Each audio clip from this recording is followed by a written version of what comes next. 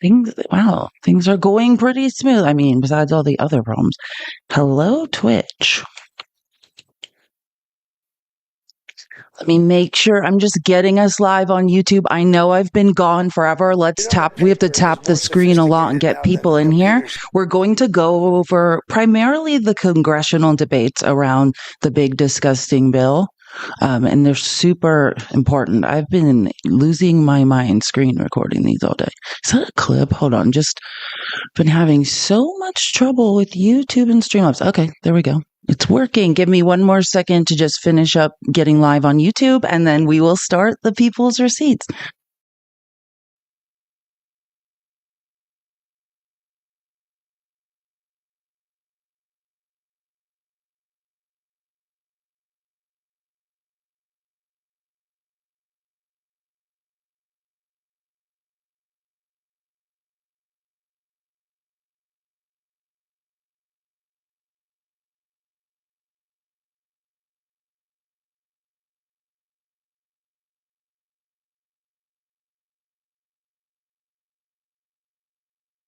Right, I think I did it.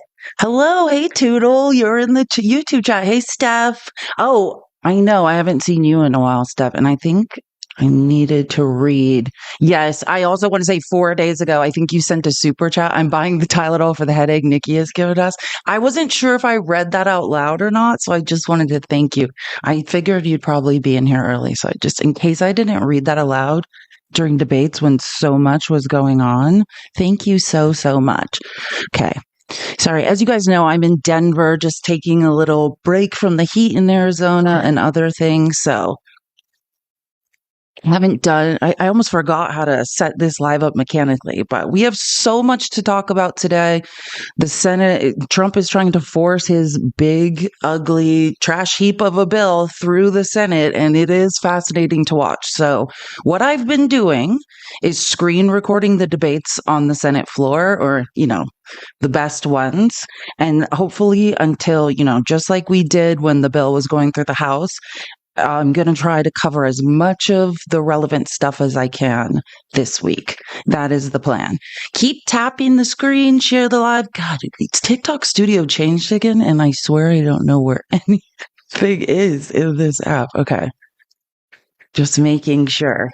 Yeah, this is crazy. Also, if you would like to subscribe, as you can see, not doing the people's receipts for a couple of weeks. We're down to 357 subscriptions. If you would like to subscribe or buy a subscription from someone else, that yellow star in the left hand corner is how you subscribe.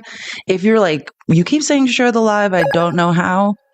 Thanks, Chris, for the galaxy and for the great time debating last night. That was so fun. I had such a great time. Chris and I did some debates last night. The replay is on YouTube. If you didn't catch it, it was a bunch of crazy people. An absolute bunch of crazy people, but it's fun to watch. Oh, that's what it is. Okay, sorry, I need to change the gift goal, not the. Okay, give me 1 second to update the gift goal, and then we're going to start because I have so many clips to get through. We have so much to talk about with the big, beautiful bill. It is going to be, we're going to laugh, we're going to cry. I just love this art. Sometime if we ever have time, I'm going to show you guys this like 100 slideshow thing I made of all the best protest signs and artists that are making them. And I just get such a kick out of them every time I look. And how long is this pencil? How long did this take? Art is resistance, as we are learning. Okay, let me set up. I have to make this bigger. Sorry. Changes to YouTube Studio are confusing me. Okay. Let me just find where I want to start. Okay. I'm just going to say a couple things before we get to the clips of the debates around the big, ugly trash heap bill. The first thing I just want to touch on is Tom Tillis, which I'm sure everyone knows about this, and I'm going to play his speeches on the House floor today. So don't worry, we'll see those. But I just want to go into what's actually going on in case people are like, what? So what happened on Saturday night is that the bill, they moved, the Senate voted 51-49 to move the bill to the floor, the reconciliation bill to the floor. So now there's going to be, I think, an entire reading of the bill, floor debates, then there's going to be amendments that can be proposed, all of these things. Trump wants this all done, the whole bill passed back to the House and done, I think, by July 4th. As Tom Tillis says, a random arbitrary date that means absolutely nothing. So again, Tom Tillis joined Democrats along with Rand Paul to vote against the bill to move it to the floor. So he actually, before he got on the House floor and was like, I'm not voting for this, he voted for it to not even get to the floor. Paper is more sophisticated now. I'm trying to think. And then Trump started trashing him, which we'll get into that in chronological order. But I wanted to read this quote from him, one of his quotes, because I think it's really good. When he's, as a result of Trump attacking him all Saturday night, all Sunday, he decided not to seek re-election. And I always talk about this. Tom Tillis has said and done a ton of things that bother me. But when I truly start thinking about what's the answer to this now, the good news of Tom Tillis not seeking re-election is North Carolina is a swing state. We have an amazing chance to get a Democratic senator in there.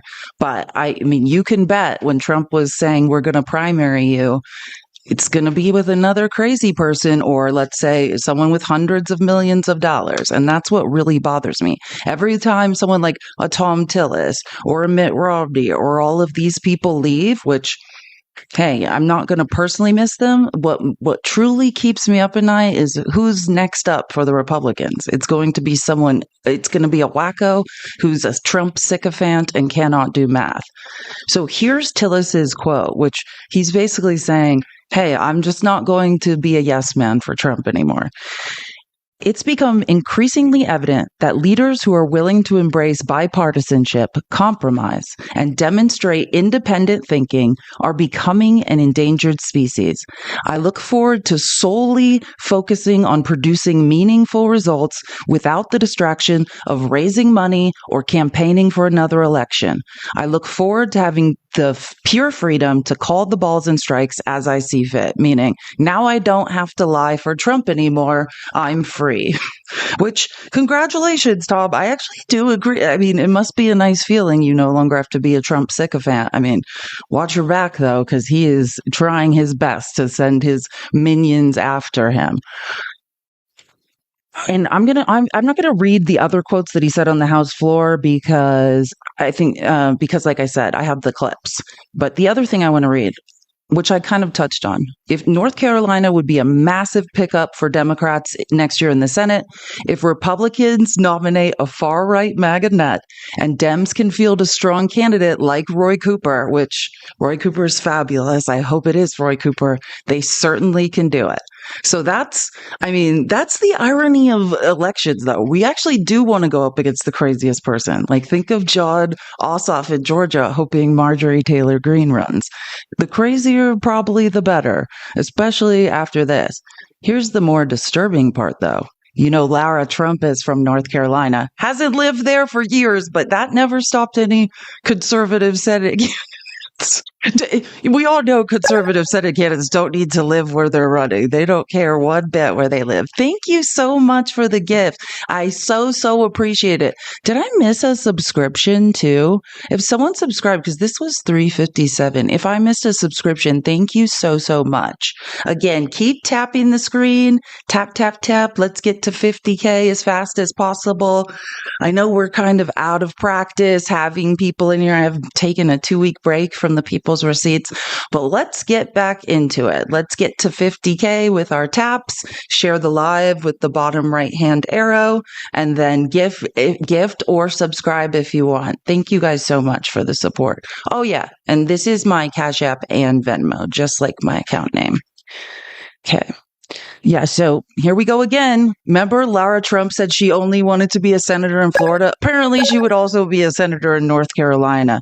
And I love Vaughn Hilliard. He's a NBC correspondent in the press corps, and he said, quote, "A source close to the Trump family says Lara Trump is strongly considering jumping in the race. Asked about the odds that she runs in the Republican primary to replace Tillis, the source says, I'd put it as high as one could be considering it. The race will be over before it begins." We truly are in hell. I do agree that she can win a primary with Trump making all these terrifying THREATSs against anyone that opposes her. But the problem is going to be if anyone wants her in the Senate, period. But who knows? We shall see. Stranger things have happened. We're living in unprecedented times. Okay. Again, we're going to move to clips in a second. I have clipped the debates on the Senate floor, or what we've seen so far, the best parts. But I just want to cover some things before we do. And this is another really important one. Of course, Ron Johnson. I am a senator in Wisconsin, but live in Florida. And Lisa Murkowski, they flipped their votes to yes at the last minute to get the bill over the finish line to move to the floor for very different reasons. Johnson wants more poor people and children to not have health insurance and to be socially engineered out of existence, and Murkowski wanted special exemptions for Alaskans.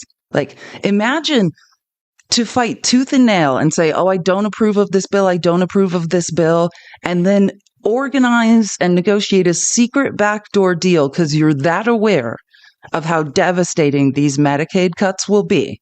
Keep in mind, the Medicaid cuts coming out of the House, I believe, were just over $700 billion.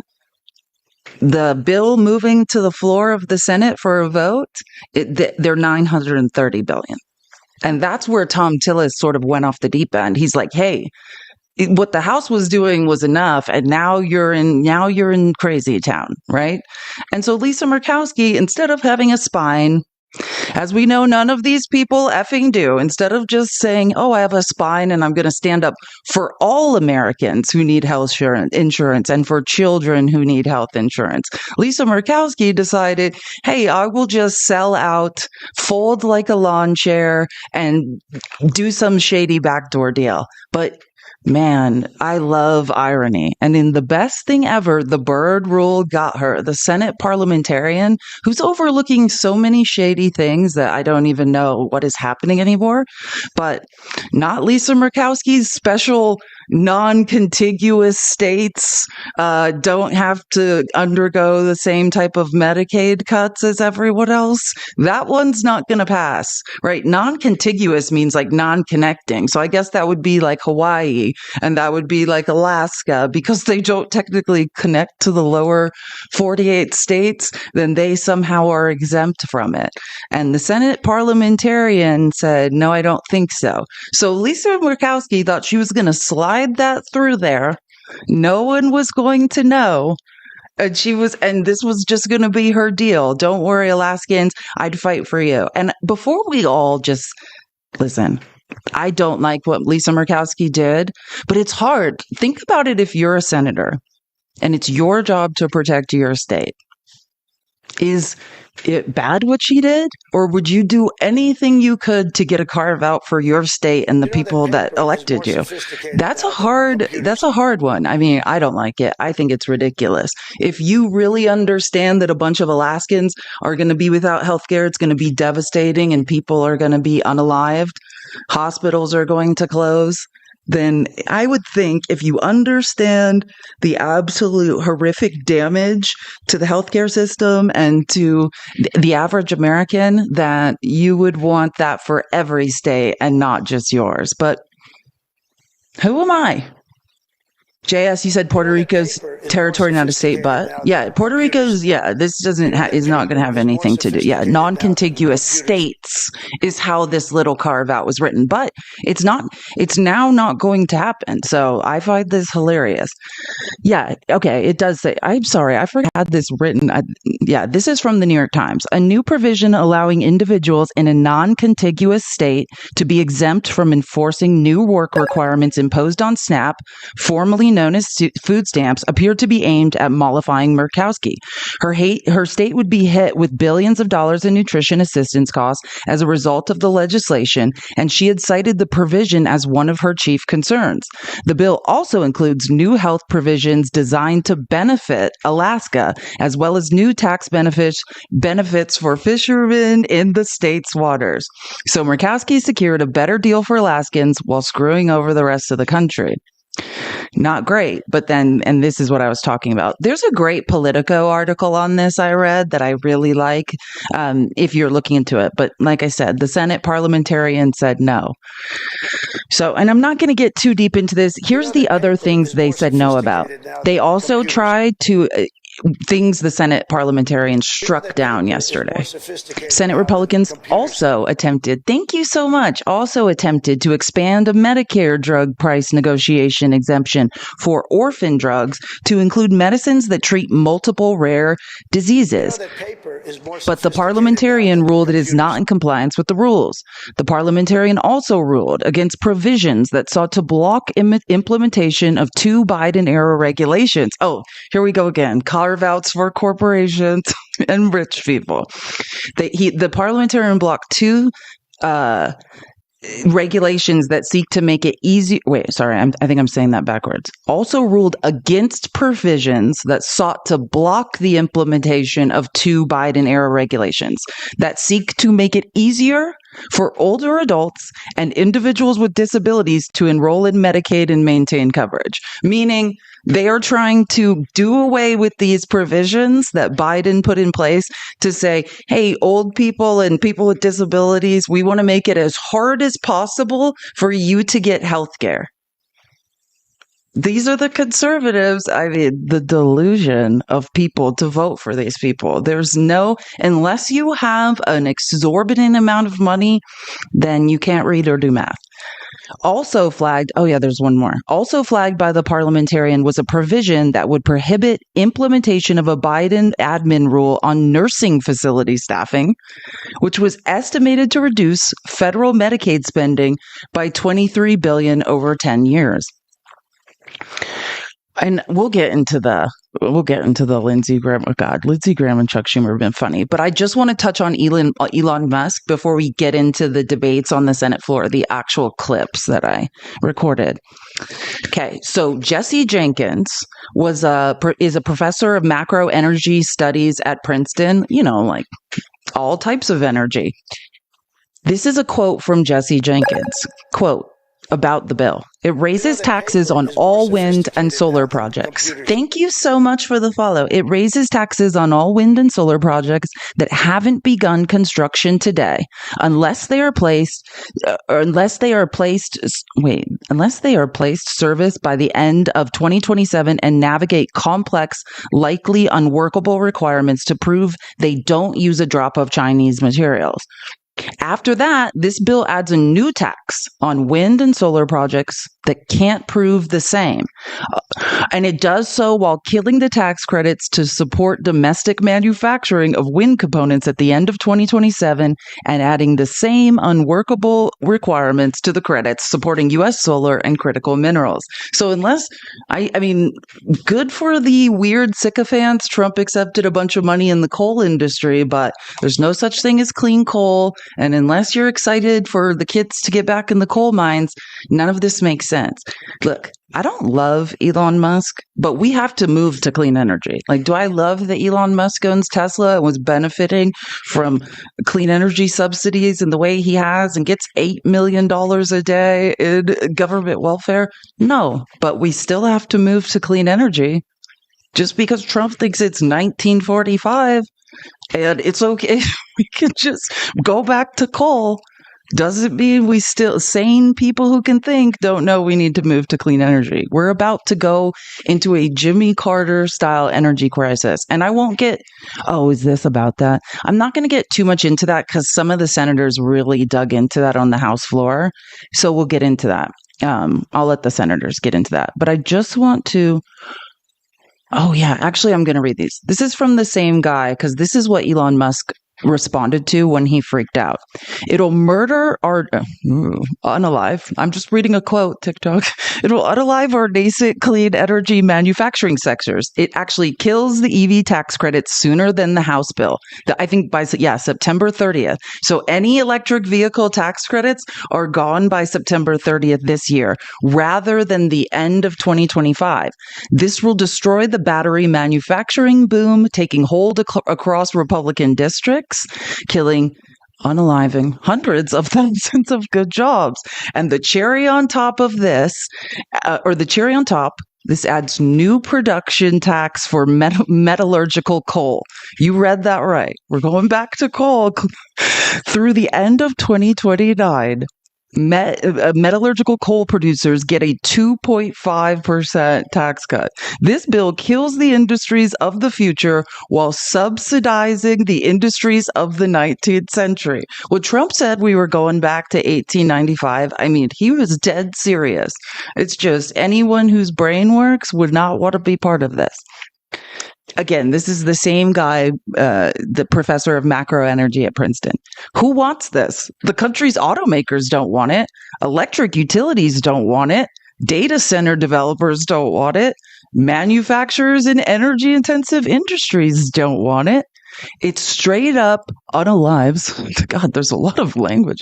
Unalives the boom in battery, solar, and wind manufacturing investment. It jacks up your utility bill and raises prices at the pump. It unalives $500 billion of pending investment in U.S. manufacturing and energy supply and hundreds of thousands of associated jobs.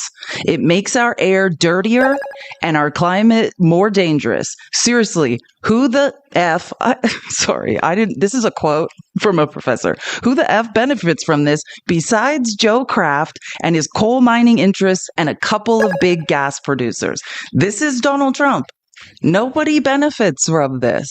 This is, and we'll get into it, but I love how some of the senators worded this. I'm just reading this so we can get to, I just want to cover Elmo, Space Karen, and his little meltdown. I think this is the final part.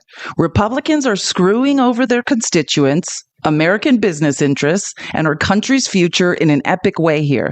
And that's putting aside the fact that this cuts healthcare and food assistance for the poor to make tax cuts for the rich permanent, which is previously thought to be illegal, while blowing up the national debt to the tune of $3 to $5 trillion.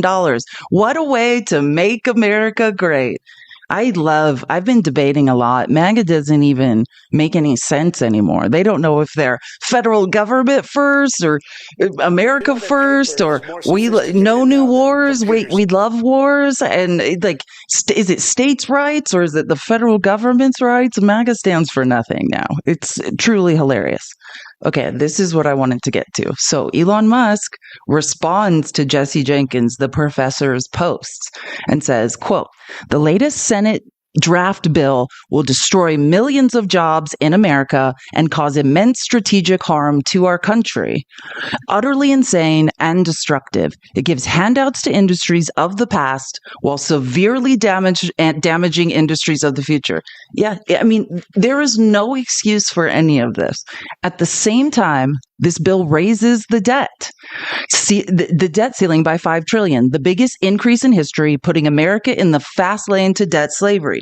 This would be incredibly destructive to America. Now, Space Karen is a giant hypocrite, waster of money, the richest man in the world, on the most welfare. He's on $8 million of American taxpayer dollars a day. If his EV tax credits were in here and the other things he want, I don't think he'd care so much about the debt ceiling. Because the other way too, I think billionaires want our country in debt. I read a very interesting article, and I haven't done the people's receipts in 2 weeks, so you might be like, what the F are you talking about? But like 3 weeks ago, I took us through a really interesting article showing how, when we had higher marginal tax rates, billionaires were being taxed, millionaires were being taxed now, and that's where we were getting the money to pay down our debts. Now billionaires are loaning money to the American government to pay down debt. I mean, it's a great, and charging us interest, right? Instead of us just taxing them, they loan the American government money to pay off our debts. And then, like, I mean, this is the scam. So I doubt he cares so much about the debt ceiling. He's probably like, can't wait to write some loans and collect interest on them. Okay. I just wanted to make sure we got to Elon. Musk then showed a graphic, which I have many graphics we're going to get into, showed a graphic showing that the majority of Americans are against the bill in every single poll. Every Fox polls, I mean, Trump is, to say that I've never seen anything like this. Americans beyond hate this bill. But I think that comes from, in my opinion, like Steve Bannon is, crushing this bill, crushing like the billionaires, the tax cuts, the protections for AI, the protections for tech billionaires.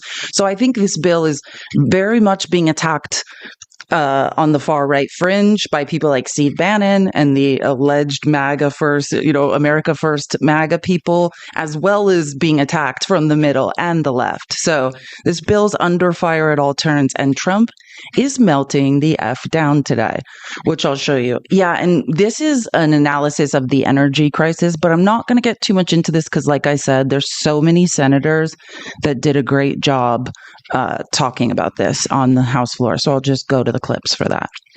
But Trump was asked about the elimination of renewable energy products and incentives in the bill on Fox today. This is what he said.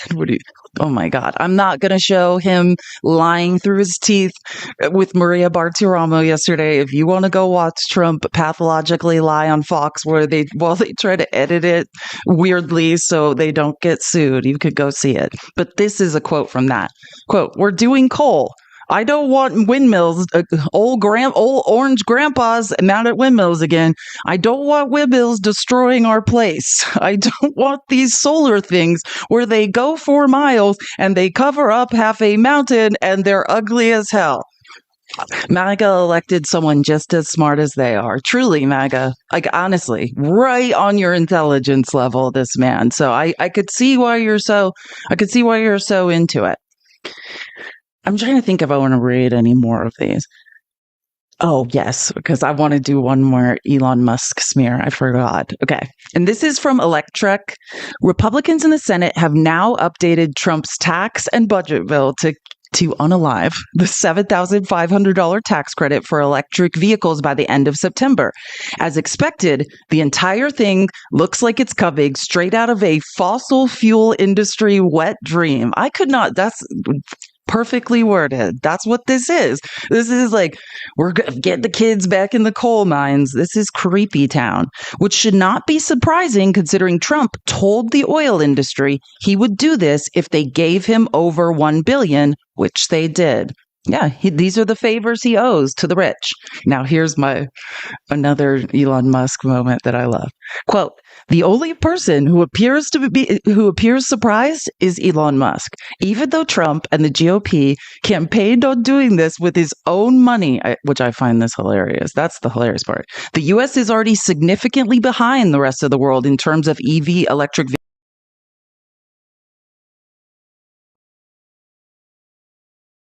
Angry, but this is bad for all of us. We have to switch to cleaner, more efficient energy. This is only good for billionaires and people, holding huge positions in the stock market, lobbyists, corporations in fossil fuels. It will only further isolate the U.S. from the world's transition to electric vehicles and make the domestic auto industry uncompetitive on the world stage. Great. And we'll get more into that because there's so many senators did such a good job. I think that's enough of me reading things. My literal throat hurts. So we're going to move on from that. I have a lot more things. This is another really long presentation, but I want to get to some clips in the House because they are so good. Okay. Oh, yeah. Let me do this. This is going to be confusing, but then I'm going to explain it because this seems to be a theme, and I don't really hear a lot of people talking about this. Well, maybe I'll try to explain it first. That might be more helpful. Okay. So what's basically going on, and this will come as a shock to no one, is the conservatives are lying and cheating, right? There are rules, right, which are called basically current law baseline. These are the rules under which Senate reconciliation bills have to be passed. Now, that paper is more sophisticated in something that none of us should be surprised about, Literally, conservatives invented new rules. They are violating the actual rules of the Senate and made up something completely different that has never existed before and never been used, called current policy baseline. So God, and not a lot of people are talking about this. So let me just read the difference between the two. And then you're going to hear people kind of mentioning this over and over when we go through these clips on the Senate floor. And then you'll be like, okay, I get it. So current law baseline, that's what we've used for every reconciliation bill ever. This approach, historically used for budget scoring and revenue impact analysis, assumes that any law with a stated expiration date, like sane people, with a stated expiration date will actually expire, right? So like, for instance, when Trump didn't extend the tax cuts for the middle class, that's why we're here now extending these tax cuts. But they were extended the entire time for, corporations and the rich, things like that. Like it's saying we're actually going to use the real expiration dates that you put in the bill, like common sense. When evaluating new legislation, the Congressional Budget Office and the Joint Committee on Taxation score the cost of legislation against this baseline. This provides a more traditional view of how extending expiring provisions would affect the budget. For example, under a current law baseline, extending the provisions of the 2017 tax cuts, the TCJA, would show a significant cost. Now, Republicans invented their own law that's never been for their own policy baseline, which is they invented out of thin air, which is called current policy baseline. In contrast, this approach assumes that all current policies, including those legally set to expire in the bill, they will not be continued in the bill, will be extended indefinitely. Nobody could know that. Ever. They're just making this up out of thin air. This approach can make it seem as though extending expiring provisions has no fiscal impact at all. For instance, using a current policy baseline to score the extension of the TCJA would show a cost of zero. Are you getting it? This is made up fake math. Like they just are no longer doing math. Which they're basically saying, like, if we said, hey, obviously, if you extend the TCJA, that's going to blow out the deficit and we're bringing in less tax revenue. Any accountant would see it that way. They're saying, no, we're just going to pretend that's not real. And instead of saying, if we extend the TCJA, here's what that's going to cost us in tax revenue we're not bringing in. They're just saying, we'll just zero it out as zero. This allows for permanent tax changes without violating the Byrd Rule. This is crazy. We are in crazy town. So I'm just going to explain that. And I'm going to show you this first clip and then you'll be like, okay. Because the first time when I started listening to these debates, I was like, wait, I feel like I'm missing something. This is Senator Merkley. Thank you so much, Jen. I've never seen that. Thank you so much for the gift. I appreciate it. And I'll update my gift goals now. I just was focusing on doing a lot of reading, but now we'll get into the clips. This is Senator Jeff Merkley talking about what I just said. He's basically asking, hey, I just want to be clear, right? Has this ever been done before? This policy baseline the Republicans made up that goes against, every single thing we know about addition, subtraction, and things of that nature. Is this normal? And I mean, it's not. We can be clear on that. President. I recognize the senator from Oregon. Parliamentary inquiry. The senator will state his inquiry. When the House bill was first laid before the Senate, was the operative baseline under which it would be considered the current law baseline under Section 257 of the Balanced Budget and Emergency Deficit Control Act of 1985? Yes. Thank you. Mr. President. So again, he's like, I just want to be clear that what the Republicans are doing is not legal and has never been done before. He's like, sure, yeah, that's correct. And I highlighted some of the comments underneath because I thought it would be helpful in explicating. And there it is. Merkley asked the question. The presiding officer confirms, yes, the baseline was current law. So much for MAGA's budget gymnastics. They're not rewriting the rules. They're just lying about them, which is the absolute truth. Translation, the Senate confirmed they're judging the bill against current law, not fantasy math. That means every dollar cut and every loophole open is on the record. No excuses. So again, now here's Schumer kind of along the same line of logic, just getting on the record like, hey, can you clarify this for me? Is this normal? Will state his inquiry. Has the Senate ever used a baseline other than current law baseline under 257 for enforcement of budget points of order, including under Section 313 of the Budget Act, during the consideration of a reconciliation measure? Has it ever been used? No. That's no, conservatives. You just making S up. Like that would be no. It's God, it's like we're in but thank you. I love a hat, but this is the reality. They're making up an alternate reality. I'm thinking people, MAGA will not figure out what's going on. They didn't know what was going on before. And this is just another comment underneath Chuck Schumer's, which I'll say, I know we're all very annoyed with Chuck Schumer, as we all should be for all eternity. But actually, I would say he was doing a pretty good job on the floor yesterday. Trolling people. He was actually kind of funny. Boom. That's the sound of Chuck Schumer dropping a historical fact check right on the MAGA playbook. Schumer didn't just ask a question. He cornered the whole damn narrative. Has the Senate ever used a different baseline under Section 257 for reconciliation? And the answer, a flat, cold no. Translation, what Trump's GOP is trying to pull isn't just unprecedented, it's procedurally wrong. It breaks with decades of Senate budget enforcement, all to ram through a bill soaked in cruelty, corruption, and chaos. I followed this guy. I was like, this is well written. When the rules don't fit their agenda, they don't change the bill, they rewrite reality. This isn't governance. This is gaslighting in broad daylight. Can we all just tap the screen?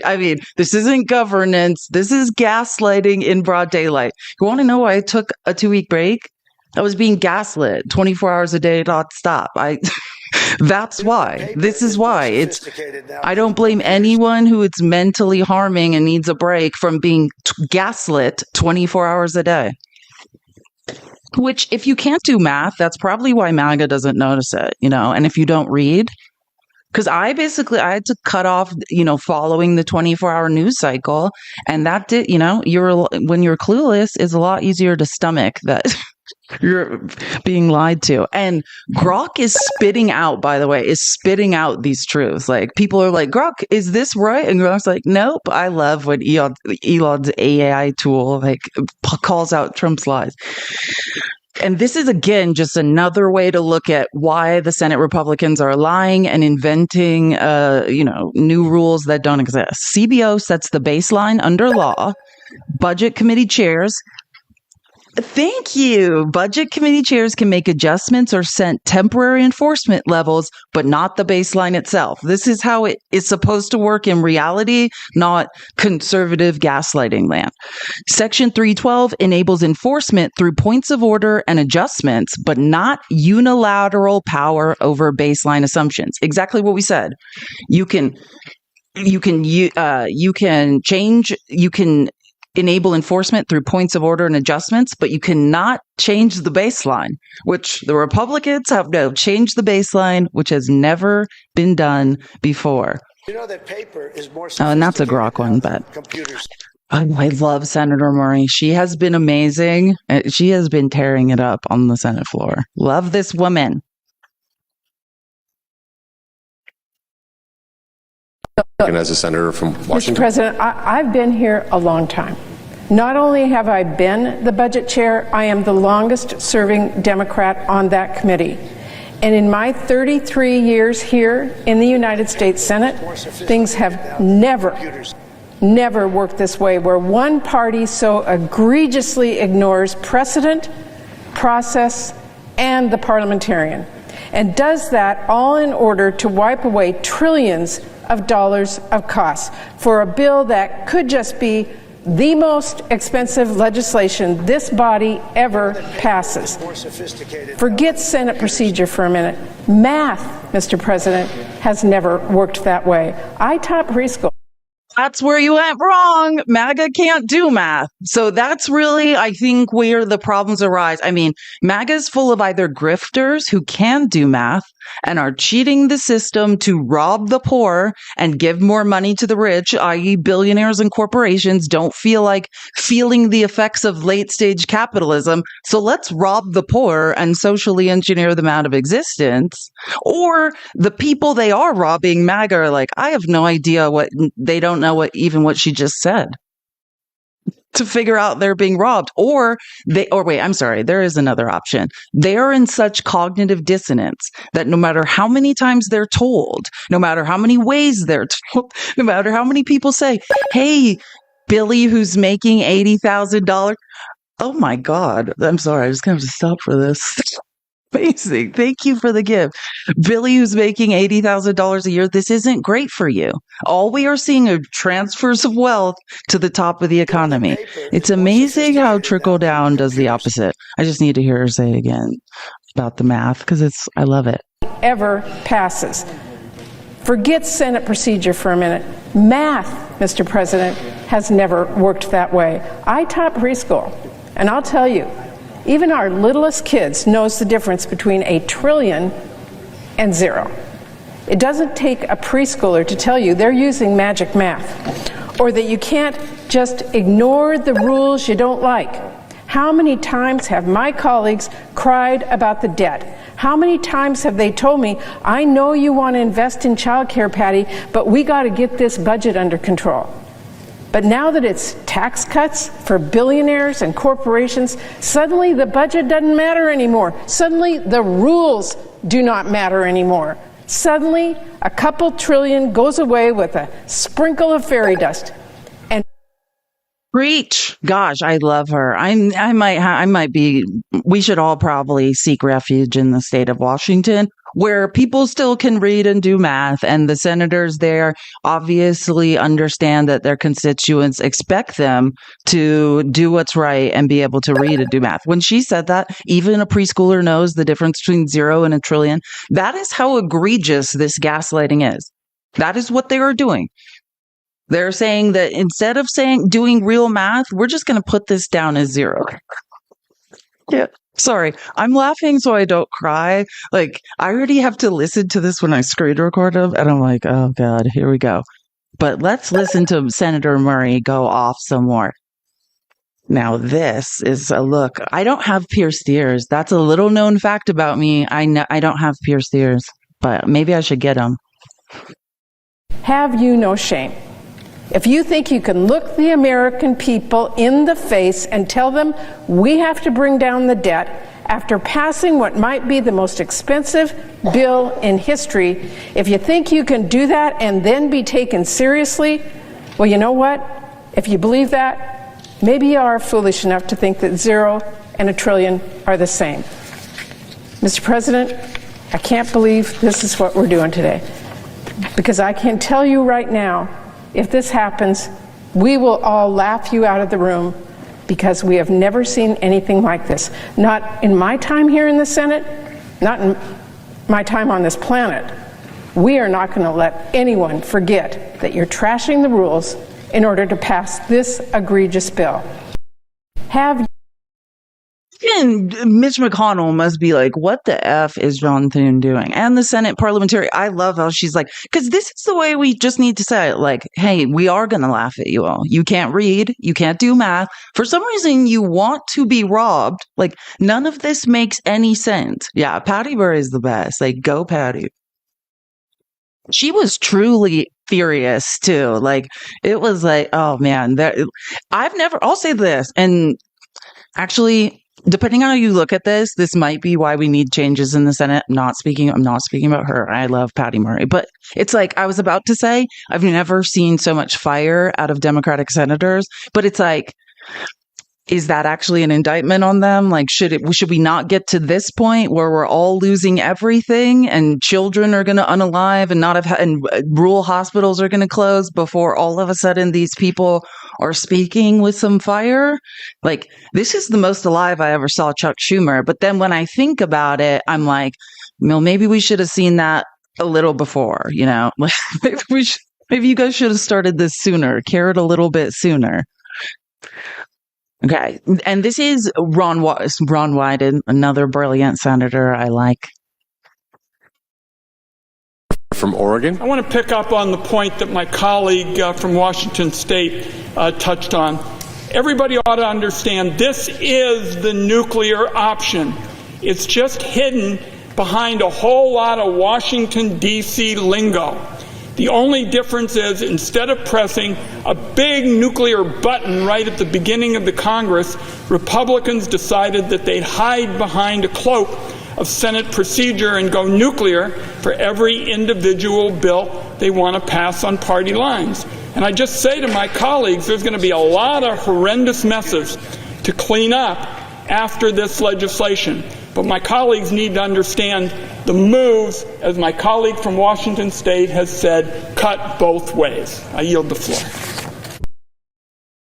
That's very true. Well said, Ron. That's not going to make any sense to MAGA either, but well said. Oh, Michelle, thank you so much for the $15 on Venmo. Blue hearts to you too. I appreciate it. I missed you guys so much and I miss doing this. I hope as we all slowly lose our minds this week, watching our future, our children's future, our children's future be robbed so that rich people can have more in this country, that hopefully I can provide some sanity with the people's receipts. It's like I needed a break, but then I also realized this provides me, missing you guys also is a problem. Okay, here's Sheldon Whitehouse. I love Sheldon Whitehouse.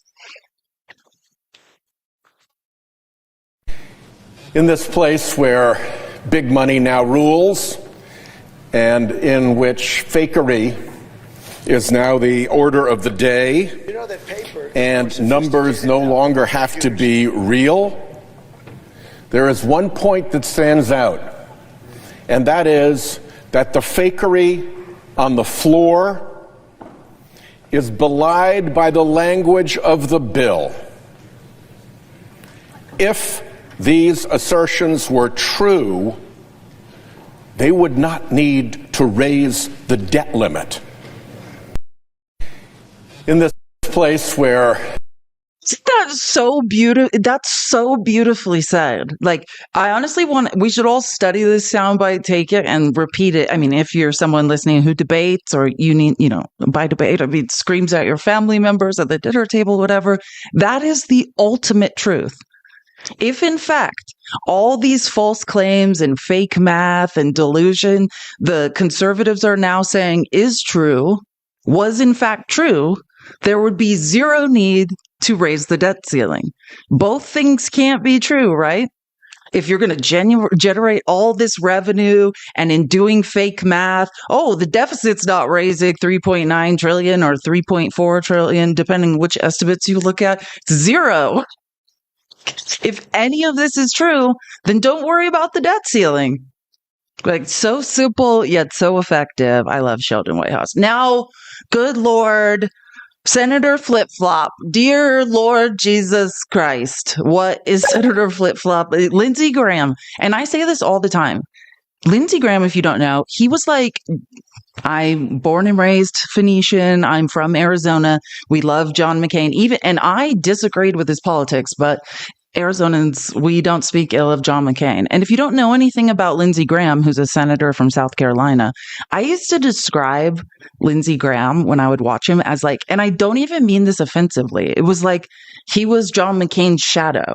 Wherever John McCain was, there was Lindsey Graham. He was like a little happy lapdog who's like, yeah, this is my friend John McCain. I'm following him around and I agree with him. And it's like, ever since Trump started attacking McCain, had brain cancer and no longer is with us. It's like Lindsey Graham has been lost in a way I have never seen him. It's like he's wandering around like a puppy looking for an owner, but no one wants him. It's the weirdest thing I've ever seen. And Lindsey Graham on the Senate floor is truly one of the weirdest things I have ever seen. Like this, you'll see what I'm talking about in a second, but like at least he had one like sign he made. Then he starts he has like signs that don't mean anything that looks like he scratched like in dark with like, I don't know, a pencil. Oh, thank you, Roman Catholic, for the super chat. Hi, Felice. Missed you so much. I missed you too. Thank you so much for the super chat. You're amazing. Okay, so Lindsey Graham is having a rough go, and as he always is, but at least his first sign made some sense. Wait, am I going? Oh yeah, I almost went backwards. Judd Gregg, really smart guy, former budget chairman, said the chairman of the budget committee declared the new baseline under a new budget. The budget chairman has a right to do that. That's what I'm doing. I'm setting the numbers. Again, that's not true. I mean, not to say the quote, I'm not saying someone didn't say that out loud. There's zero precedent for this, but this is what I didn't want to bury the lead, but I thought you could hear it from him first. If you're wondering who Trump got to bend over backwards and do something and do fake math that makes no sense, that no accountant would ever approve of, that is trying to fool the American people to drive us all into debt and create a huge transfer of wealth to the top of the economy. Surprise, it's Senator Flip-Flop. John McCain is rolling around in his grave. This is who is in charge of this. It's him. Isn't this hilarious? And again, so I just re-put these things because he's like, oh, like this is totally fine. The F it is, Lindsey. I know you can read. I know you can figure it out. That's not true. The CBO sets the baseline under law, right? Again, CBO sets the baseline under law. Budget committee chairs, that's Senator Flip-Flop, he can make adjustments or set temporary enforcement levels, but not the baseline itself.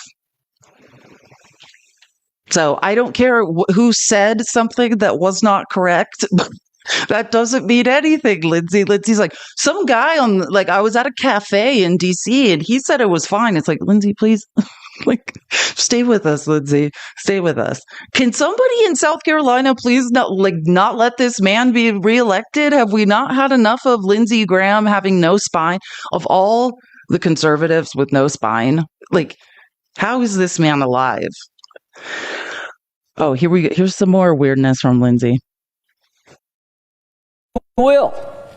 This stuff literally works. And they hate it because this money that could have gone to the government went back into the economy. What they don't realize, actually, the government gets more money. They just... What? Here's the thing. I'm sure Republicans are no, he did not say anything that makes any sense. If whatever he said, oh, this stuff works, math works one way, right? Correctly, or it does not work correctly. You can't invent a different type of math. This is what, God help us with, oh, now Lindsey's, this is the side I'm talking about. What in the F is this? And then later, it's so funny. After Lindsey Graham was did you get a 3-year-old to draw this with crayon? Oh, no, Lindsey did. But then Chuck Schumer had a similar side that looks like a 3-year-old drew it after this. Don't worry, guys. Senator Flip-Flop's got it all under control. He's got a really professional side here. So it all...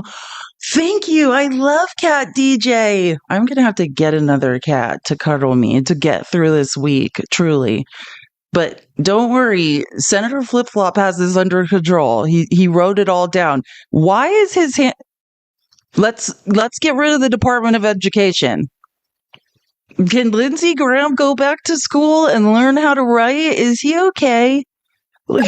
Of course he's not okay. He hasn't been okay for a while. But this is where he really gets out of control with the lies.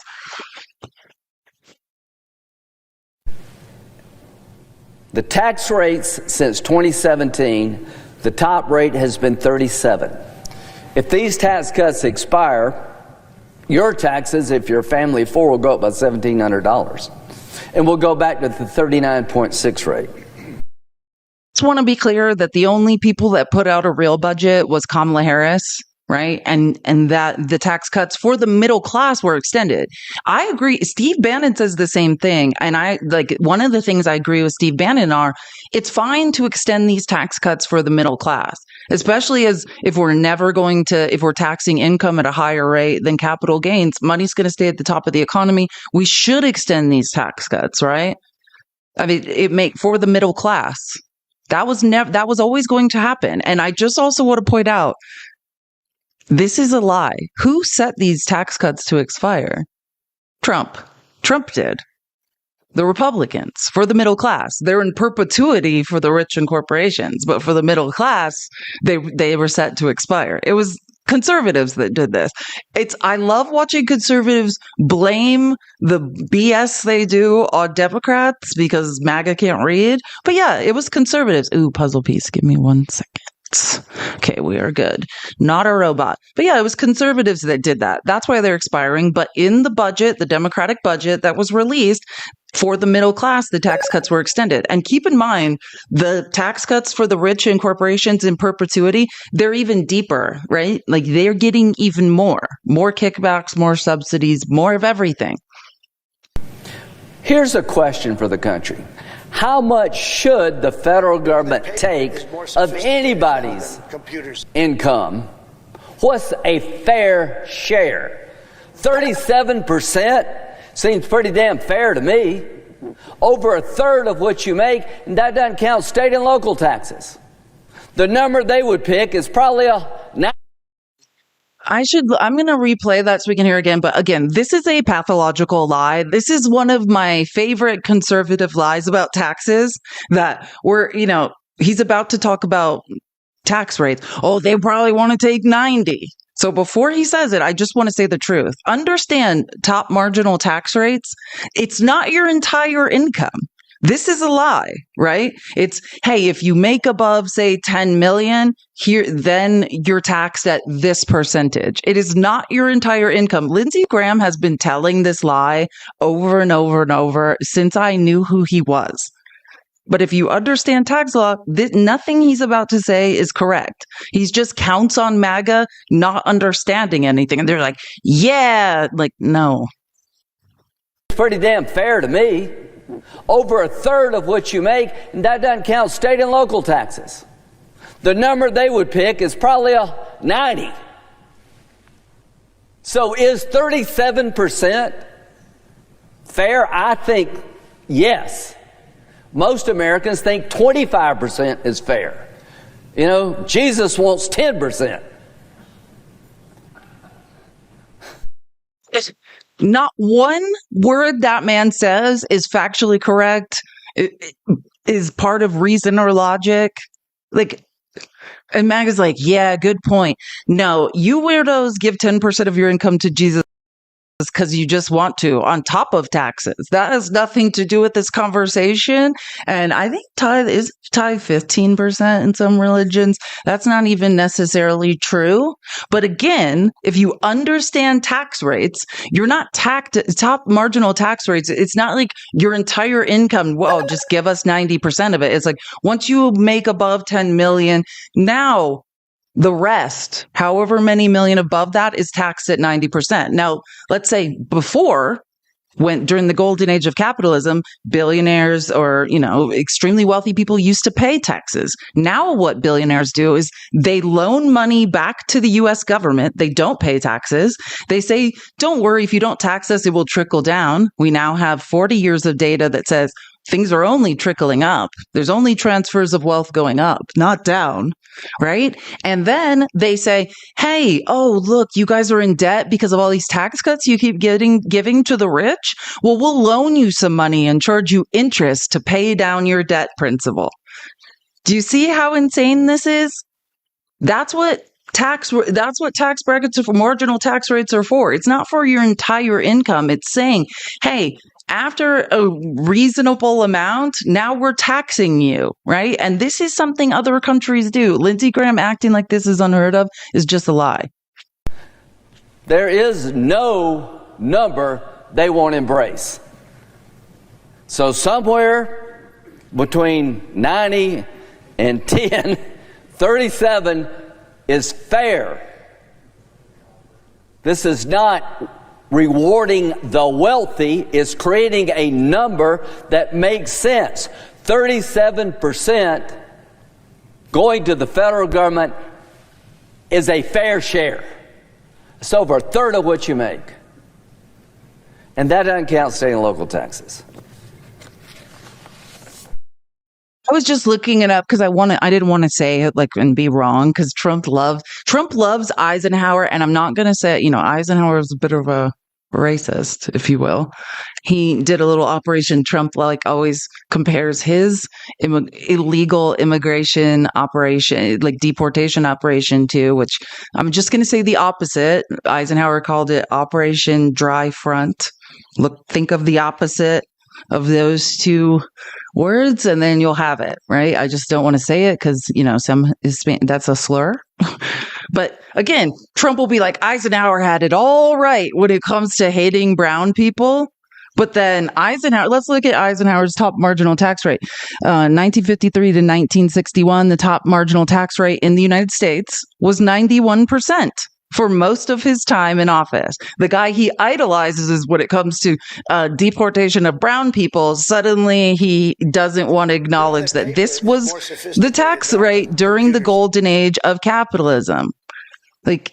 And again, I want to look. So let me make sure I get this right. This rate applied to individual incomes. And again, I'll tell you the adjusted for inflation in a second. Individual incomes of $200,000 or more per year, or couples making $400,000 and above, which would be equivalent to roughly 1.7 million for singles and 3.4 million in 2015 dollars respectively. So, and then it would be higher today. But I'm just giving you an idea of, hey, once you as a couple make above 3.4 million, then that's the top tax rate. It's not that all your income is taxed at 91%. But again, this is people who are extremely wealthy. And the other option is, we're in debt because nothing's trickling down. The middle class is just losing wealth, cannot survive, can't afford anything. Now we're being tariffed on top of it, and billionaires are just loaning the government money and charging us interest on top. It's absolutely delusional. Oh, and here's where Lindsey really goes off. All my colleagues are going to vote for this bill.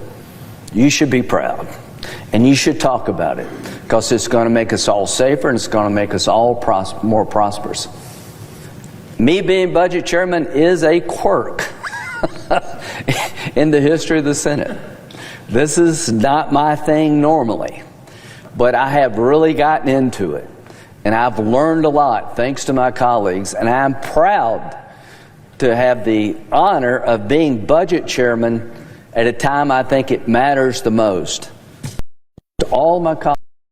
The time I think it matters the most. Yeah, being a grifter and lying for Trump, because he has always, and again, now I'm going to drift into my opinion on this, but I think that he has always had something on Lindsey Graham, and whatever he needs someone to tell a completely egregious lie or do something completely horrible, like literally ignoring the rules of the Senate and reconciliation bills, and every precedent, make up a new way to do math out of thin air and gaslight and lie to the American people. Here comes Senator Flip-Flop, because God knows what people have on him. Nothing else, I've thought about this for a long time, nothing else makes any sense. Who would want to be this person? I'll say this, Tom Tillis has done been on the side of egregious votes over and over again. I think he's just realizing, this is not going to be remembered well in history. And Lindsey Graham knows that on some level. It is for some reason, he still has to do this, be the weird patsy that makes up fake math and pathologically lies to the American people and takes credit for all this. That's crazy. Like, I mean, why would you want to do that unless you had to do it? That's, I guess, the point I'm trying to make. Like, I don't know any sane person that would take the fall for this and be like, it was me that made up fake math, other than him. Because he always seems to be in these situations leveraged to the hilt.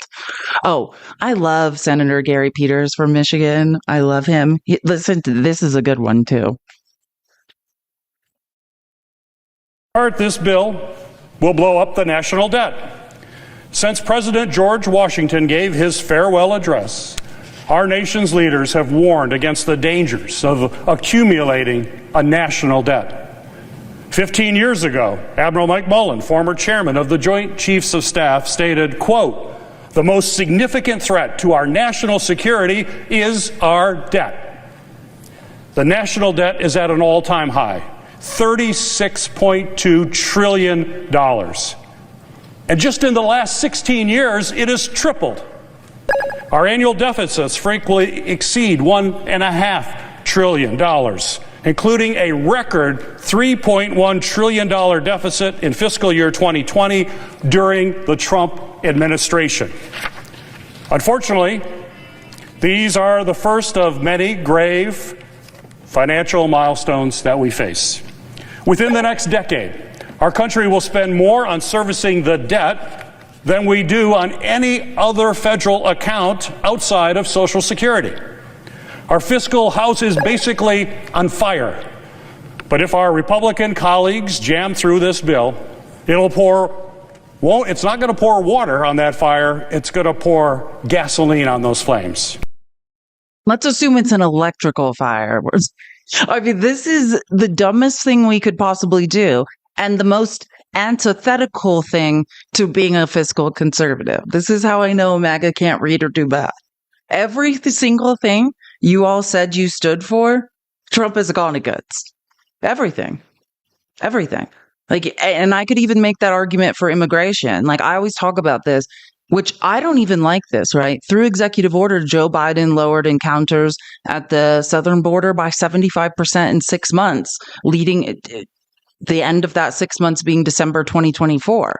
Now, that's probably a good thing to MAGA. I don't like kings ruling through executive order without changing the law. That's very scary to me, right? And it's like, do I think that Trump is doing the right thing with immigration? No, he's breaking the law over and over and over. He's violating the Constitution at every turn.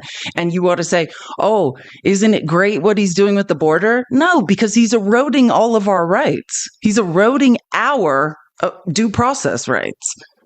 If you think it's good to have your rights eroded, I would say then you don't understand the Constitution, period. It's one thing if you go through Congress, there are law changes, we do proper immigration reform, which we've needed for decades and decades, and this actually moves through Congress. You amend the asylum laws legally. Cool story. What you're doing now is egregious and antithetical to American democracy and the Constitution. Period. Which we can get into if we have time, because I also have some stuff. Maybe we'll get to it this week. I also have some stuff on that birthright citizenship Supreme Court ruling. Well, it's more about nationwide injunctions, but we'll get there. I don't know if I want to read all these. If you want to go to True Social and see Trump attacking Tom Tillis all day yesterday, you can. I don't know if I want to read through them. Trump is having meltdown after meltdown after meltdown. He's having more meltdowns today, but this is all one post of him just attacking. That was yesterday at 7:40. Oh, wait, no, that's Saturday at 7:48 p.m. when he, was going to vote against the bill moving to the floor. That he posts this after that. Numerous people have come forward wanting to run in the primary against Senator Tom Tillis. I will be meeting with them over the coming weeks, looking forward for someone who will properly represent the great people of North Carolina. Sir, you've hung the great people of North Carolina out over and over and over. It's so importantly, the United States of America, thank you for your attention to this matter. I love how someone told him he heard that saying and now he writes that at the end of so many of his illogical posts. Yeah, I don't want to read. I mean, I just wanted to show you guys some of these, but I also don't want to read them. But again, this is just more BS stuff. Did Rand Paul vote no again tonight? What's wrong with this guy? Like, just attacking people, attacking things. Then once the bill was moved to the floor, right? Then he's like giving people shout outs he likes: Rick Scott, Mike Lee, Ron Johnson, Cynthia Loomis. They, along with all the other Republican patriots who voted for the bill, are people who truly love our country. If by people who can do math and have decided to lie and grift and steal from the American people, sure. Nothing else makes sense. But then he started posting all these weird, like, make America great again, very proud of the Republican Party. After you strong-armed and sent them all THREATSs if they didn't pass it. Yeah, cool. If you follow Capitol Hill and read the blogs, every like all the pages on Capitol Hill, all the aides that work for Republican senators all say the same thing. None of them like Trump. And behind closed doors, all they talk about is how he's not smart. He has no idea what he's doing. He's a dictator. He's insane. But then when it comes down to it, they all get in line behind him. Spineless is where I was going. Then Sunday morning, he starts going after Tom Tillis again. Tom Tillis has hurt the great people of North Carolina. Even on the catastrophic flooding, nothing was done to help until I took office. Nothing has still been done to help, and that's a pathological lie. Just to be clear, that's just Trump telling a pathological lie. Then a miracle took place. By all accounts, that is not what has happened in North Carolina, and they're trying to get more FEMA aid that he's holding up. Tillis is a talker and complainer, not a doer. He's even worse than Rand, Fauci, Paul. Like, this is why I don't want to read this stuff, because this is just the ravings of a low IQ man that says men shouldn't wear makeup but won't stop wearing makeup poorly every single day. Like, it's like your grandpa that you're like, I know we need to go visit grandpa in the home, but man, he's acting so weird lately. I really don't want to go visit grandpa. That's Trump now at this point. Oh, yeah. I don't even, I mean, I just took screenshots. Great news. And then Tom Tillis announces he's not going to seek re-election. And then Trump's like, great news. Senator Tom Tillis will not be seeking re-election. Oh, it got so weird. For all cost-cutting Republicans, of which I am one, you are. If you can do math, you know that all Trump has done is drive us into debt and blown out the deficit in his first term and now. If you would have told me at least there was a pandemic at the end of his first term, an unforeseeable pandemic at least, which was horrific. I'm not saying good, but I'm saying at least he can claim that as an excuse, even though if you can do math and follow quarter by quarter, he was massively spending and blowing out the deficit prior to that. So that's actually not an excuse, but at least that happened.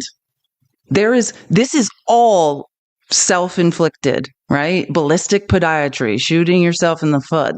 None of this had to happen other than Trump is a grifter who's trying to consolidate power in this country. None of this had to happen to us. None. Except for he's a greedy grifter and promised billionaires and corporations a bunch of stuff. So we all need to be robbed so he can pay his debts. The Trump administration has gotten cost downs very substantially for the American consumer. There's never been anything like this. No, that is not true. Which, by the way, trade deficits are up. Look it up. They're higher in May. And I've been reading a lot of analyses. Yeah. From June. Yeah, we still haven't even seen the effects of tariffs from inflation. Period. We still haven't even seen them. I don't even want to read. I start reading these. I'm like, I can't do it. Okay. Let's get to Rand Paul. So, oh my gosh, I'm going to just show, I think I have like one short clip of Rand Paul and then like a longer one, because I love when a Republican does the math for us and tells the truth. Rand Paul just tore up the Senate floor yesterday and it was brilliant. Which brings us back to maybe we have to judge the effects of the big, not so beautiful bill by looking at what happens to the debt next year. Supporters of the bill admit it adds $270 billion to the debt next year. That's the only thing we know for certain. We don't know what happens in year 3, 4, 7, 8, 9, 10, but we know next year this bill will grow the deficit by $270 billion. In addition, the bill increases the debt ceiling by $5 trillion. What does that mean? That is an admission that they know they aren't controlling the deficit. They know that the ensuing years will add trillions more. So we're adding $2 trillion this year, but they're anticipating, the authors of the bill anticipating adding more than $2 trillion next year. That doesn't sound at all conservative to me, and that's why I'm a no. This is good and interesting, but then he really breaks it down, which it's brilliant. I need to get some more water, but I also don't want to miss this because I want to go through it. Can we all just tap the screen? Let's get to 200K real quick. I just need to go literally fill up my adorable preschool water bottle quick. It's like 5 feet away. I'll be back in 10 seconds.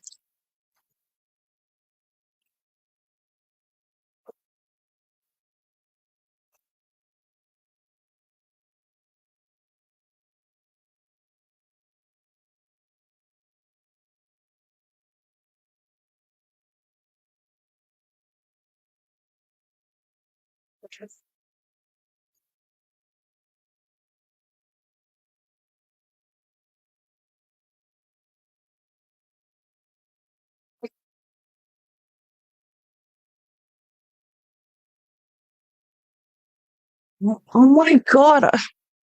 And I spilled it. God, this is not what I did.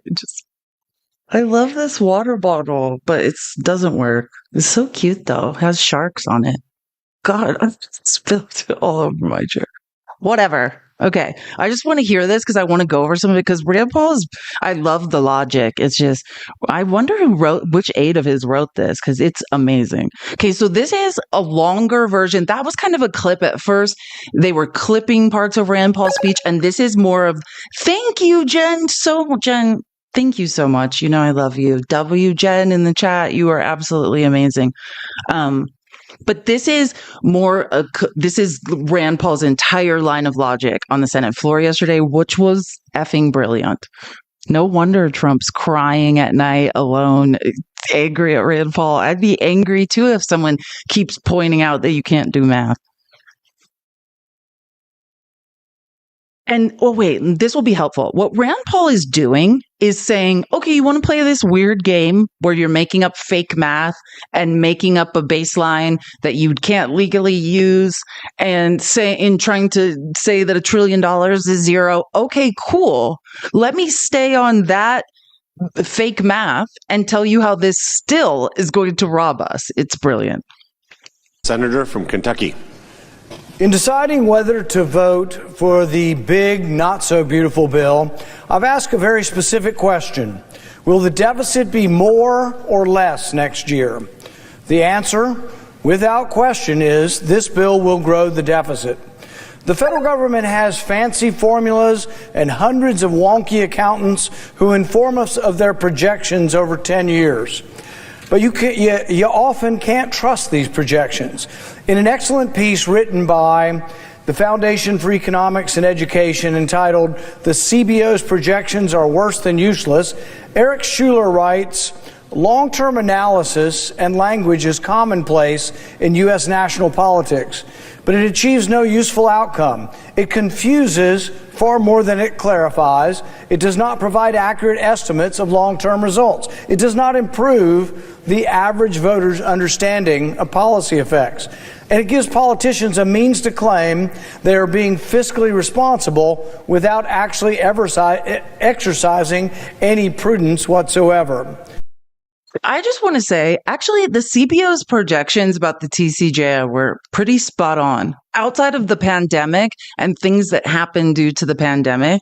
But yeah, in theory, I think what Rand Paul is trying to say here is like, we're doing 10-year projections and things can change, right? Like that's, I think, the nice way of saying it. Because I would say, actually, mathematical models are pretty accurate. Math is accurate, right? There might be factors you can't account for, like someone different getting into office or a worldwide pandemic, things of that nature. But mathematical models are accurate. Sometimes the predictions are off because a new Congress is elected and changes the law.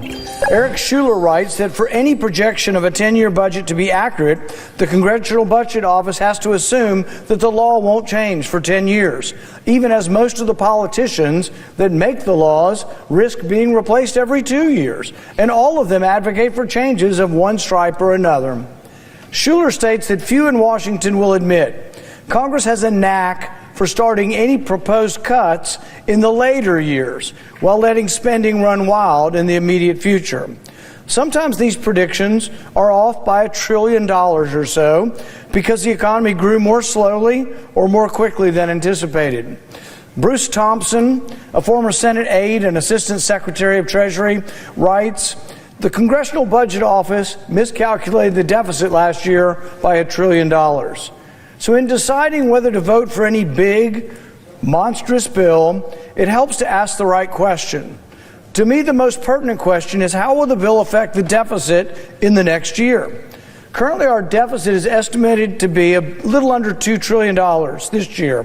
What will happen to the debt in 2026 if this bill passes?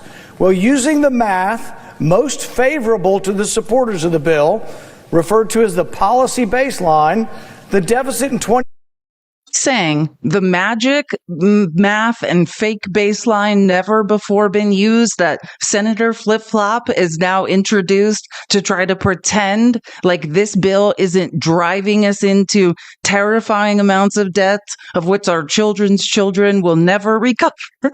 That's what he's saying. He's like, I'm just going to use their fake math and that weird policy baseline that legally can only be changed by the CBO. 2026 will still be $270 billion more than this year. So even using the math, even using the formulas that the supporters of the bill like, the deficit will grow by $270 billion next year.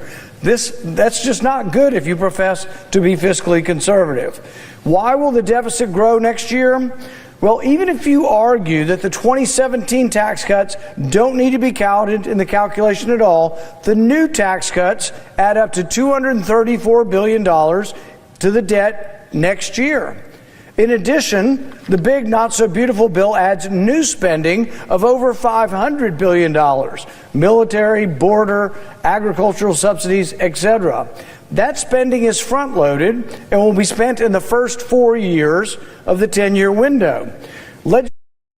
And understand, and I'll show throughout this, like, we're going to learn this about this bill, and this is something Republicans do. They front load spending. Like, most of this is going to hit us fast and hard. Sounds kind of creepy, but yeah, most of this spending, and then it's going to taper off. Like, I don't want to ruin the horrific surprise but no tax on tips. Do you think that they wrote that in? Do they ever give the poor something for all 10 years? Of course effing not. And I'll show you, I can't remember which senators, but someone's like, oh, you see how it looks like the deficit, like there's less spending as this weird bill goes on. Oh, that's because, Trump promised you no tax on tips. That's only for a few years in the beginning. Of course he took it out. They take it out. That's what Rand Paul is trying to say here. All of this spending is aggressively front-loaded and is going to hit us all at once, even under their fake policy baseline Senator Flip-Flop invented. Legislated spending is one of the few items in the bill that is exact. It isn't estimated. If they say they'll spend $500 billion, they're going to spend $500 billion, all in the first few years. So in order not to add to the deficit, the BBB, the big not so beautiful bill, has to have corresponding spending cuts to counter all the new spending. Unfortunately, the spending cuts are backloaded to the final 5 years of the 10-year window when several tax cuts expire and the spending increases are finished. In addition, Elections occur every 2 years and could easily wipe out any perceived savings that might occur in the later years. The only real certainty in this budget drama are the budget years coming in the immediate future. It's the next year or two are the only things that are actually of any certainty.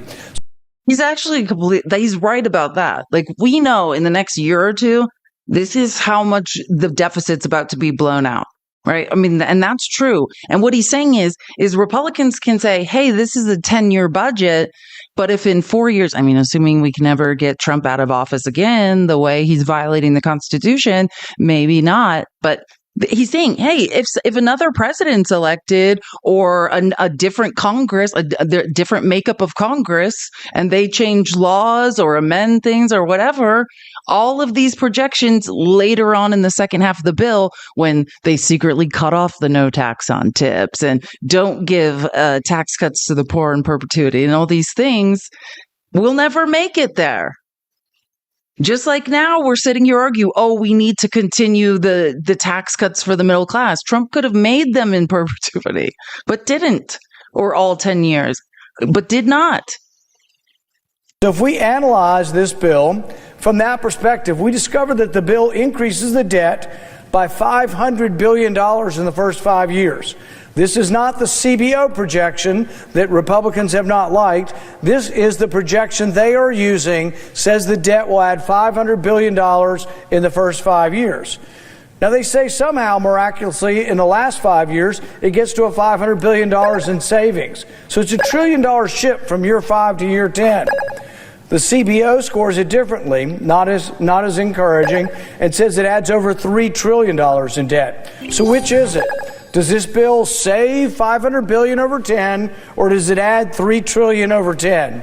The truth is that even a person with a magic crystal ball, it's anybody's guess. Which brings us back to, maybe we have to judge the effects of the big, not-so-beautiful bill by looking at what happens to the debt next year. Supporters of the bill admit it adds $270 billion to the debt next year. That's the only thing we know for certain. We don't know what happens in year 3, 4, 7, 8, 9, 10, but we know next year this bill will grow the deficit by $270 billion. In addition, the bill increases the debt ceiling by $5 trillion. What does that mean? That is an admission that they know they aren't controlling the deficit. They know that the ensuing year will add trillions more. So we're adding $2 trillion this year, but they're anticipating, the authors of the bill anticipating adding more than $2 trillion next year. That doesn't. Facts. I mean, none of this makes sense. If you are fiscally conservative, everything Trump promised you, he lied to you, period, to give corporations and billionaires tax cuts. And I mean, even if you're making $400,000, because the real way to factor in, okay, how much am I going to save or pay, right? You have to factor in tariffs, right? Because now we are paying every time we go to the cash register. There's state and taxes, state and local taxes, and then there's federal taxes, right? You have to factor in all these things. And even if you're making $400,000, you're getting a few thousand back, I think. I think it's actually much less than that, $400,000. I can't remember the percentiles, but don't worry. I have this all in infographics later. Sorry. It's been a long time since I had to commit so much of these numbers to memory. But the point is, I think he's right in saying the only thing for sure we can know is what they're doing now. And what we know about that is this is horrific. But I also want to say, he can quote things about we don't know about CBO models. The CBO models were super accurate around the TCJA. If it wasn't for the pandemic, mathematical projections are accurate until something comes up they didn't account for, and then you change the projections. It's not that hard. Watching Trump. And I think it has to do with the fact conservatives don't understand math in the first place, and they don't want to admit it. So, I find it fascinating watching people who are being robbed be like, yeah, math's a lie. Yeah. Imagine if someone was robbing you and then literally talking you out of them. You're like, wait, I just saw you robbing my house. And then somehow this person's giving you an explanation. Oh, actually, I didn't rob you because math's a lie, or because your eyes are lying. Don't believe your lying eyes. That's essentially what is going on now. Oh yeah, it's Van Hollen. I think Van Hollen, this is what I was talking about, the infographic where he talks about no tax on tips, and what Rand Paul is saying, a lot of the tax cuts are front loaded. Not for corporations and billionaires, they get it all, but for the poor and the middle class, this is a good example of that. Look at the blue. You can see for each year, starting this year, 2025, 2006, the blue is what Senate Republicans claim their bill will add to the deficit. The red is how much more it will actually add to the deficit. So at the end of this 10-year period, what you see is Senate. And you're looking at an overlay of the two baselines, right? The real baseline that the CBO legally sets, the legal baseline, and then the policy baseline that they invented, right? That I explained the two differences. So that's what you're looking at. Republicans are claiming that their bill will add $441 billion, which is still a big number, but the real number when you do honest accounting, when you add up all of these, it's $4.2 trillion, a much bigger number. Now, I do want to point something out on this chart. I think everybody watching should understand it. If you look at these orange parts, these are the additional deficits from tax cuts. Starting here in year 2029, 2030, you'll see that they actually do start going down. Why is that? It's because the tax cut that President Trump promised for no tax on tips, they phased those out. This is all. That MAGA, and I'm only saying this because God, MAGA, that was every one of your reasons why you voted for Trump, even though if you read the no tax on tips bill that they're using, it's not going to include, it's not what you think it is in the first place. And actual mathematical model, it's fascinating to read mathematical models and how this will actually hurt before helping. This is not a good thing in the first place, but again, they effed you. You know what I mean? Are the corporations and billionaires tax cuts dropping off? Like, that's the weirdest thing. Why are yours? Because the tax cut that President Trump promised for no tax on tips, they phased those out. This is all just a make-believe ruse. Yeah, we start providing no tax on tips, but those disappear. The tax breaks for wealthy people, they go on. And they go on not just for this 10-year period, but the reason they violate all the rules of reconciliation is because they keep going on after that. And as Senator Merkley said, if you look at the entire history of the Byrd rule, that's Senator Byrd, it was designed to make sure that 51 senators through a vote could not make these kind of permanent changes in any area, but specifically they were worried about areas that increased the national deficit and debt. So what Republican senators are doing is not only misleading the American people, but they're violating the entire structure that carved out this special procedure that we call reconciliation for the budget, which was intended to lower deficits and debts, not have them go on forever. As Senator Merkley has pointed out, I think if you look over a 30-year period, we're talking about $35 trillion plus additional to the debt. And Republicans want to hide that from the American people. That is budget fraud, pure and simple, and it is a violation of the rules of the United States Senate. This whole special structure that was created not to blow bigger holes in the debt and deficits, but to actually try to constrain them. So shame on everybody who's part of this fraud on the American people. Imagine MAGA, like, if you talk to, I mean, we all have family members, my parents, everyone I know, just they're like, stop doing math. Stop pointing out the truth. I don't want to hear it. Don't tell me the truth. I support Trump bending me over backwards. Like, none of this makes any sense. We are all being robbed. You are not magically not being robbed. It's kind of like I love to play those videos where people are like, President Trump, I know you didn't mean to take my government job. It's like, they honestly, I don't know. I think some of them were very confused. Yeah, it's you too. It's you too. Oh, there's a poll. Thank you so much, Cootery. I don't know what's happened in TikTok. I'm going to have to do the chat. The chat got so much smaller with the latest TikTok studio updates. So it's hard for me to read it. I'm going to separate it out. Thanks, Cootery. You are amazing. There's a poll. Everyone, please help us answer it. And do your heart me's if you have not done them. And let's get to 250K. Let's go, arthritis. We can control nothing but tapping. And can I just, because I know this is all heavy, so I just want to tell you something really funny. I just got an email from TikTok, not my usual ones where I've been kicked out of some program for doing something wrong that I didn't know I did. But this is actually kind of funny. I've been selected to join. I'm in so many weird TikTok programs, and I don't know why I get chosen, but this one's truly awesome. Guess what? TikTok program I've been selected to join today, and I have access to their Discord.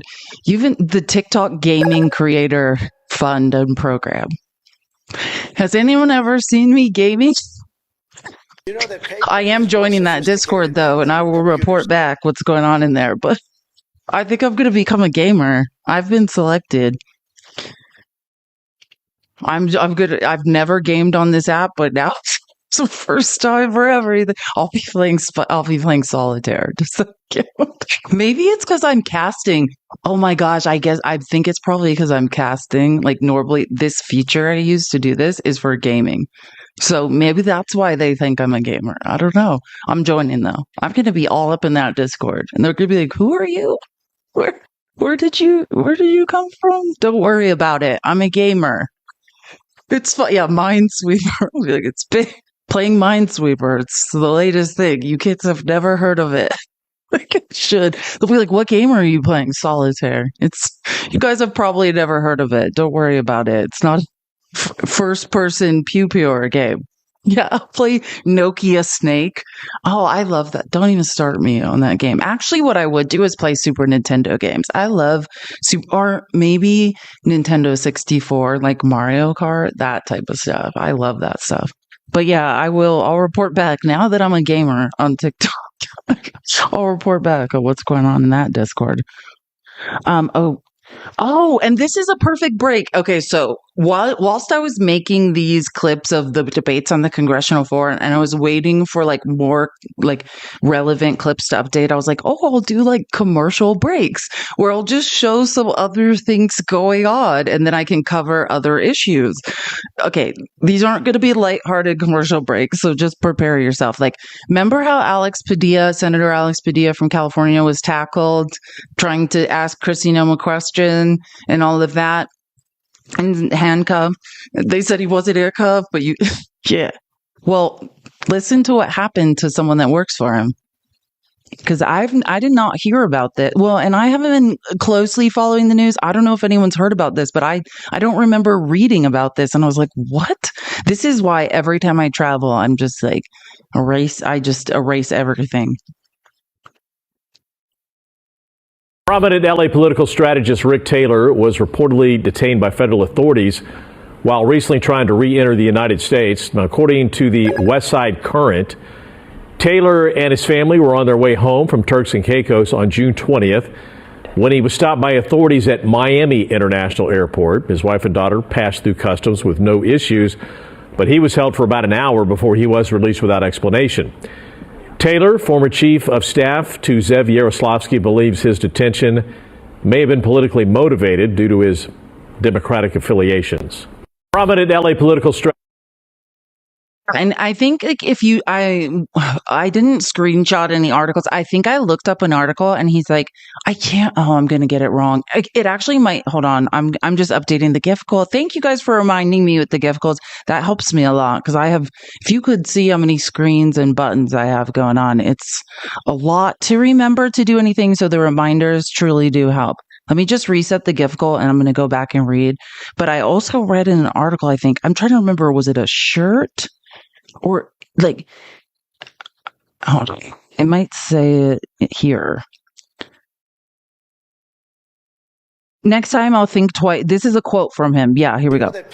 ICE detains former staffer for California Senator Alex Padilla Airport for packing, quote, oh, thank you for the subscription, for resubscribing, Taco But Blue. That's, I like that. I like what you're doing. Don't make me bring out my taco hat. If you guys have seen me debating in the last week, why does my taco hat look this way? What's happening on this screen? I don't know. It's actually yellow and it's a taco. I've been having a lot of problems with, I don't know what's going on with the color on this live, but that's so strange. Sorry, it's a long story. Someone asked me if something happened to my cat earlier. No, I'm in Denver and like I'm staying with a friend and so, like, I don't know if it's a TikTok studio update or something, but like the color has been really distorted in my lives.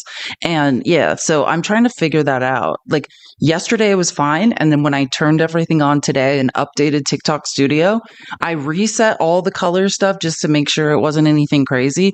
So I still haven't figured that out, but I didn't have time to figure it out. So I'll figure it out tonight. That's why that looks like that. And I still don't know what is going on there. That was just the latest thing when I updated TikTok studio.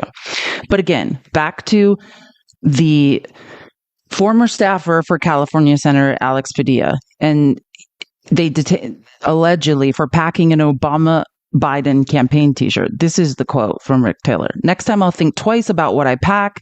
That's not something I ever thought I'd have to consider at this country. Rick Taylor was abruptly detained while standing in the security line and taken to a holding room. Ironically, it was his wife, and here's born in Vietnam and now a U.S. citizen who had feared being flagged herself during the family trip with their daughter.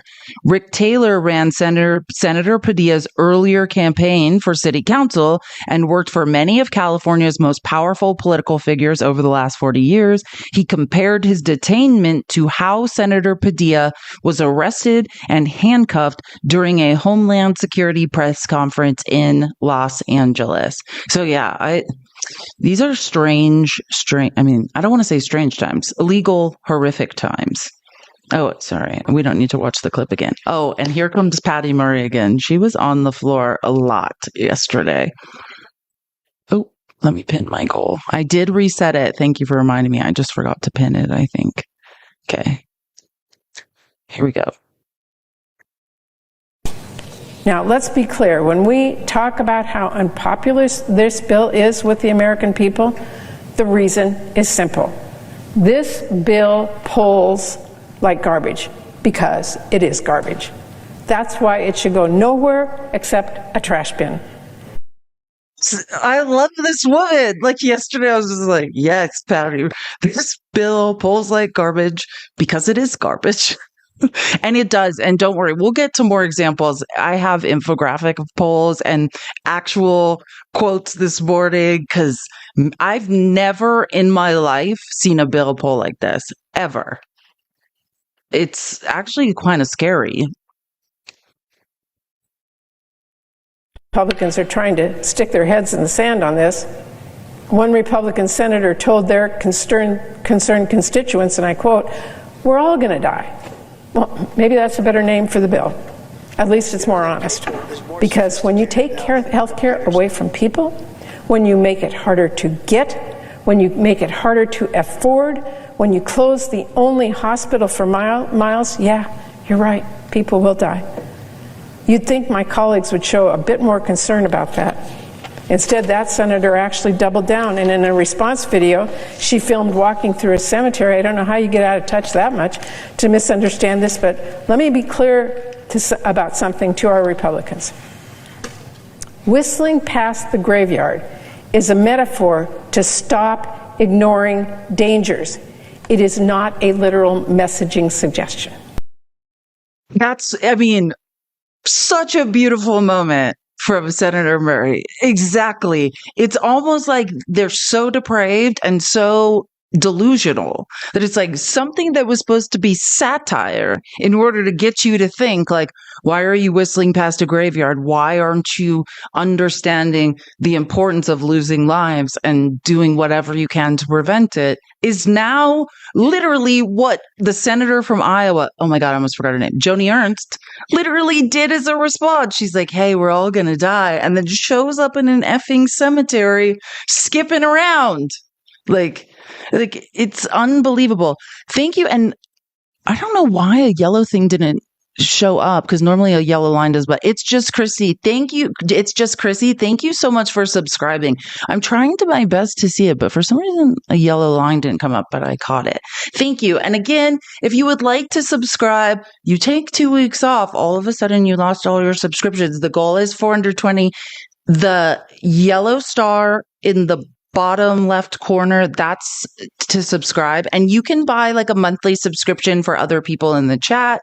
If you already have one, it doesn't necessarily have to be yours, but that's what that yellow star is in the bottom left. Thank you for the heart me. Awesome. Okay. Oh yeah, another commercial. And I thought this was impactful to put after what Senator Murray just said, because I mean, this is the reality. When I love when they start being like, it's fine, just work 20 hours a week. Why don't these able-bodied gamers in their mom's basement want to work 20 hours? Yeah, the majority of people on Medicaid are babies. Like, you know, they're kids. Should they get in the... I mean, we'll get them in the mines as soon as they can crawl with their little hands and feet. Maybe we shouldn't wait for them to stand up. Maybe we should get them into those mines because crawling, the ceilings are low anyways. Maybe it's best if they crawl. But this is, I want to get this right. It's the American like Academy of Pediatricians that put out this statement. Thank you so much for the gift. Tap the screen. I represent 67,000 pediatricians across the country who are going to bed and not sleeping because we are worried about the children that we are privileged to serve in every community across the country. We wake up every morning trying to figure out how we can support children. Let's be perfectly clear. This bill, it will cause devastating impacts to children. And while children only represent 22% of our population, they represent 100% of the future, and they will bear the brunt of most of the legislation in this bill. They will lose food through SNAP, and importantly, the entire pediatric healthcare delivery infrastructure is threatened with the cuts to Medicaid. And let me connect the dots for everyone in the audience. When we think about Medicaid, 50% of children in this country, yes, half of our children in every community, and it's more than half in some states, depend on Medicaid as their health care insurance. This is health care insurance and coverage for half of the nation's children. Half. And meanwhile, like this is, and I try to explain this, but since MAGA couldn't follow, if their lives literally depended on it, hey, I need you to follow this line of logic and I need you to really comprehend it. Your life depends on it. Nope, sorry, bye. Can't survive because I'm incapable of taking in new information. I mean, this is the truth. If you are a person who says, I don't want to pay for anyone else, right? How would you ensure, if this is when we need to invest in people, when they're children? The lifetime earnings of children determine whether or not millennials can retire, right? It's their earnings. Our earnings are being spent for this huge population of boomers to retire now, right? It is the children who we need to invest in. And the more they're capable of earning in a lifetime increases how well we will all retire. That's the reality. And for some reason, you're like, let's make sure the kids can't eat lunch. So they learn nothing and then they drop out of school and make $20,000 in their lifetime. It's idiotic. Why should you invest in preschool for the children? because studies show it increases their lifetime earnings by hundreds of thousands of dollars. Kids who had access to pre-K. You are biting off your nose to spite your face, but you'd have to understand that. But none of you do. But that's why. Cool. Thank you so much. Community Fest. At first I thought it said Zest, and I was like, okay, Zest. But I mean, that's how idiotic this is. Hey, let's not let kids go to the doctor. Let's not pay for kids to have food so they can think in school, even though their lifetime earnings are what we're going to retire on. Let's deprive them of preschool. Cool. Thank you so much. I love, you guys know me. I love fancy things. Oh, this is going to be even better too. I'm really excited about this one. So, this is not a debate on the Senate floor, but the state Senate in Michigan. And I just got to show you this because it was so brilliant. This is truly brilliant. And I don't have time to get a little more water, but I want to get this because I think soon we're going to see her. No. Was that a little microphone? Thank you so much for the gifts. I appreciate you all so much. Thank you. Thank you. So yeah, State Senator Mallory McMorrow. If you don't know, what's her name?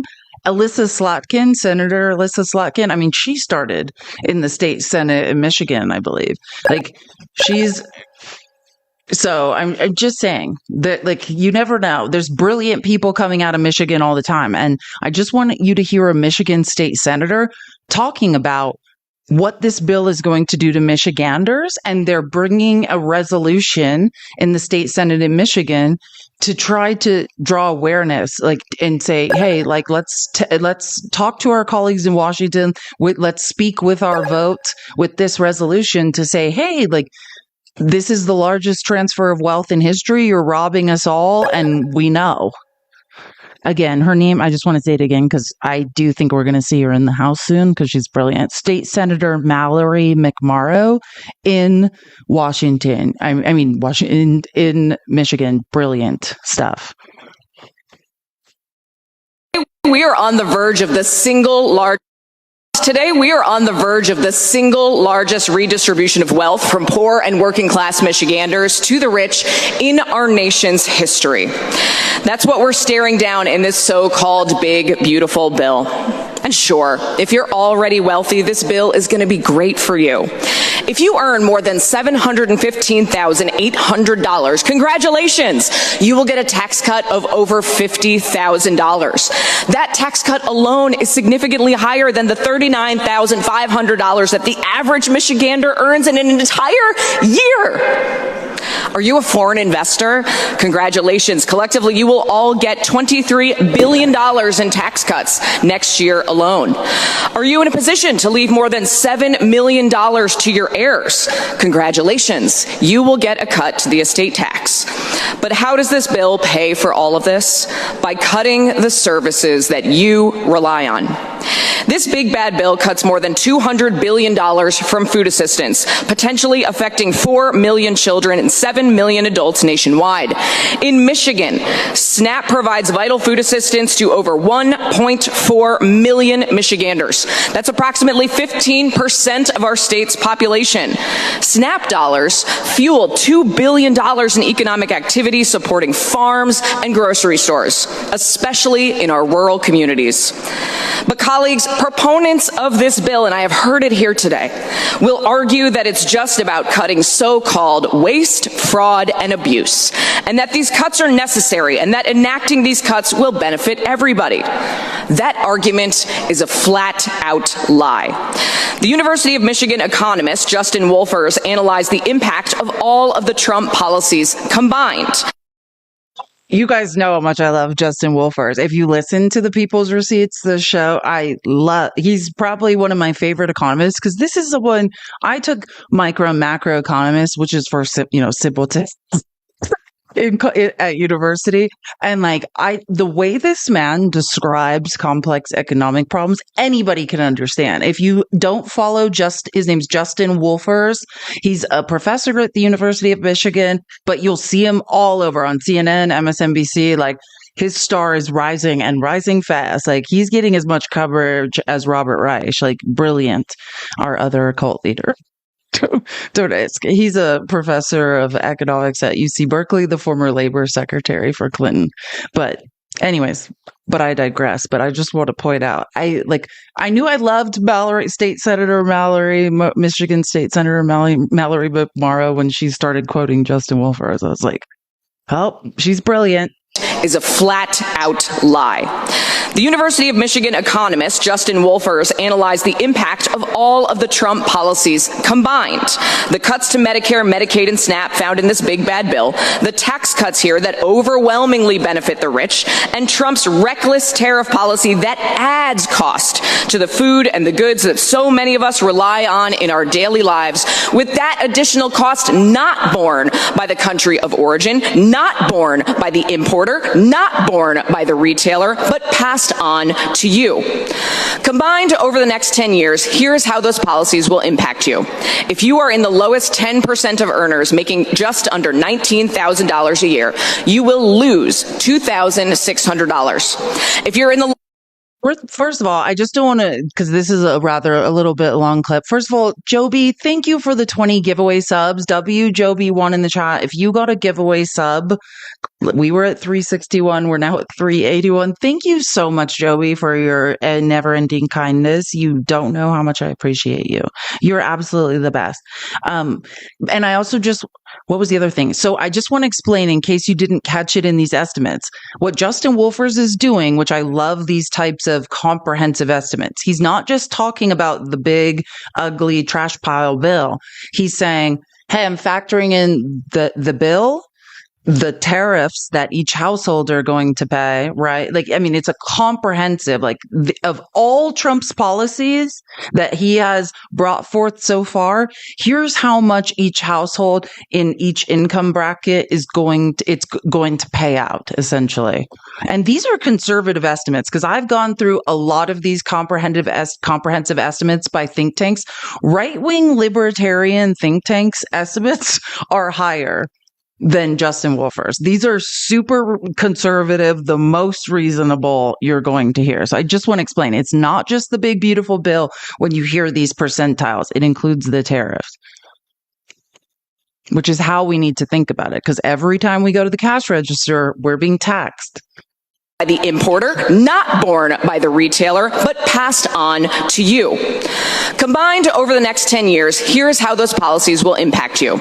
If you are in the lowest 10% of earners making just under $19,000 a year, you will lose $2,600. If you're in the lowest 25% of earners making $40,000 a year, you will lose $1,600. If you're the median income earner, if you make $80,000 a year, you will lose $1,200. If you're in the top 75% of earners making $1,770, you will lose $600. If you're in the top 80% of earners, you will lose $500. Are you picking up on a trend here?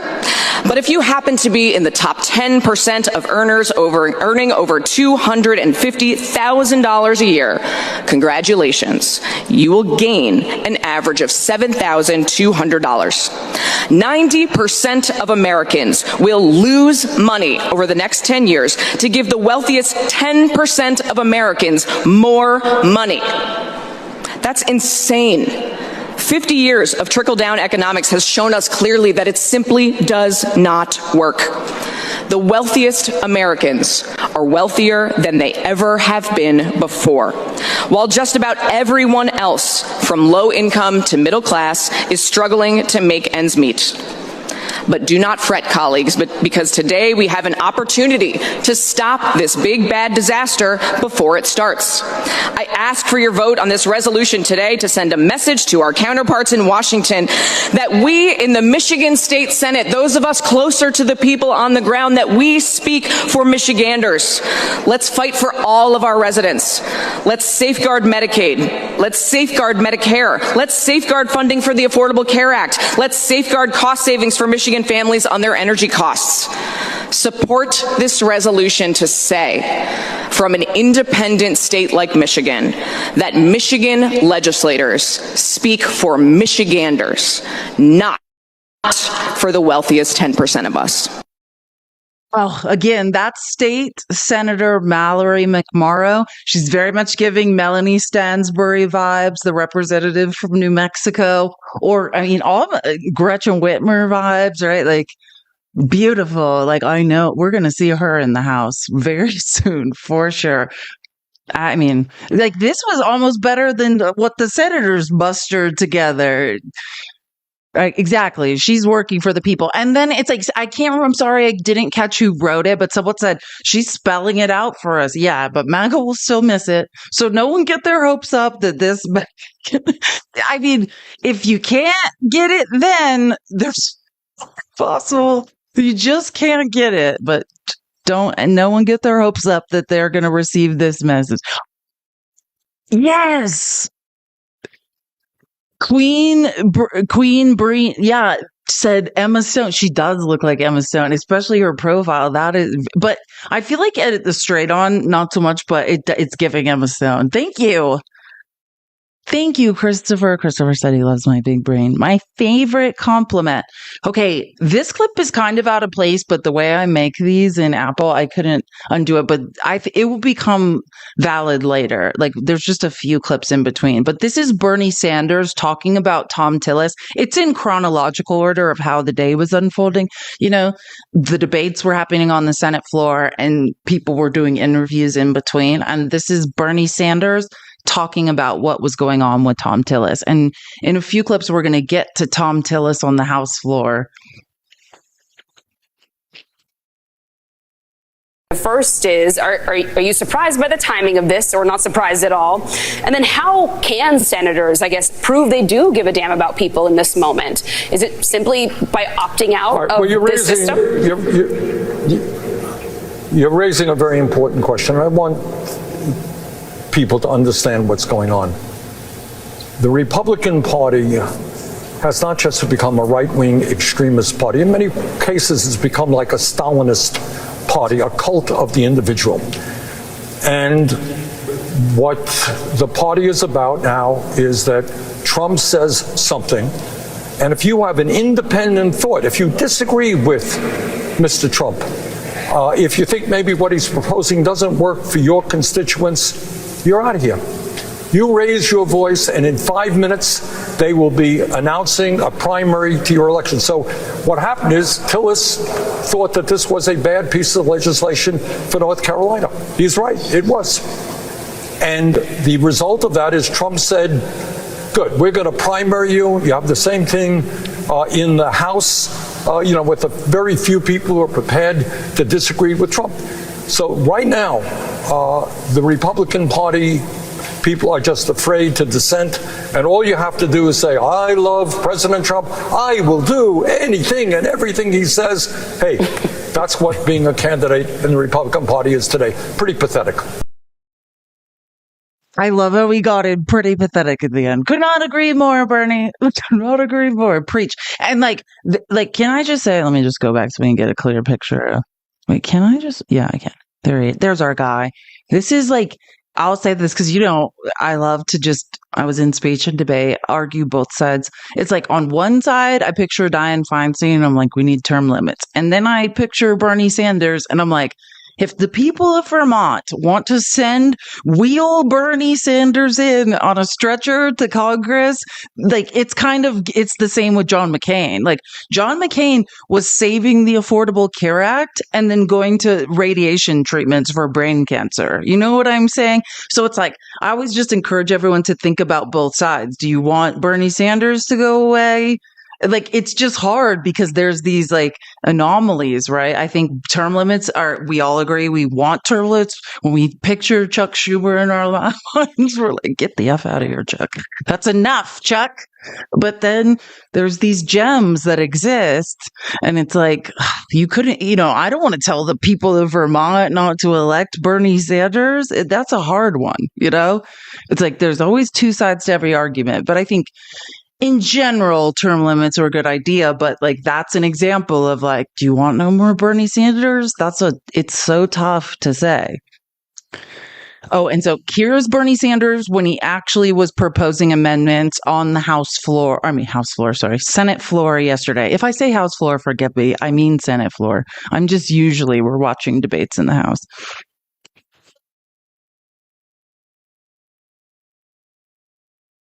I'm so sorry. It was muted. Give me 1 second. And also, we are almost to 300K. Who wants arthritis? Let's tap that screen. Let's get to 300K and notice like how Bernie's tie is a little crooked. Don't you just love how he's like working so hard that he's just like, I don't care what I look like. I'm here making a great point. Number one, at a time when 22% of our nation's seniors are trying to survive on less than $15,000 a year, my First Amendment would fundamentally improve their lives in two significant ways. Number one, it would cut the price of prescription drugs under Medicare in half by making sure that our nation's seniors do not pay any more than Europeans or Canadians pay for the same exact drugs. And number two, with those savings, we're going to expand Medicare to cover dental, vision, and hearing. In other words, instead of throwing people off of health care, we're going to expand Medicare to provide a number of services that seniors desperately need and want.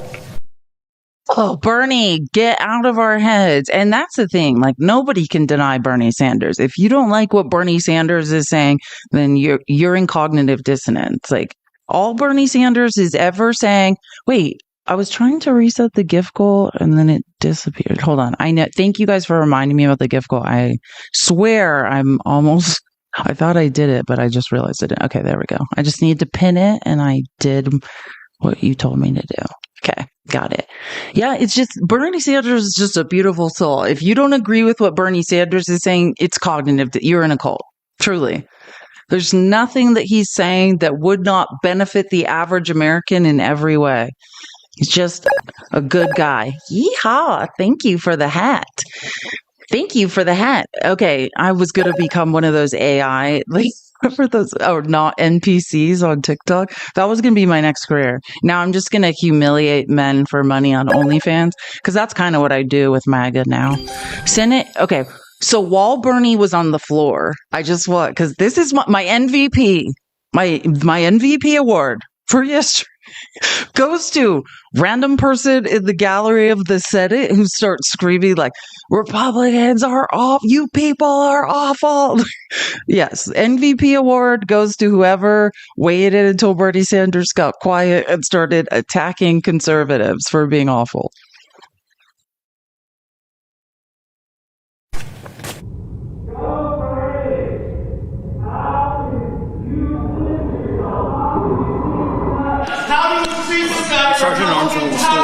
The Sergeant of Arms will restore order. The Sergeant thing, how do you sleep at night? That's what he's screaming. It's like, how do you sleep at night? The Sergeant of Arms will restore order in the galley. The Sergeant of Arms will restore order. The Sergeant of Arms will restore order in the galley.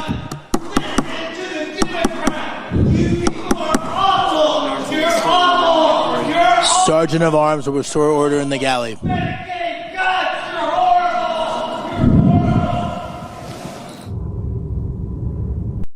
That's a mood. I think that's all of our mood.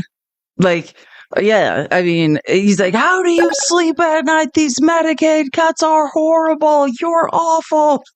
I mean, if I could scream anything at the Senate floor, I think he covered it there.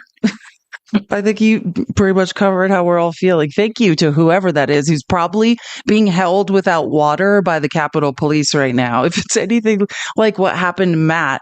Oh, which, by the way, just to plug, Matt and I are going to do a live tomorrow like usual. I do think it might start an hour and a half late. Usually we start at, I'm using my brain, 11 a.m. Eastern time. Matt usually starts his lives, but I think he has an appointment, so it might be an hour and a half late. It might be around 12:30 Eastern, so 9:30 Pacific. So, and I'll update everyone in the Discord. If you want to join the Discord, whether you're listening on YouTube, Twitch, or TikTok or X or whatever, there's a link in my bio. You need to copy and paste the link into the browser, though. Don't just click on it, because for some reason they always think I'm bots. I replace it every week, and then I get emails saying it doesn't work. Just copy it and paste in the browser. That's the easiest way to know like what's going on with me and what time lives will be starting. But again, Matt said yesterday when we were debating together with Chris, again, if you didn't catch our debates, our Sunday night debates, they were pretty epic. And then Matt joined. And when I say Matt just buried someone alive for his comments about the Middle East and the military, it's worth watching. And then Doc Hazard joined and gave the latest on, I'm not going to say his name because I don't want to do this. I don't want to spread gossip, but somebody who's a giant creator on the right, whose the initials of their name are OM, may or may not have been tased in the back in an Airbnb by the police yesterday or 2 days ago.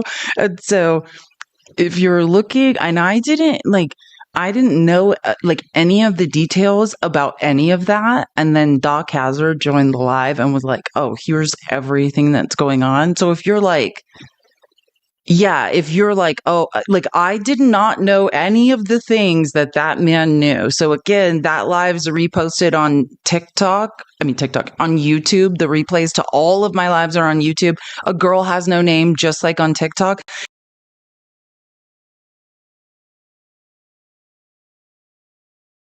And all sorts of things. I had never heard any of that. Like, I thought I knew what was going on until I learned what was actually going on. So if that was probably the last 30 minutes, I'm not going to repeat this on here because, I'm a woman, I'll get sued or something horrible will happen to me. But if you're looking for information that you may not have heard about all sorts of things, that's where I would highly suggest listening. That was truly fascinating. So, okay, wait. And this is funny. Do you remember I said Chuck Schumer started trolling Lindsey Graham? Remember that horrific sign Lindsey Graham had? So Chuck Schumer gets back on the House floor with a sign, but even Chuck Schumer's terrible handwriting is still not as bad as weird Lindsey Graham's handwriting. But I just think it's hilarious because it's we have a terrible sign battle breaking out. Oh, wait, sorry, Donna, did you say where can you find the replay? Last night I was debating with Chris, all of my lives, whenever I'm live, wherever, whether I'm hosting or not, I'm live usually on Twitch, YouTube, X, and they repost to YouTube. So it's called Debates with Chris Gonzalez. Or last night's live, and if you're looking for updates on that OM situation, I'd say last 30 minutes. Didn't know any of that personally. It was quite fascinating. Yeah. So any replays of any lives I do are available on YouTube. And it's just like my TikTok name, A Girl Has No Name with 2 Z's. But I just found this hilarious that Lindsey Graham had that embarrassing the next time Chuck Schumer gets on the House floor, he's like, here's my embarrassing sign that written in children's script. And you could see blue. I love this account. If you don't have to be on X to follow this account. I'm on X because I got to keep an eye on MAGA, but you can follow Blue Georgia on Blue Sky as well. But he's I took it as Schumer trolling Graham. Yeah, that's what I took it as. It's Lindsey Graham writes a 3-year-old with crayon, and then next thing you know, all these Democrats have crayon signs. Awesome, Donna. Thank you for listening on YouTube. I appreciate it. It's growing. We're getting more and more people listening on YouTube. And soon I'm going to start debating more too. So I think that's pretty much what's interesting on YouTube. I'm going to start hosting more debates. Oh, this is another random commercial, but someone brought this to my attention in the live yesterday when Chris and I started the live. Someone's do you know about what's happening in Alligator Alley? And I was You mean the highway between Miami and Tampa? Like, I lived in Miami for a year. Anyone who's ever driven between Miami and Tampa knows what Alligator Alley is. And they're opening what they call Alligator Alcatraz, which is essentially probably going to be the most terrifying unfinished ICE detention center of all time. And it's disrupting indigenous lands. Of course, conservatives don't give a about eminent domain and indigenous rights. We know that. But I thought found this clip of it, and I just wanted to say I like to demonstrate that I listen when people tell me things. So if you're like, what are you talking about? Here's a brief overview.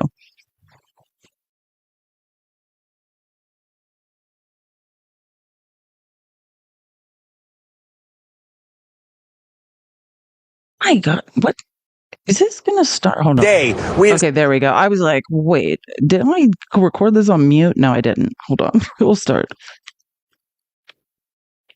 All day, we have seen a steady stream of cement trucks and fencing line up into this site, really reflecting the breakneck speed by which the state is trying to put this together. The governor says this is going to be ready on Tuesday. He argues that this is a crucial effort to partner state and local resources with the federal government to accomplish President Trump's ambitious deportation goals.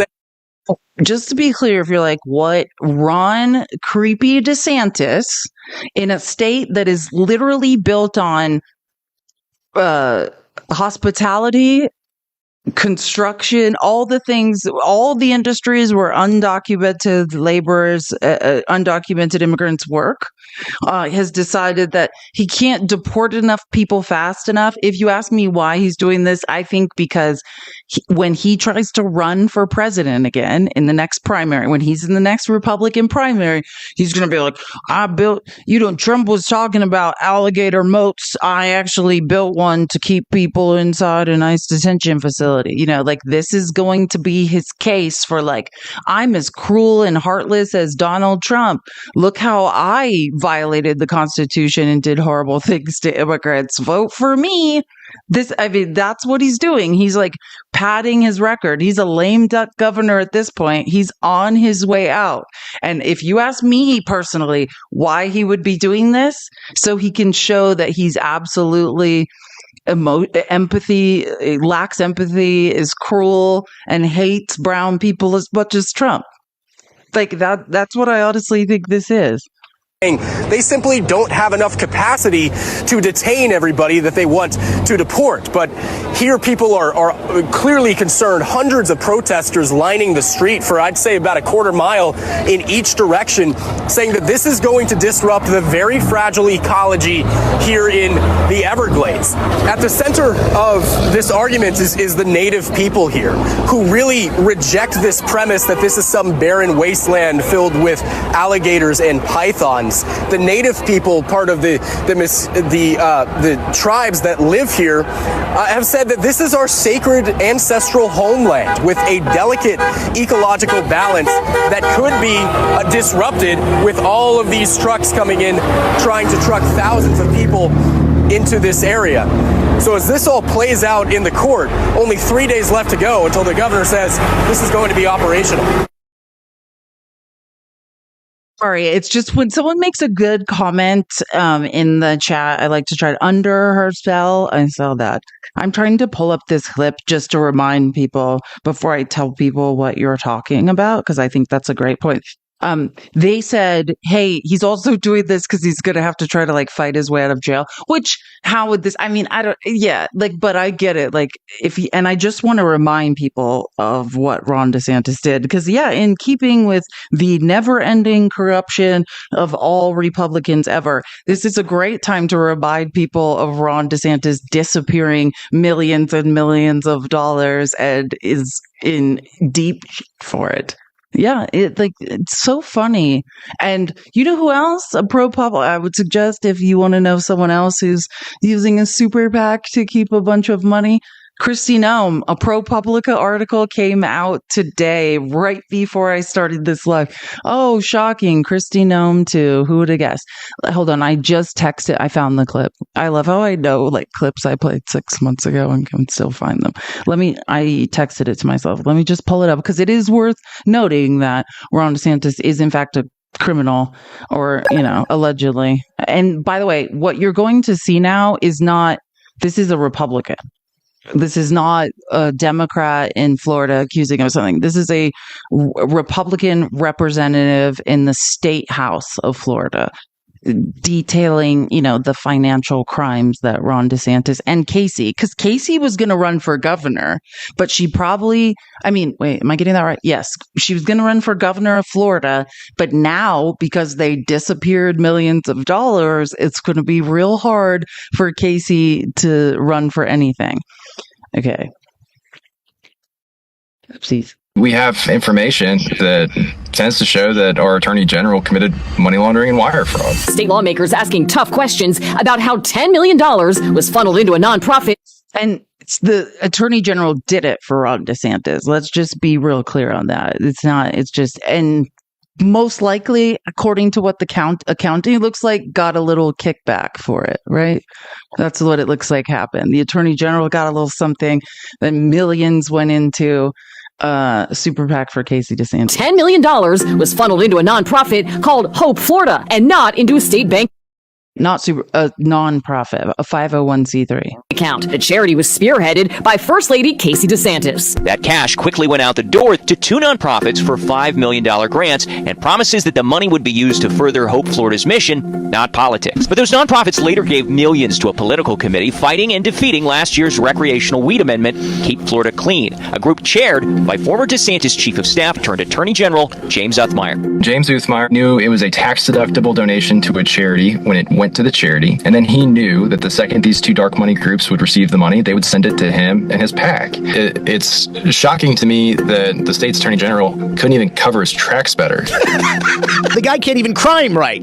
You'd hope that the attorney general would be able to cover up his criming a little bit more efficiently. We've invited Jeff Aaron, another lawyer at the center of this, who was the attorney for the Hope Florida Foundation, to come next week and explain himself. And we invited those two dark money groups, the Secure Florida's Future and Save Our Society from Drugs, to come next week and explain themselves to the committee. I've also requested a ton of documentation from the state agencies and from these groups. If I don't get them, we'll probably send subpoenas next week just to require the documents to be produced. The governor, Ron DeSantis, has been forced into responding to this. This is a manufactured hoax. None of these Republican leaders got elected on the platform that they were going to launch baseless attacks against the governor and first lady. Shame on you in the Florida House and your terrible behavior and leadership. Governor DeSantis has been acting more kind of manic and emotional and erratic as the weeks progress. It's almost tough not to feel sorry for him. He's exposing himself as a terrible manager. Depending on what you find next, where do you think this should go? I think that the U.S. Attorney for the Northern District of Florida should be concerned about the misuse of Medicaid money and the wire fraud and money laundering that's been uncovered.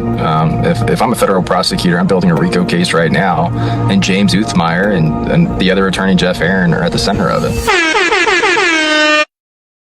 I don't know about that last sound effect, but yeah, that's the reality. Is there was a huge Medicaid fraud case. A corporation committed millions and millions of dollars of Medicaid fraud. In the settlement, they agreed to. It's like, oh God, I'm going to get it wrong, but just look up an article and this is all detailed. It's like the total was a certain amount, and then the amount that showed up in the state's bank accounts was 10 million less, and 10 million appears in Casey DeSantis's nonprofit. It's the shadiest, most illegal ever.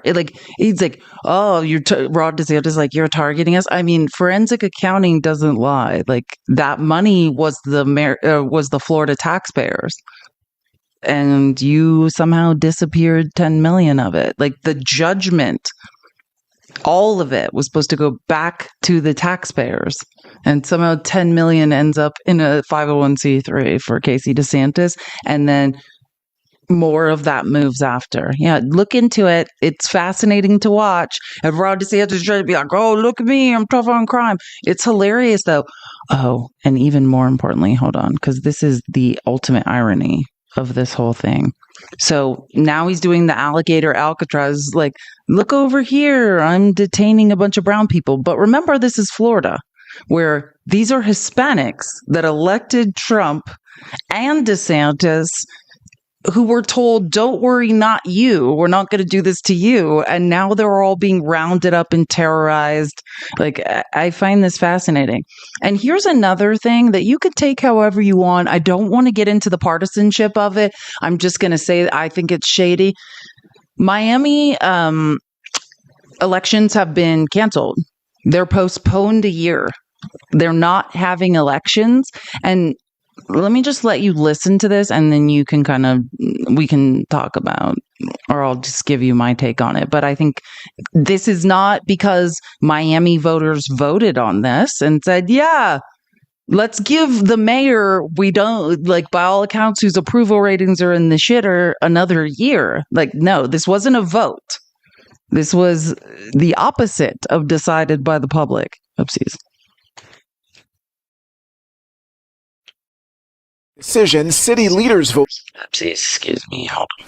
The motion passes 3-2. In a very narrow decision, city leaders voted Thursday to postpone this year's November elections for candidates to next year. This means anyone not term limited will serve an extra year in office. Commissioner Damian Pardo sponsored the measure that now shifts elections for city officials from odd years to even years, all to better align with state and federal ballots that draw a larger number of voters. While residents were mixed on the idea, opponents launched their concerns toward commissioners ahead of the vote. Why show fear in not having the voters decide this by a charter amendment? That's not democracy, and that's not transparency.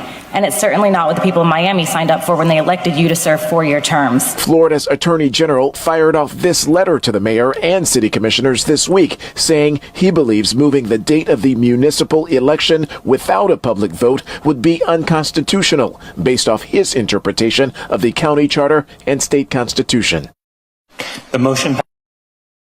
They're doing it anyways. Welcome to Florida, the proving ground for all things unconstitutional, illegal, grifty, just stealing money from taxpayers.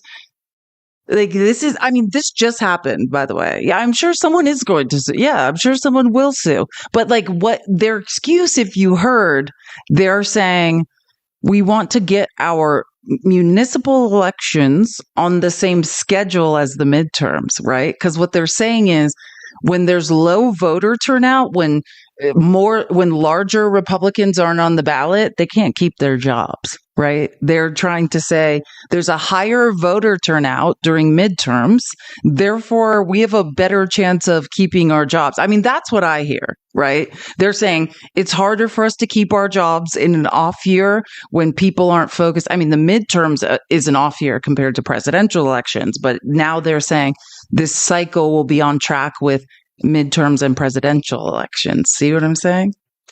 That's what I thought the minute I heard it. They're saying, yeah, it's harder for us to keep our jobs when someone like Donald Trump is in at the top of the ballot, or there's not larger elections driving people out to the polls. So let's postpone until then. And you heard right at the end, the Florida Attorney General was like, yeah, this is unconstitutional and illegal. Now, do I think who cares anymore? Apparently you can violate the Constitution left, right, and center and no one cares. And since MAGA can't read, they don't know. They don't know what's going on. They're just like, yeah, are brown people leaving? Who cares if I've lost all of my rights? They have no idea what's happening. But they were like, yeah, brown people, get them out. Anthony, thank you for the $10 on Cash App. I love that because you finally came back. Blessings, young queen. Thank you so much. And I'll always come back. I just really needed a break. Like, if you can imagine, before I show you all this, I have to screen record all these clips. I have to be on X. Like, it's a lot sometimes, and it builds up. And someone, when I was talking about this at the beginning of the live, was like, yeah, you need to take breaks. This is a marathon. Yeah, it's true. I realize that. Like, I try to be perfect, and like all the time I have these high expectations I never reach. And I just need to accept that, like, yeah, sometimes I just need a break, or this is going to kill me. Is basically it. Oh, and this is one more thing is because we were kind of on the like what's going on in the South tangent. And I love, again, you don't just have to follow him on X, but C Webb online, Christopher Webb, amazing creator to follow. And he's one of those accounts, like he's creating like an aggregate, like pulling in all sorts of TikTok creators, Instagram videos, and all sorts of really interesting things for people to read. It's a really interesting account to follow. He follows a lot of immigration stuff, like all sorts of things in the South. I highly 10 of 10 recommend. But this guy, if you want to follow him on TikTok, his name is Angel.invests, like Angel, I assume, probably, since it's Mexican, but for Americans, Angel, but Angel is probably his real name. Angel.invests, right? And I thought this was a really good way of saying this, right? If you're a capitalist, if you want to have, we're number one, even though you guys are idiots for even caring about how many corporations are, the number one gross domestic product, when all that's happening is wealth is transferring to the top of the economy. I thought this was a really good way for a capitalist business owner to say, hey, your racism and bigotry is hurting capitalism. Where did everyone go? I own and build these homes myself. I GC them. I hire the labor, but lately, nobody's showing up. ICE is pulling up to job sites, to restaurants, anywhere they'll find brown hands doing the work that nobody wants to do. They've created fear. Fear in the very hearts of the people who keep this country standing. And let's get one thing straight. I would hire white folks, but they don't exist where I'm at. They don't show up. And if they do, it's to subcontract the work to guess who? Us Mexicans. In Texas alone, over 60% of the construction workforce is Mexican. We are the labor. These guys aren't criminals. They're drywallers, painters, tile guys. They pour the cement, lay the foundation, frame, lay the roof shingles, and landscape the yard. They're fathers, they're taxpayers, maybe not federal, but they for damn sure pay rent, sales tax, gas, food, paperwork, and they're waiting, sometimes for years. But the system would rather deport them than vet them, tear them down rather than build them up. Here in the South and in most states, it's Latino labor that's still showing up. Because here's the truth, we don't have a labor problem, we have a policy problem. These guys are the American dream. If they really want to fix this, it ain't just politics, it's deeper. But until then, until someone builds that system, don't attack the only people still willing to pick up a... What? Still willing to pick up a shovel, I think is what he said at the end. Sorry, I hate when I cut off clips. It's like all that work just not to hear the last word. I know. My perfectionist to me is like, what the? So I get it. But I think that's so true. And I know this will fall on deaf ears, but this is why in debates I always get into this. In every way, your racism is hurting the U.S. economy. You are biting off your nose to spite your face. If you believe undocumented immigrants, he's talking correctly about like sales tax, excise tax, like all sorts of other taxes, property tax. Like he's talking about other things, but I'm talking about even income tax, right? They're through ITIN numbers. We know there was 98 billion paid in 2023 in taxes. These are taxes that are paid into Social Security and Medicare for our retirement that immigrants, or undocumented immigrants are never going to see again. They're not going to benefit from that pool of money. It's just a gift to us. Right. And again, understanding by cutting out undocumented labor, prices are going to rise. Everything in our economy will get worse. And I don't know if we'll have time for it today, but I'm going to butcher his name. I should actually look up his name and have some respect. But this is one of the most famous economists in the world. And he did like a breakdown in an article just about how the real hits from tariffs and to inflation and unemployment we see now, right? We see the job loss. It has not even begun. He's saying from June, 3 to 6 months until fully we are in this hits us and we are all being punished beyond belief. Prices are going to rise. Our food harvest won't be picked. Like, I just don't think you realize what you're doing.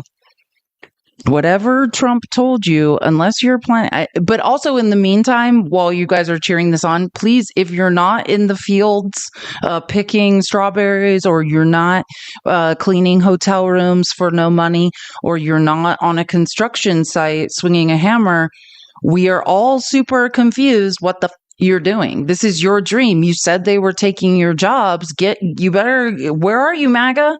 Oh, it turns out none of you guys actually want to work. I'm shocked. I'm absolutely, maybe this is why you guys need work requirements.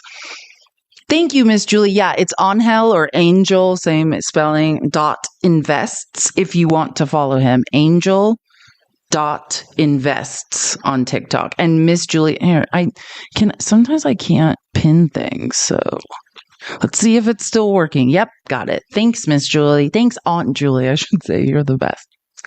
Okay, so that was a very depressing commercial break about what's going on in the South, particularly Florida. But let's go back to the debates on the Senate floor. This is, again, Senator Wyden from Oregon. He's the best.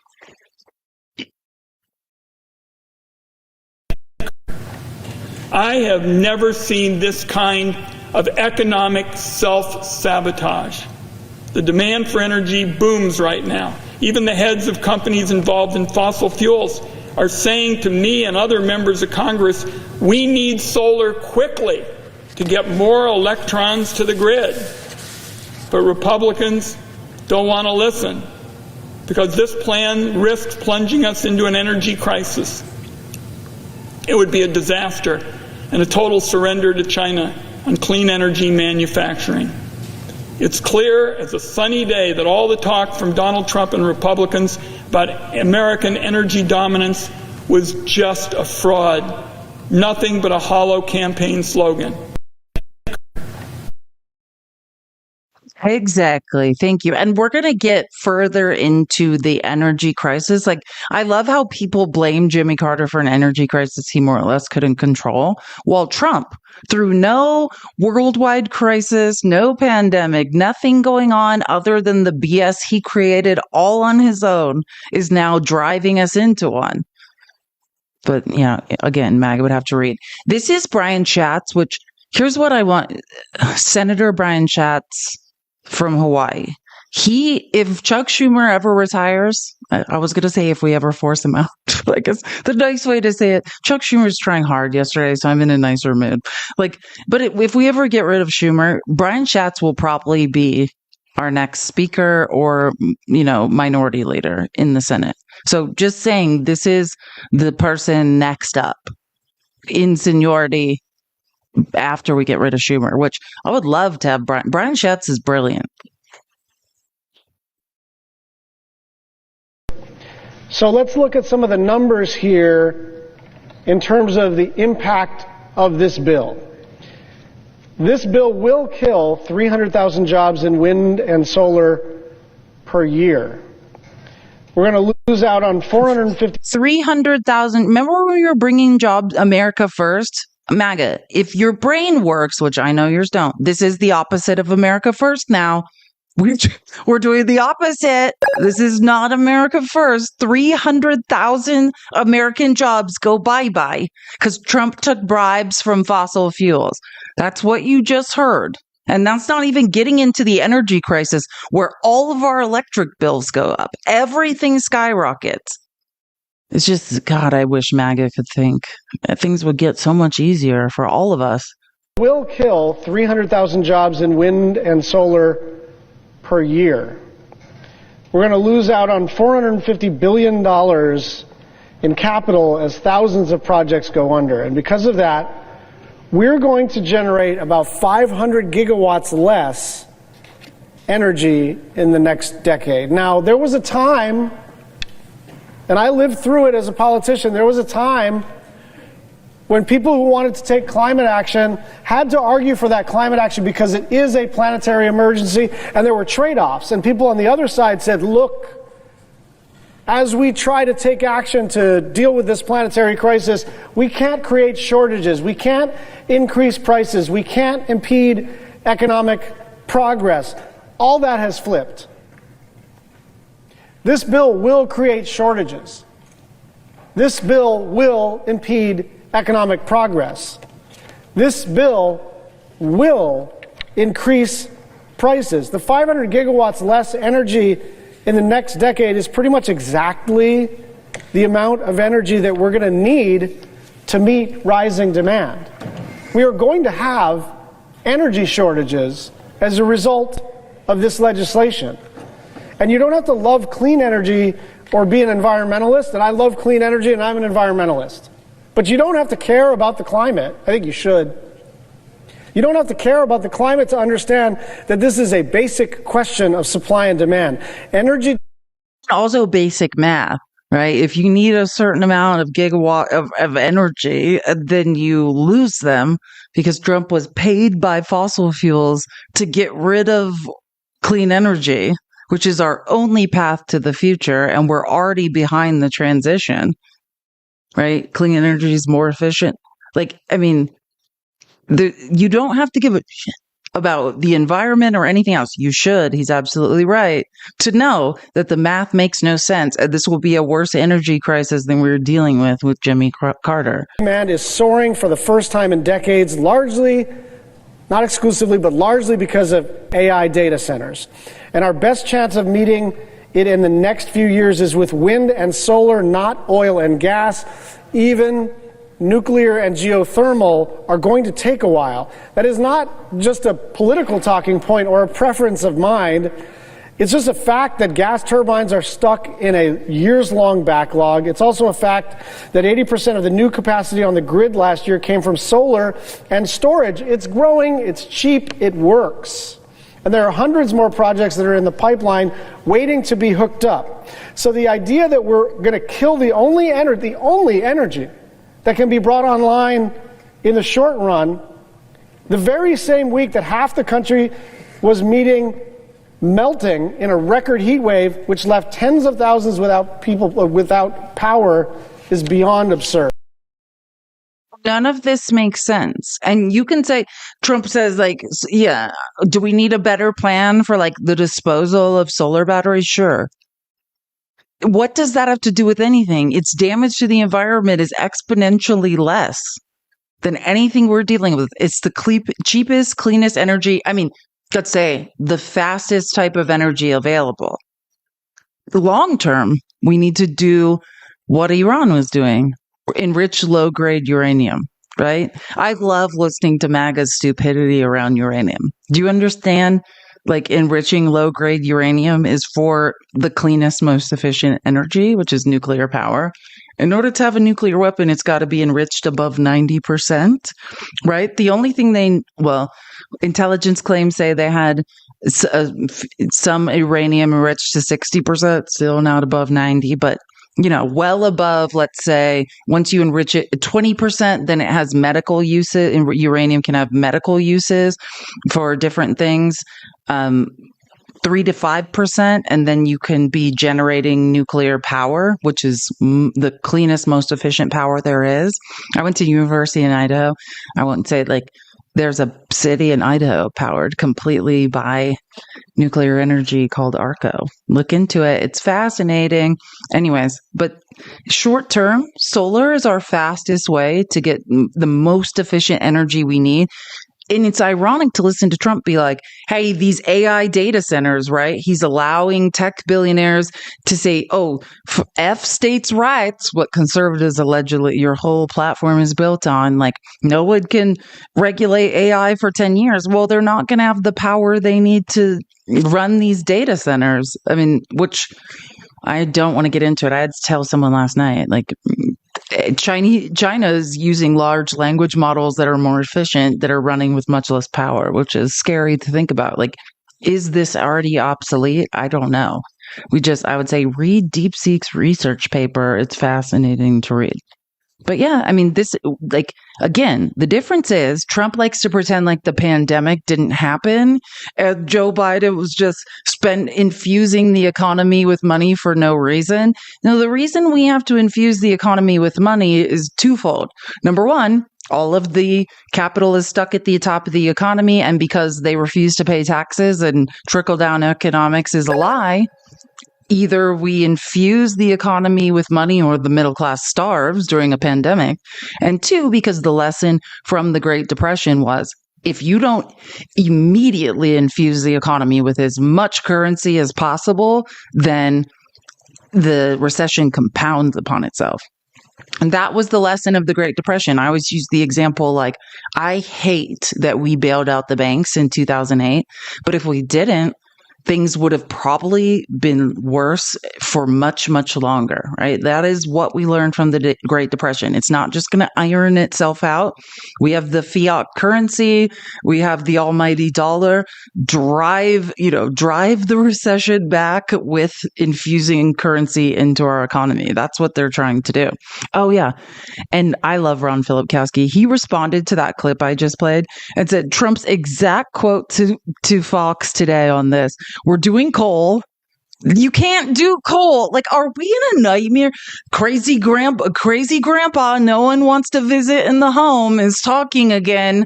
And not just talking, but forming a dictatorship and controlling the number one gross domestic product in the country." This is what he said to Maria Bartiromo. "We're doing coal. I don't want windmills destroying our place. I don't want these solar things where they go for miles and they cover up half a mountain and are ugly as hell." Okay, Orange Grandpa.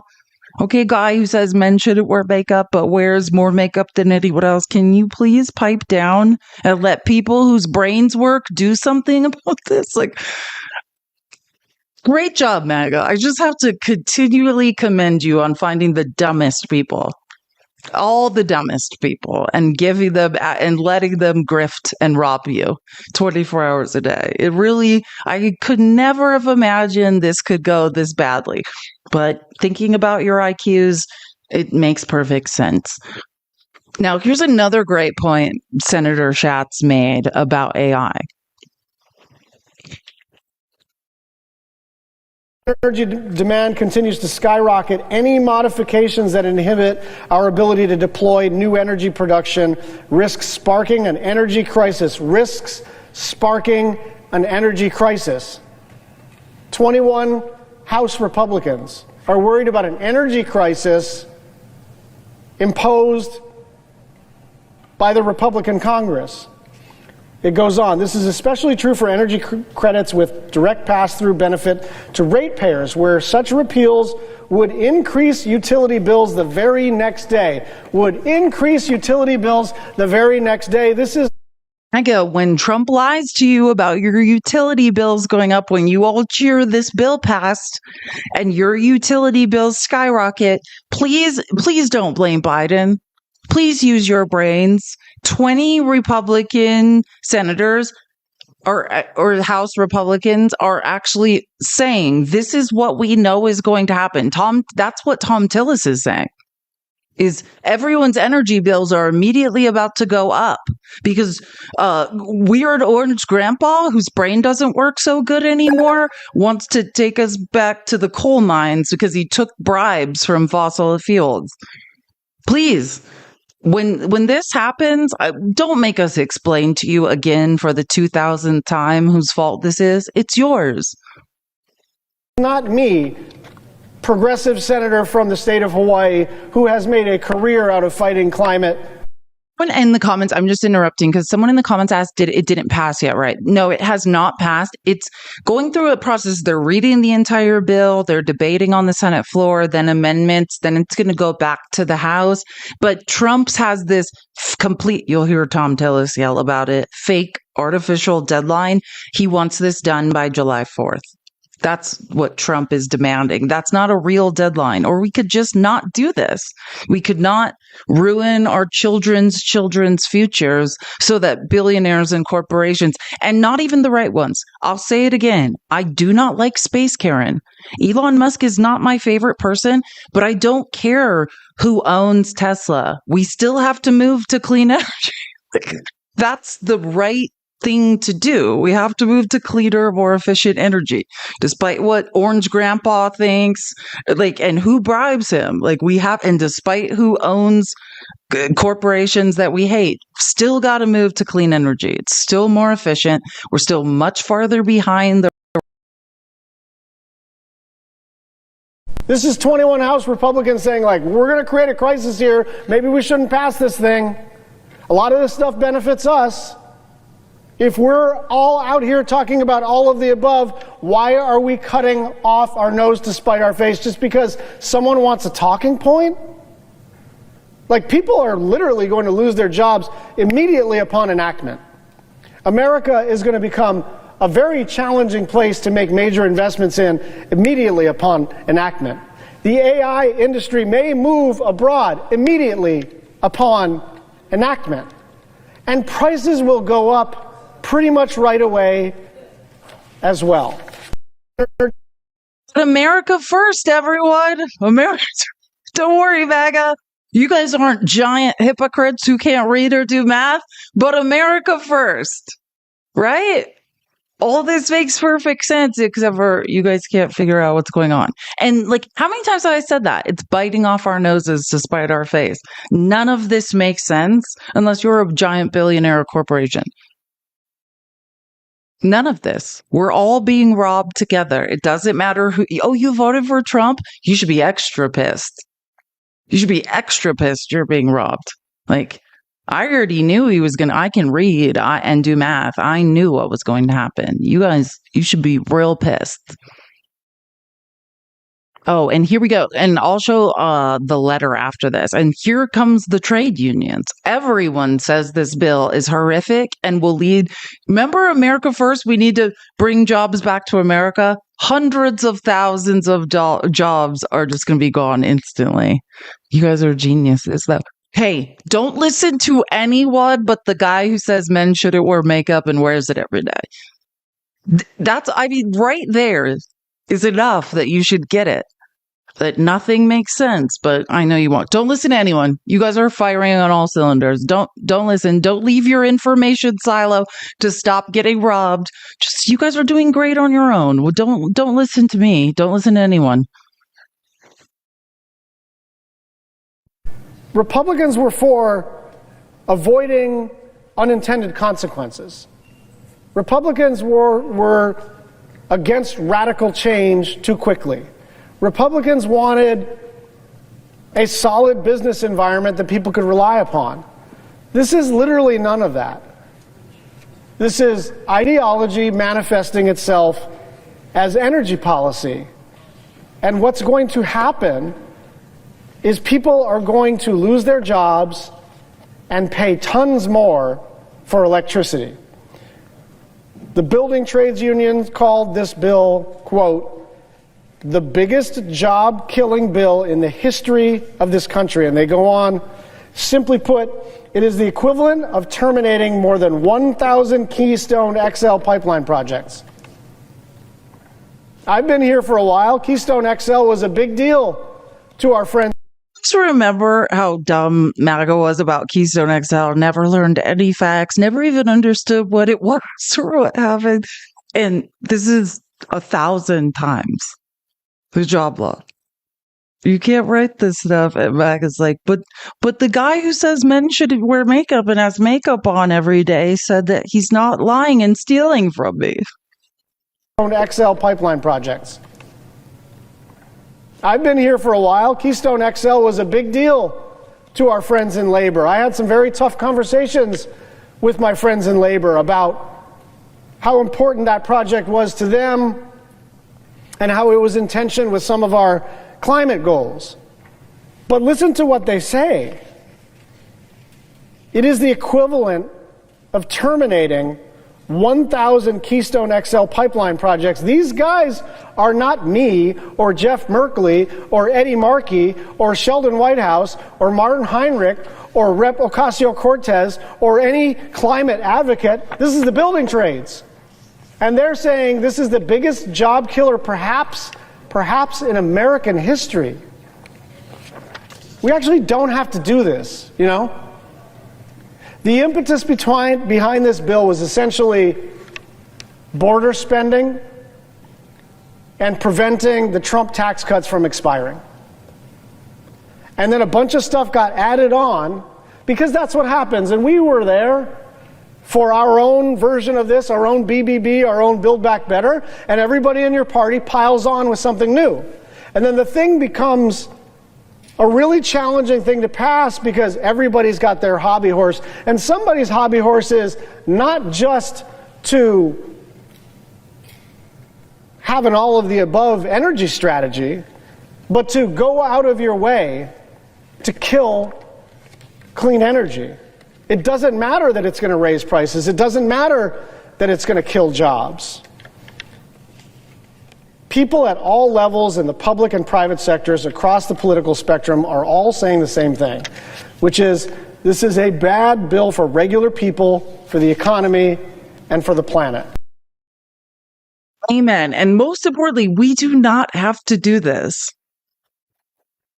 We don't have to rob ourselves to give corporations and billionaires more. We don't have to set back the inevitable transition to clean, more efficient, cheaper energy. We don't have to have all of our bills, our electric bills goes up. None of this has to happen. That's what I'm trying to tell you. Self-inflicted.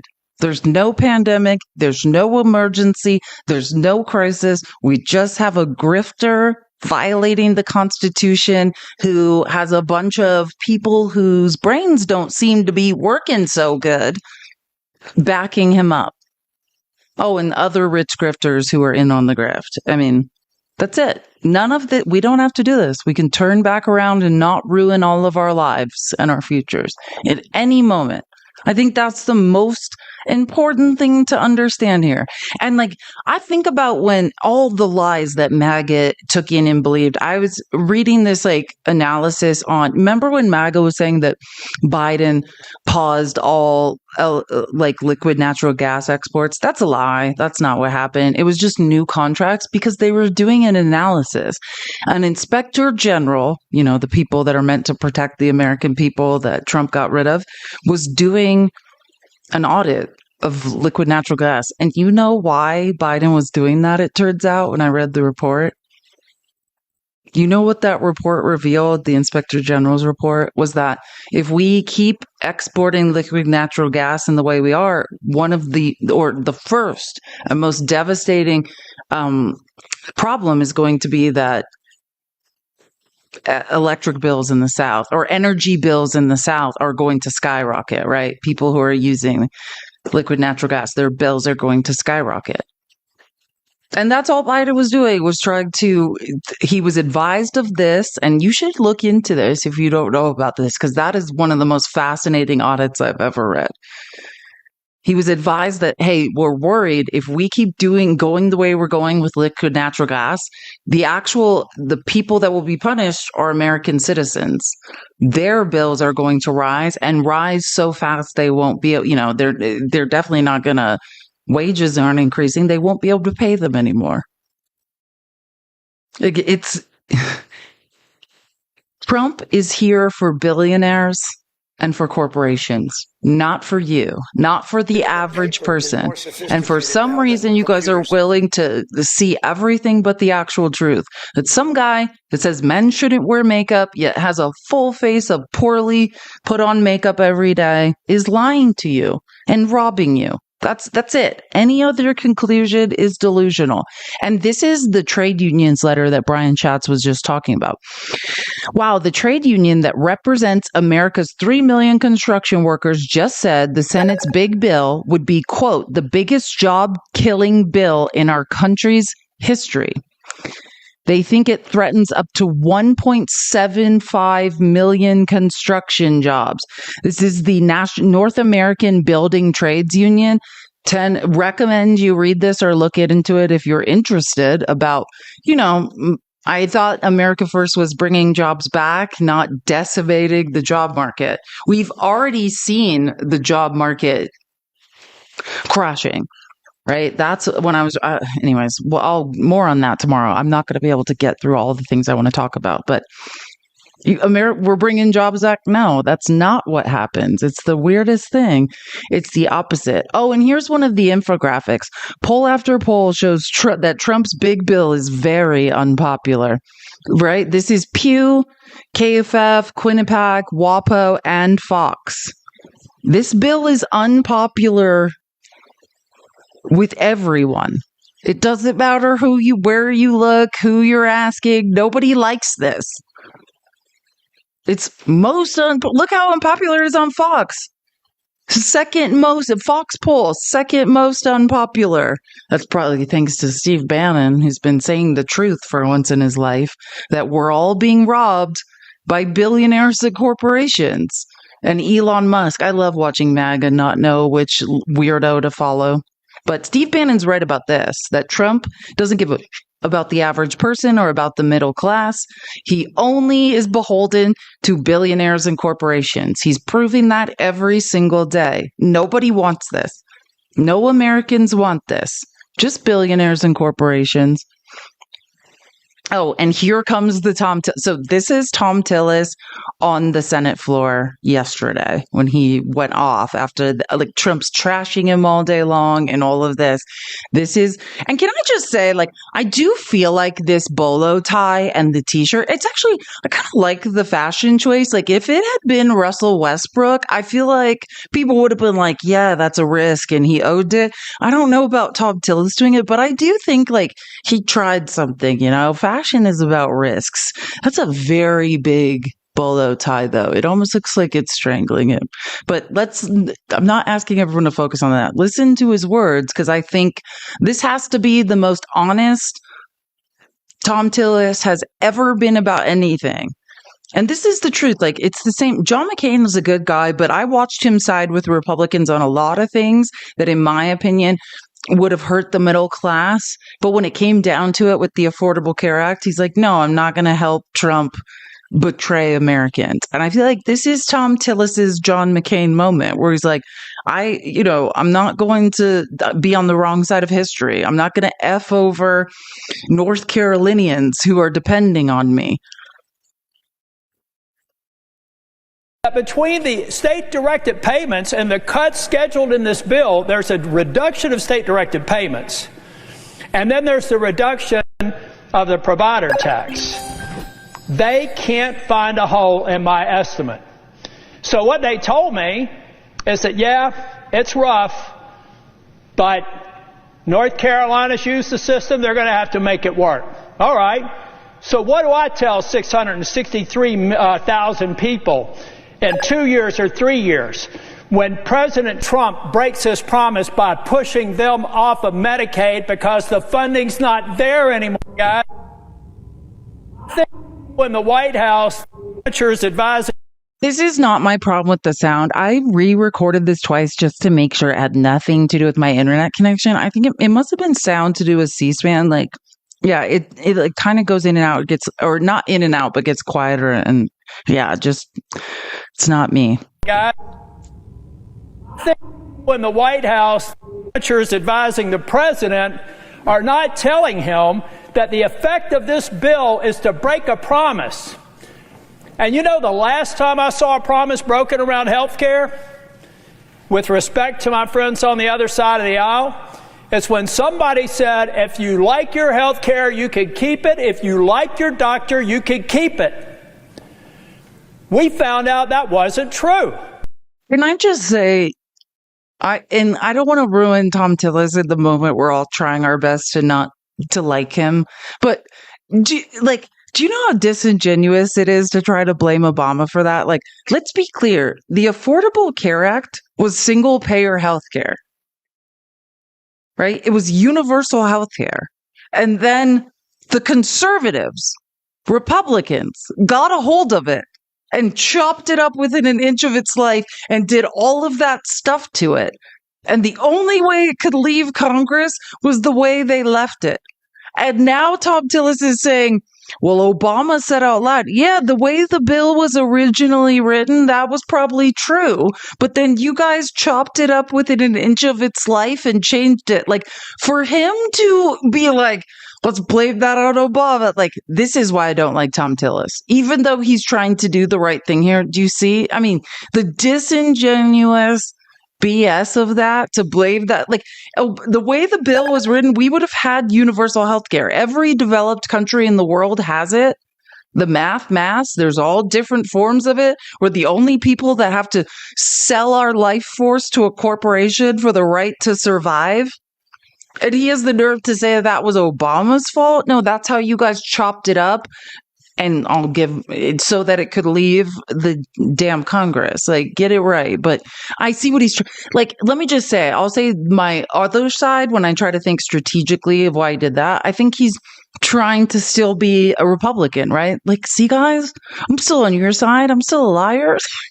Like, that made me the second Republican Speaker of the House since the Civil War, ladies and gentlemen, because we betrayed the promise to the American people.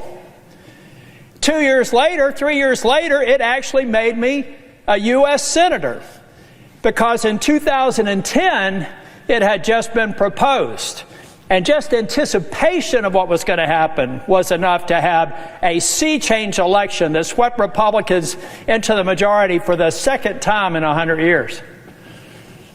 Now, Republicans are about to make a mistake on health care and betraying a promise.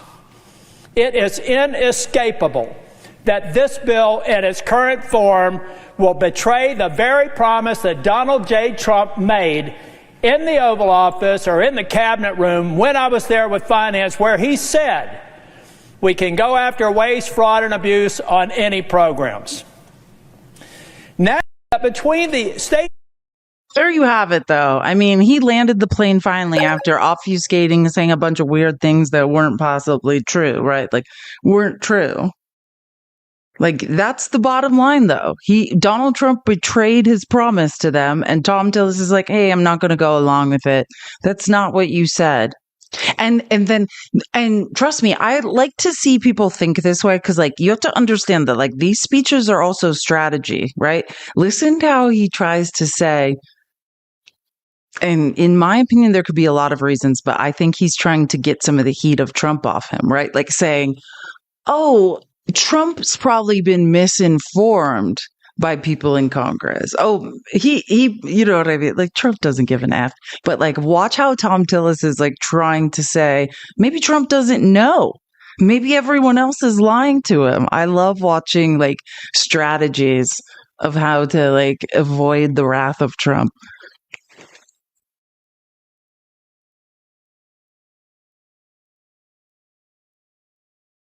Someone said Tillis voted yes on what? I mean, he voted no for it to move to the floor.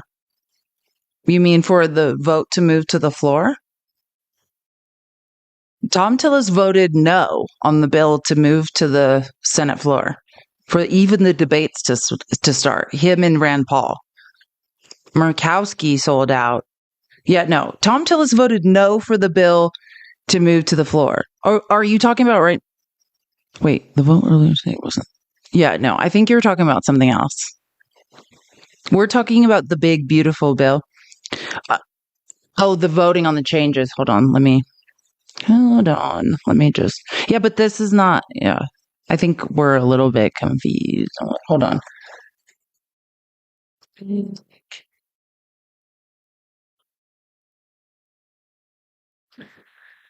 Let's see. Send interest toward a vote on Trump. This is 1 hour ago. Wait, hold on. 3 minutes. Here we go. White House presses for Trump's bill. Yeah, this is. Sorry, I'm trying to see if there's vote counts. Once against cross-party lines. Yeah. Okay. So this is 1 minute. 1 minute ago. Sorry, I'm trying to find. Let me just start with 1 minute ago, because I'm reading the minute-to-minute updates of what's going on in Congress. Because maybe I'll just backtrack. 1 minute. Senators Susan Collins and Lisa Murkowski once again cross-party lines as voting continues in the Senate. Yeah, they're voting to move this bill out of the Senate. Yeah. Senate. That's weird for Lisa Murkowski. You didn't this time. So, wait. Oh no, wait. I said it opposite. Okay, never mind. I got it backwards. Let's not shame people that have done the right thing for once. Because I was like, that's crazy. Lisa Murkowski isn't getting what she wants, and then she still voted with them. I read that wrong. Let me read it again slower and get it correct, because I just lied. Senator Susan Collins, that's Maine. Susan Collins from Maine. Lisa Murkowski is Alaska, the one that had tried to negotiate that like carve out for non-contiguous states for SNAP and things like that. And then the Senate parliamentarians like, no, you can't do that. And this is what it says. This is 2 minutes ago. Once again, crossed party lines as voting continues in the Senate, this time supporting Democrats' attempt to strip a provision that would block Medicaid funds from paying for Planned Parenthood services. So yeah, they're voting on what's going to go into the bill, right? It's not the vote. Right. So I'm assuming that's what you're talking about when you talk about the current vote going on. So the current vote, this time supporting Democrats' attempt to strip a provision. If you don't know what this is about, there is a provision Republicans are trying to force through that would block Medicaid funds from paying for Planned Parenthood services. Senator Patty Murray, yes, love her, Democrat of Washington, called the provision another step toward enacting Republicans' plan for a backdoor nationwide AB ban. But the effort by the Democrats to strike it from the bill failed, with 51 Republicans voting to keep the provision in the bill. So Susan Collins and Lisa Murkowski went with the Republicans. Tom Tillis went with the Democrats. Tom Tillis moved back over and went with the Republicans. But these are votes about what is going inside the bill, right? It's not the vote to move it back to the House, if that makes sense. These are about provisions inside the bill. And yeah, Tom Tillis hates women's health care. Oh yeah, Tom Tillis is like, wait, what? Women are trying to go to the doctor without their owner, their husband or their father, like deciding what's best for them? Like, absolutely not. Yeah, I'm not. More sophisticated. Tom Tillis is gross. I'm trying to tell you, Tom Tillis is not a good guy. Yeah, so that's the current vote. And I'm scrolling because minute to minute updates, the rest has to do with Syria and other things. Yeah. So I think if you're asking like what's being voted on right now in the Senate, that's what it is. It's about provisions inside the bill, not, if the bill should move out of the Senate. So yeah, and Tom Tillis hates women. Like come on, he's a fossil. Doesn't want any women making decisions about their bodies. That's not his thing.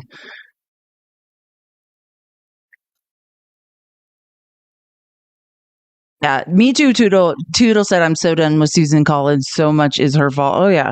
Susan Collins, but also Lisa Murkowski, like, hey, either have a spine or don't. We're so tired of this. Like, either you have a spine or you not. I could say the same thing about Joni Ernst, Kristen Gillibrand, like all these people. Either stand for something or don't. So, Mr. President, over the course of the evening, I may look for an opportunity to speak again. But I'm telling the President that you have been misinformed. You supporting the Senate mark will hurt people who are eligible and qualified for Medicaid. I love the work requirement. I love the other reforms in this bill. They are necessary, and I appreciate the leadership of the House for putting it in there. In fact, I like the work of the House so much that I wouldn't be having to do this speech if we simply started with the House mark. I've talked with my colleagues in North Carolina. I know that we can do that, and I believe that we can make sure that we do not break the promise of Donald J. Trump that he's made to the people who are on Medicaid today, Mr. President. But what we're doing, because we've got a view on an artificial deadline on July 4th that means nothing but another date and time. We could take the time to get this right if we lay down the House mark of the Medicaid bill and fix it. There's a lot in there that's disgusting about Tom Tillis. Tom Tillis is like, I'm fine with kids not having health care, just not 230 billion more cuts than what the House was already doing is basically what he's saying. Like, don't think Tom Tillis is a good guy, but it is fascinating to watch like people who lack empathy find their line in the sand of like, oh no, I actually do have some empathy, like, and that's just wrong. Like, this makes no sense, or this will drive us into debt never before seen. And I can't get on board with that. And yeah, I just scrolled through like the timeline of what's going on in Congress. Yeah, that was correct. What I was talking about. They're not voting on this bill. They're not even close. And plus, even before like this bill, it has to go back to the House. wait, did I? Okay, yeah. Here's more Tom But, Tillis. Mr. President, we owe it to the states to do the work to understand how these proposals affect them. How hard is that? I did it. How hard is it? How hard is it to sit down and ask the Medicaid office, ask the legislative staff, ask the Independent Hospital Association what the impact is? If there's no negative impact, what's wrong with daylight? I mean, and this is where I agree with Tom Tillis, and like emphatically, right? They keep saying everything's fine. No one's being kicked off healthcare. You just need to work a few hours. It's no problem. And let me tell you, these people have been consulted and they've put out their numbers. And what Trump says is math is no longer accurate. Math is always accurate, right? But that's the point.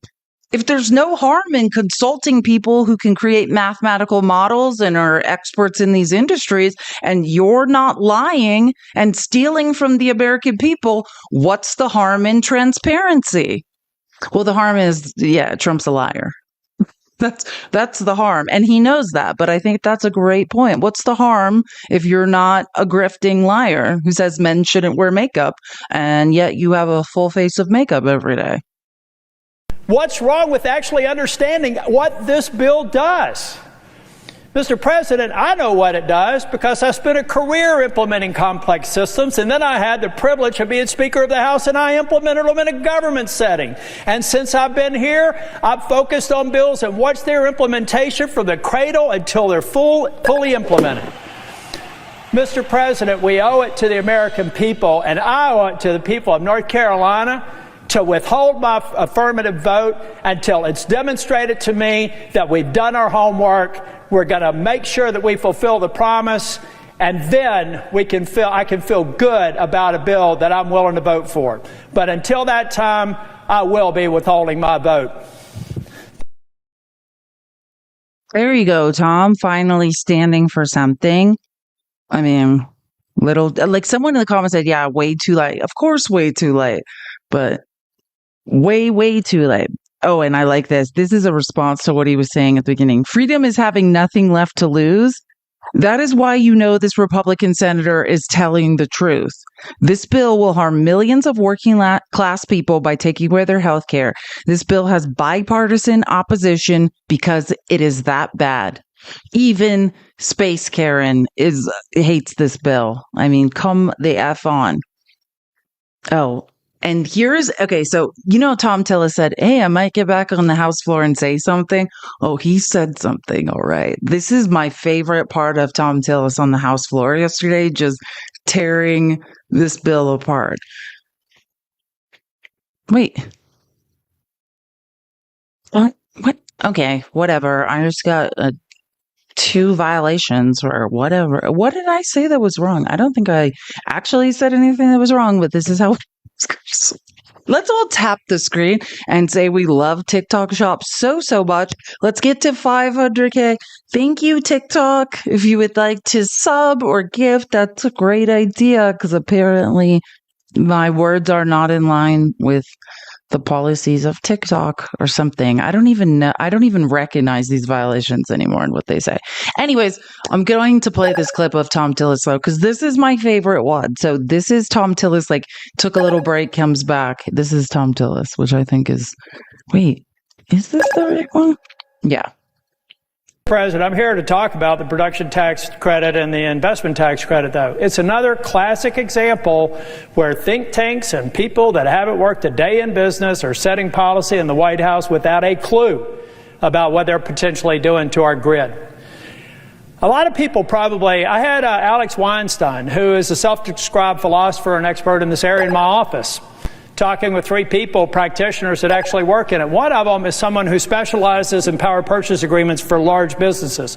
Walmart's one of the most sophisticated buyers of electrons in the world. They map out their power requirements years in advance. They want to make sure that their food doesn't spoil and they got power running. They've already made several power purchase agreements with projects underway, folks. And this bill is basically gutting it. Instead, and everybody's high-fiving. What's amazing to me, Mr. President, is the mark that we laid down the other day almost achieved the same level of cuts of the House bill within $30 billion. Within $30 billion. And instead of thinking that was progress, somebody got cute and decided to take away in construction and put it in service. Let me tell you why this is disingenuous. I was a partner at Price Waterhouse, worked in the utilities practice, large utilities like TECO, Duke. Oh, he's talking about the energy crisis and also how Walmart is the most efficient buyer of energy, which I agree in. I used to work for Walmart not for Walmart, but I worked in Fortune 500 advertising and they were my client. I will say this, I've never seen a more data-driven, factually correct, just to the way these Walmart works, the way they use tech to drive every decision they make, it is truly brilliant. That was my experience with them. I mean, they know everything about everything before they make a decision. And what he's saying is Walmart knows how to buy the most efficient energy. They're planning this out years in advance. They know. And he's talking now again about this energy crisis that's coming, that's going to raise the price of energy for us all. Our electric bills are all going up. Florida Progress, AEP, I know this industry. I understand base load. I understand peaking, and I understand this technology, which is increasingly becoming viable because of storage as a part of augmenting base load. Well, now we've got the Walmarts and all of these data centers and everything that we want to bring back on shore, putting in these power purchase agreements teed to these projects like solar in particular, like wind and other innovative, renewable natural gas, methane, hydrogen. I can go on. But somebody, a self-described philosopher in a think tank that I admire a lot, but I realize if you're a philosopher and you're in a think tank, you by definition have never worked in an operational role. So you can't possibly understand what happens to this pipeline of power purchase agreements and the future of our grid. So here's what's going to happen. Wipe it clean. Put an excise tax in. Effectively throw the football in the end zone, spin it, and walk away and do the party dance. And what you have done is create a blip in power service because there isn't going to be a gas-fired generator anytime soon. Folks, the generator's necessary to create power with gas, best case 5 years from now. That's best case. 5 years from now. So you can't get that online at the same time this whole pipeline is going down. So I want that philosopher to tell me that he understands how to plan out power over time. And to let me know that when all these projects fail, some will make it, some will get subsidized, some will go bankrupt, so it won't be Armageddon, but it's going to be a problem. So they better get it right. It's another example, folks, when you rush a bill and you don't think through the implementation, you don't get it right. And so I hope that my colleagues recognize it's half-baked. It's another reason why we should go back to the House, Mark, get Medicaid right, so I can come on the floor and tell my colleagues on the other side of the aisle why they're wrong on all the attributes of the House, Mark, why they are wrong on some of their characterizations of the tax bill, and why they will be wrong on an energy policy that makes sense. But I have to vote against the bill from my own party that I have never parted from before because we're rushing to an arbitrary deadline with people who have never worked a day in this industry, maybe philosophized and written a few white papers on it, but haven't gotten their hands dirty. I have, and this is another segment of the bill that needs to change. Thank you, Mr. President. Amen. Okay. And I was just looking for the next update because I was just I need to make sure I'm correct, which this is because now the evening updates are coming out about what's going on in the House. Yeah. So exactly the speech we just watched. Senator Tom Tillis took to the Senate floor twice Sunday night. That's what we've just watched. But this just came out seconds ago. Republicans hope they are hours away Monday from notching the first major legislative victory of President Donald Trump's second term as the Senate steamed towards a vote on the White House's massive tax and immigration agenda. So it could happen in a few hours. If it's anything like what happened in the House, it took a couple more days, but yeah, it could happen as soon as tonight, the full vote. Right now they're trying to vote on small things, but yeah, it looks like this could happen. Trump's one big beautiful bill would extend tax. Yeah, we got that. I'm just trying to make sure there's nothing. Yeah, this is all the Susan Collins, Lisa Murkowski covered all of that. Tom Tillis, we just watched his 2 speeches, but yeah, I mean, it looks like this could happen. Yeah, Republicans hope they are hours away from notching the first major legislative victory of Donald Trump's second term. So it just depends on when all of these things are ironed out. But it could happen tonight. It could happen tomorrow. It could happen a couple of days from now. I mean, it just depends. But yeah, I will be watching and trying to cover all of this and screen recording it. But yeah, I'm just trying to make sure I'm not missing anything that's happening. And I don't think I am. But yeah, it could happen very soon. I want to hold on because, well, I guess I didn't get another violation before I was being accused. Well, never mind. I shouldn't say that aloud. God, I probably just cursed myself. I want to show you this because I said I had a lot of data that I thought was interesting. So Harry Enton, who I like a lot. I mean, I like his data. I like his enthusiasm. Listen to what he was talking. This is more data on how Americans feel on Trump's bill. How do Americans feel about the big, beautiful bill? Yeah, if we're talking about adjectives, how about they think it's awful, they think it's horrible, and to quote our colleague Charles Barkley, terrible, terrible, terrible. What are we talking about here? Well, let's take a look at the net favorable rating on the big, beautiful bill.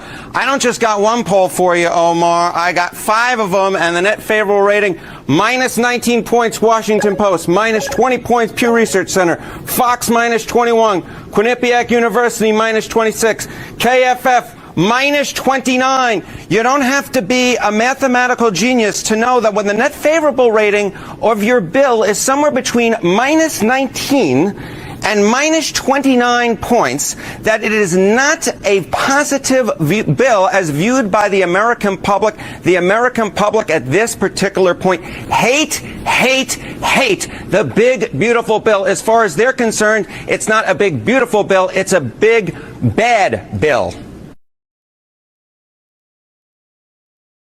Amen. I mean, sometimes he gets things wrong and annoys the absolute annoys the F out of me. But okay, thank you, Harry, for getting it right there. I think that's correct.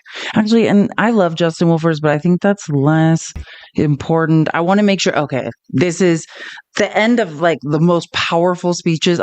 Raphael Warnock's the senior senator from Georgia, and also, if you don't know what he's a I don't know. Does he describe himself as a pastor? I think he most often describes himself as a faith leader.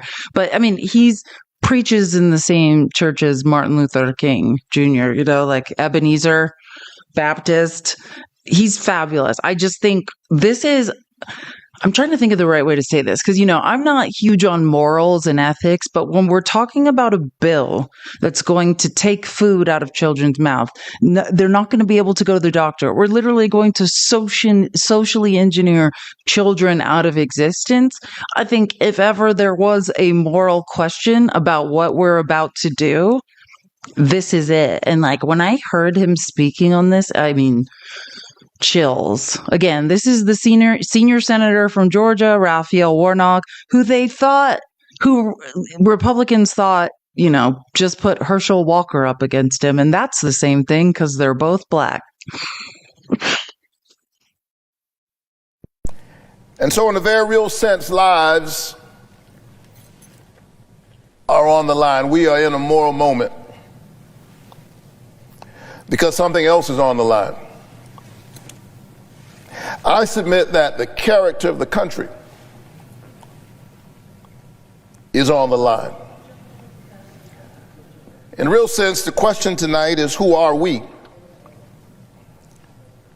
Not who do we tell ourselves we are, but who are we really? What and who do we care about? What kind of nation are we? And what kind of people do we want to be? Who matters and who doesn't? Who do we think is dispensable?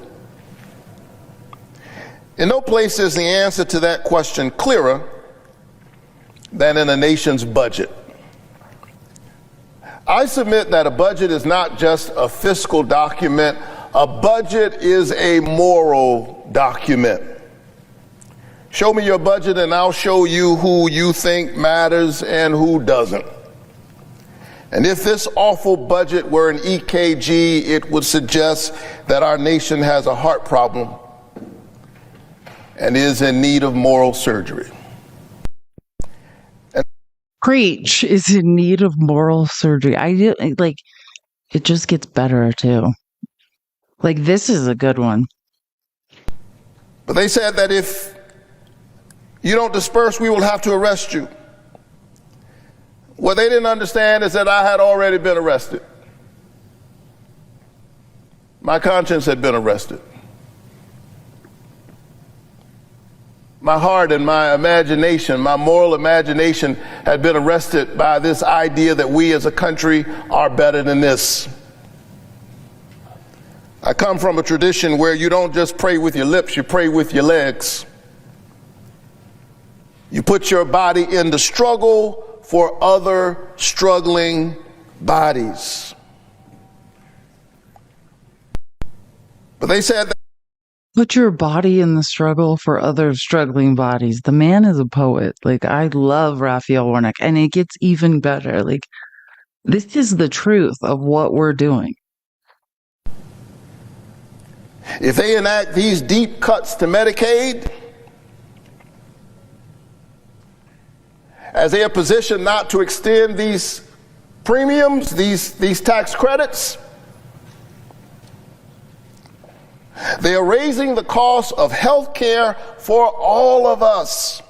Even if you are on private insurance, you are not safe. Your health care is about to go up. Your hospital might close because they're cutting these clean energy tax cuts. Your utility bills are about to go up. And so I have a question tonight. Who voted for that?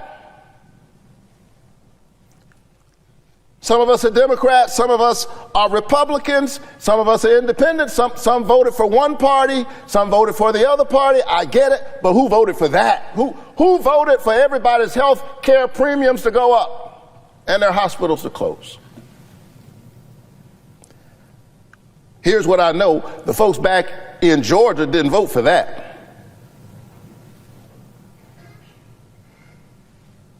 They voted for me and they voted for Donald Trump, but they didn't vote for that.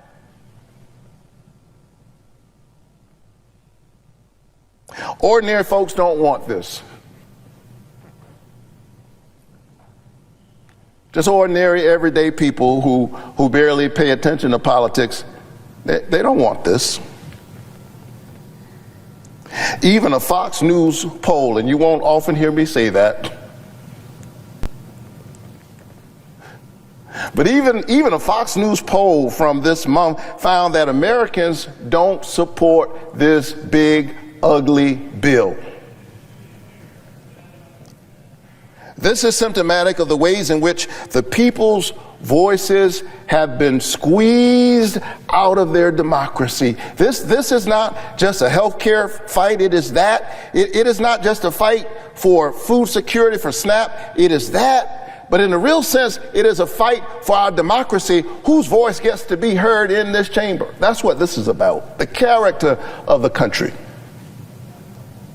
Ordinary Americans don't want to do this to our children. That's why they need to know that 71% of all Medicaid enrollees in Georgia are children. 71%. Taking away health care from kids to pay for tax cuts for billionaires. Now, let me be clear. I'm all for tax cuts. I believe working families deserve a tax cut, and I certainly don't want to see them face a tax hike this year. That's why I want to nearly double the child tax credit. I believe in tax cuts for hardworking families, for middle-class people, for working-class families. Preach. Like, this is the reality of what we're about to do. Ruin lives. Oh, and it gets better. Wait, I want to make sure. That's not. Hold on one second. If they enact these that's the one I just played. I just want to make sure I'm not playing the same thing over and over again. Yeah, there's like 3 3-minute clips that are like chilling. Now, let me be clear. I'm all for tax cuts. I believe working families deserve a tax cut, and I certainly don't want to see them face a tax hike this year. That's why I want to nearly double the child tax credit. I believe in tax cuts for hardworking families, for middle-class people, for working-class families. But instead of doing that, instead of helping working-class families who are struggling now against a 10% tax on everything and rising costs, we're now burdening our children by adding $3 trillion to the debt. We're taking away health care from kids and then burdening them with the debt. We are engaged in Robin Hood in reverse, this body of stealing from the poor in order to give to the rich. This massive transfer of wealth from the bottom to the top. Yeah, this is socialism for the rich. And when the people hear about it, guess what? They don't like it. Okay, hold on. I'm sorry. I just have to acknowledge I'm not going to block you, the goatness. I'm sorry, the name. I love how you trust that America hates the bill, but you blame the lost election on uneducated. No. Well, no, I don't know about that. The lost election. No, I mean, that's another story. The election. No, I've made I could make a mathematical argument for the lost election, which I have, which very few people are interested in that type of long mathematical argument just on voter suppression, just on challenged voter rolls in swing states. So that's an incorrect statement. But I think what you're referring to is me constantly saying MAGA can't read or do math. Yeah, like I think that's a crazy. I love how you trust that America hates the bill. Yeah, if you've been watching this live, which I get it, your attention span's probably 2 minutes, so you probably checked in and out. I have showed it's not me, it's Fox. It's the worst are the Fox polls. It's everyone. It's every poll across the political spectrum saying America no likey being robbed. The poor don't want to be robbed, so billionaires and corporations can have more. And I've shown example after example. It's math. I'm not saying I feel like America doesn't like this bill. Like, it's mathematical. It's, it's math. It's not my feelings. Yeah. Okay. Anyways, I just read that and I was like, God, can you guys just learn something and stick to the parts where, how could you have been here this whole time and not seen any of the polls, poll after poll? We've seen 6 polls, including Fox. Fox is the second worst for non-approval for this bill. Like, it's like, where'd you get that from? I don't know. All the mathematical examples that have shown during this live. We all just need to give up. We need to give up on MAGA because they can't do it. They can't figure it out. There's no way possible. You're being robbed. Let me just say it slower. We're all being robbed together. And like, why you would even, while being robbed, it's like holy Stockholm syndrome. You look up Stockholm syndrome and then look up a basic math class. That's what you need to look up. You are in love with your captor. You are empathizing with your captor who is robbing you. It's like if a horrific violent home invasion happened against you and then the cops came and you're like, they didn't mean it. They didn't mean to rob me. They said they're giving me all the money back in a few years. 2 weeks. 2 weeks, they said, and all the stuff they stole from me is going to be back times 1,000. It's no big deal. You sound insane. We can't help you anymore. Like, we're almost on 4 hours of trying to help you. If you're not there, we just have to give up at this point. We don't know what to do anymore. We can't help you anymore. Again, this live will repost to TikTok if anyone needs to try to help their delusional MAGA family members who can't find their way out of a paper bag. But we are out of ways to help you not be robbed. And whilst you're being robbed, the horrible irony is we're all being robbed too, right alongside you. And nothing we say, no matter how slow we talk, no matter how we show the math calculations, we're like, here you go. You guys can't get there. So don't ask me what's wrong with me. Find a mirror, stare at yourself, and figure out what's wrong with you. Start by Googling Stockholm Syndrome. Then I would enroll in a basic math class. But don't ask anyone don't ask us on the left what's wrong with us. We can read and do math. So we're a step ahead of you. At least and here's the ultimate irony. We are trying to protect you and ourselves. You're experiencing my frustration is self-preservation. Mainly for children and your children, right? Because I understand the numbers. 50% of children in this country are on Medicaid. 50 mother effing %. Well, you're like, just get to work and you don't need health care. Yeah, tell that to the kids that are now going to have to pay for our retirements. Everything we're paying into our retirements is being used by boomers. The children, you don't think the 50% of kids on Medicaid, their ability to get free school lunches, to focus in school, to have access to preschool, which determines hundreds of thousands of plus or minus in lifetime earnings. It's the children you're effing over. That's our ability to retire. That's what I've said. I can't say it any slower. I don't know how to make this simpler. And I was a teacher. I am a teacher. I feel like I'm teaching now. I don't know what to do. I'm trying so hard, and still none of you could get it. Oh, another absolutely asinine comment. There you go. Like, truly, you are beyond help, sir. Your brain does not work. And whenever you find your way to the paper bag and you realize, oh, this isn't good for me. This isn't good for my children. I was just a weirdo in cognitive dissonance. Look up cognitive dissonance. That could help. It won't. But, just thoughts. The irony is you're drowning us all. Your stupidity is dragging us all down with you. It's too bad. Tax on everything and rising costs. We're now burdening our children by adding $3 trillion to the debt. We're taking away health care from kids and then burdening them with the debt. We are engaged in Robin Hood in reverse, this body of stealing from the poor in order to give to the rich. This massive transfer of wealth from the bottom to the top. Yeah, this is socialism for the rich. And when the people hear about it, guess what? They don't like it.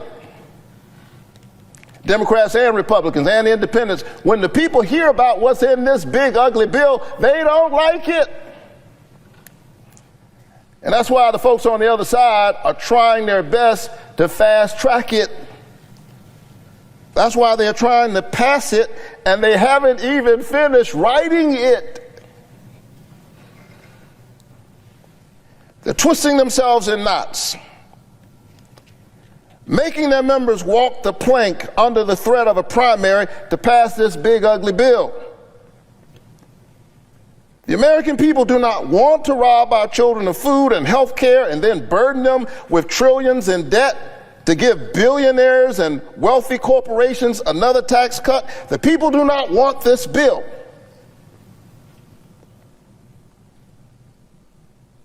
And so if the people do not want this bill, but they are trying to pass it, here's the question you got to ask yourselves at home. You have to ask yourselves, well, who are they working for? Who are they fighting for? Who do they think matters? Do you think they are working for you?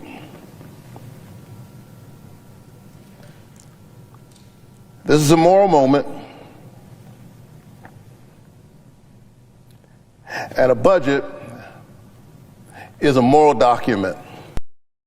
And I've never heard it said that way, but like truly that was poetry. And by the way, that guy that's crying in the comments, I didn't realize what you were saying this entire time. This is not debate time. I didn't realize that you were trying to get me to speak to you. This show is called The People's Receipts. This is where people who can do math and whose brains work, we gather together to think about how we're going to keep our faces above water and keep from drowning and your stupidity from pulling us under. There are times where I debate and there are times where I do this. This is not the time you think it is. Either be quiet or I will block you. Like that, I didn't understand what you were saying. I thought you were just saying things in the comments. I'm sorry. I misunderstood what was going on. Yeah, this is very obviously we're not debating right now. But yeah, I don't know. And I followed you, so we must have talked before. I'll talk. And I mean this like, sorry, we have a lot going on in America and your selfishness is truly mind boggling to me right now. But yeah, like we can have a conversation another time. I think be there probably debating with Pickles like on Wednesday or Thursday, depending, and then probably with Chris on Sunday, and probably doing my own a debate I host at sometime later in the week. It's just right now this bill that's going to ruin our children's lives is taking precedent. But yeah, any other time than right now, now is not the time for a tantrum. You know, it's not about you right now. I mean, you should care about this. But you don't. Heather, thank you for the $5 on Venmo. I wish it was more. I love your big, badass brain. You have inspired me to take a class in writing because I want to help people the way you do. That is so cool. And I love writing. That's amazing. Anyone, all forms of communication, great idea right now. We need people. Maybe you can figure out how to write something that MAGA will read and understand. You never know. I totally approve of that. And here's an example like, oh, this is perfect timing. If you want to know why it is like keeping me up at night, and it's because, you guys know, if you've watched me debate, I'm so obsessed with statistical analysis. I pay this like $50 a month for the ability to do take huge data sets, insert them into a program and do statistical analysis. And it's because I'm fascinated by the numbers and by things. And the last time I took a huge data set and put it in, one of the last huge ones because it depends on the size of the data set, was about what the costs of these Medicaid cuts and what that was going to do, not to urban areas, but rural areas or red states like Kentucky. And this is Governor Andy Beshear of Kentucky. And this is the stuff that keeps me up at night, right? I know rural areas, right? The health desert in the South, in Idaho, right? People are going to have to drive even farther. If someone is going into cardiac arrest, if they need care immediately, like people are not going to live through this in the rural South. And I don't care who you voted for, like that makes me want to sob thinking about it. Because I think the average person doesn't understand any of this. And listen to Andy Beshear talk just about how many hospitals are closing in Kentucky. This is going to devastate the economy. Now, if it shuts down 35 rural hospitals in Kentucky, those are the second largest employers in each of the counties they're in behind the public schools. Every doctor, every nurse, every orderly, every custodian loses their job. And you know what? The ones that would qualify for that tax cut don't get it because they don't have an income anymore. I mean, you look at that amount of job loss in so many communities. This is not something that's going to stimulate the economy. And I think fewer people are going to qualify for the tax cut because of how hard it hits the economy. It's basically looking at one of the fastest growing industries across America and slashing it and claiming that those job losses won't happen. It's also going to make the workers of America less productive. Either they're going to be less healthy or they're going to be taking more time off to drive parents and kids to doctors and hospitals that are hours away. I mean, I think anybody who just steps back and says at least 20,000 Kentuckians are going to lose their job over this. No, that's not good for our state. And again, just the breakdown of numbers in Kentucky, we think, are at least 200,000 people lose their coverage. That's 200,000 people that are less healthy, that might not be able to work now. 35 rural hospitals potentially close, and 20,000 Kentucky healthcare workers lose their job. So the argument for why it's bad for the economy is right there. It's the economy, but then imagine, I just want you to, and I was trying, oh my gosh, because it was someone else, I'm trying to think of who, maybe it was Rand Paul, but I actually don't think it was. It was someone talking about Kentucky and saying how many counties already don't have a hospital, and how they have to go to neighboring counties, and how now when these rural hospitals shut, like we're talking about an hour and 30-minute to 2-hour drive to a hospital. If someone's hemorrhaging, if someone's having a heart problem, I mean, these are lives that will be lost. Like and then there's the economic thing, like America First, we're supposed to be bringing jobs back, but we're doing the opposite. There's that too. But it's like, you just do not understand. People are clearly not grasping the devastation of this bill, and I could cry right now. Okay, so, I think this is the last clip from Warnock, where he closed it out, which, I mean, it's like chilling. And maybe because I was here yesterday and 8 years ago for a similar fight with faith leaders, maybe because I'm a preacher and it's Sunday, and I've been here instead of church,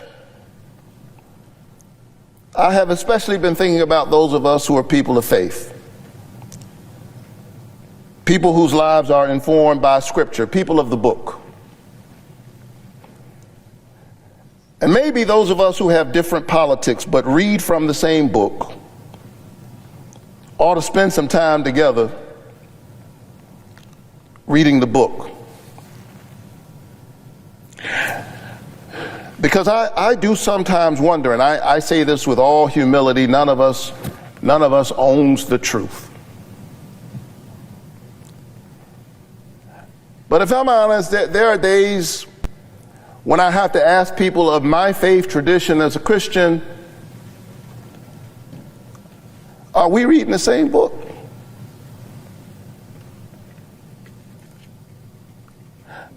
The book I know says, I was hungry and you fed me. I was sick, I was in prison and you visited me. I was a stranger and you welcomed me. Inasmuch as you've done it to the least of these, you've done it also unto me. The book that I love says, learn to do good, seek justice, rescue the oppressed, defend the orphan, plead for the widow. Speak out for those who cannot speak, for the rights of the destitute.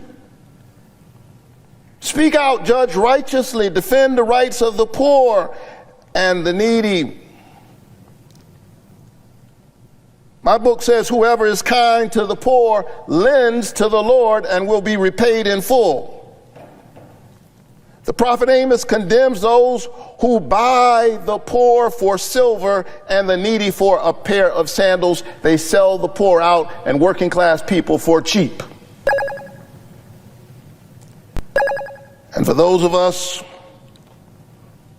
who have a vote in this moment, for my colleagues who are swinging on a moral dilemma, I hear the prophet Micah say,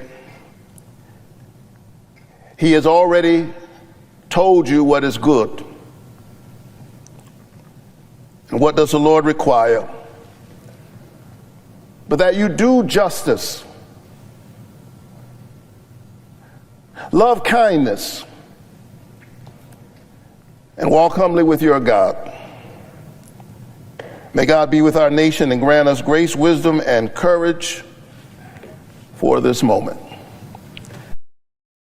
Truly, that is honestly, we need a benediction. It's almost like a funeral for because that's what we're doing. We're signing death warrants for poor people and children. 50% of children in this country are on Medicaid. It is shameful what we are doing. And I'm not like I was raised. I mean, don't get me wrong. I've read the Bible cover to cover. I was a Bible quiz champion in Assemblies of God churches. You don't want to go at me with the Bible because believe me, I know it. But I'm just saying, I'm also not the one claiming to be religious, claiming to be evangelical, claiming to be Christian. Every single thing conservatives do is antithetical to Christianity, period. You guys are disgusting hypocrites. Disgusting hypocrites. You've lost touch with your own humanity, with empathy, and you have, like, also you can't read or do math. Like, I don't know anybody who would vote to rob themselves and their community. Like, nobody ever I've seen in history would be like, yeah, even though all mathematical models tell me I'm being wrong, the guy who says men shouldn't wear makeup yet puts makeup on every day told me math is a lie. What I mean, let's all just give up. Mr. President, veterans should never have to say those words in this country. Frank is a veteran on dialysis. He called this week, and he said, "The food bank and my SNAP benefits are the only way I eat right now. I can't work. I'm not old enough to retire. And I'm dipping into my retirement early just to keep up with my mortgage. Without this help, I don't know what I will do." Mr. President, veterans should never have to say those words in this country. One of the most sacred Don't worry. The Senate increased the defense budget, not for veterans, not for the people that have served and suffered and now have PTSD and chronic conditions and desperately need help. They've cut those benefits. Less for veterans, but more for defense contractors like Space Karen. So he can crash more rockets and try to fly us to Mars while children can't eat, can't go to the doctor. Veterans don't have what they need and have no idea what to do. By the way, this is Senator Mark Kelly. He's our now senior senator from Arizona. I'm a born and raised Arizonan. He's an astronaut, Air Force pilot, and the best we could do in trying to replace John McCain. R.I.P. John McCain. We all love John McCain in Arizona, but we did get ourselves an astronaut, Air Force pilot to replace him. So you could tell. But I mean, this is the true story. Veterans can't eat.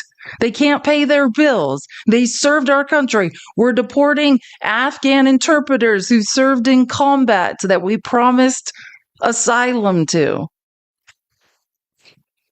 None of this makes any sense unless you have a lot of money. promises we make to the men and women who serve is that we will take care of them when they return home. That promise doesn't end when they hang up the uniform. It includes making sure that they can afford food, access health care, and live with some dignity. And yet, here's Frank, sick, struggling, and wondering how he'll survive because the programs he relies on are under threat. Mr. President, veterans. Great job supporting veterans, conservatives. As always, amazing job never doing what you say you're going to do or caring about what you say you care about. Hey, states' rights, brother. Now Trump's doubled the size of the federal government. Hey, I'm a fiscal conservative. And when I say double the size, you don't understand that the majority of actual workers for the federal government are contracted. I'm talking about the money the federal government is costing us. You understand that, right? Just blowing out the deficit for next year. And let's go with the fake math of Republican liars in the Senate. Just like Rand Paul said, okay, you want to invent new math that no accountant would ever use. Well, then at minimum, we're blowing out the deficit by $270 billion next year. Trump spent $200 billion more in the first 100 days of his presidency than Biden did the year before. Trump has brought in the swamp. His attorney general was a lobbyist for Qatar, for Middle East countries. Like, you have no idea what's going on. Every single thing you guys once said you stood for, you're now giant hypocrites. I had some guy who said he voted for Trump saying, we'll have the federal government protect us. We need to limit the power of the states. And he was dead serious. That's what he said yesterday. Like, you guys are so backwards and like S-ing Trump's D. You don't know what's true anymore. Steph, thank you for the very sad super chat. You said, I'm sad now. I know, I'm sad too. When I have to show these things, like, this is what we're doing. You guys, we care about veterans. We're just making it so they can't pay their bills and can't get the health care they need. Nothing you guys say matters to you. No new wars.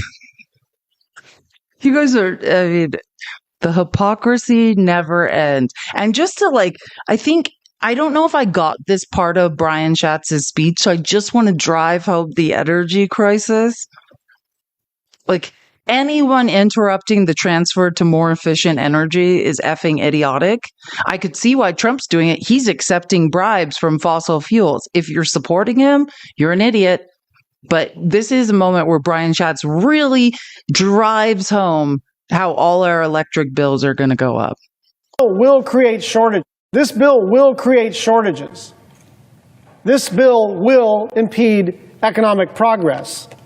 This bill will increase prices. The 500 gigawatts less energy in the next decade is pretty much exactly the amount of energy that we're going to need to meet rising demand. We are going to have energy shortages as a result of this legislation. And you don't have to love clean energy or be an environmentalist, and I love clean energy and I'm an environmentalist. But you don't have to care about the climate. I think you should. You don't have to care about the climate to understand that this is a basic question of supply and demand. Energy demand is soaring for the first time in decades, largely, not exclusively, but largely because of AI data centers. And our best chance of meeting it in the next few years is with wind and solar, not oil and gas. Even nuclear and geothermal are going to take a while. That is not just a political talking point or a preference of mine. It's just a fact that gas turbines are stuck in a years-long backlog. It's also a fact that 80% of the new capacity on the grid last year came from solar and storage. It's growing, it's cheap, it works. 80% of the new capacity on the grid last year came from solar.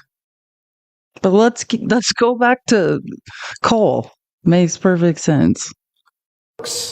And there are hundreds more projects that are in the pipeline waiting to be hooked up. So the idea that we're going to kill the only energy that can be brought online in the short run, the very same week that half the country was melting in a record heat wave, which left tens of thousands without power, is beyond absurd.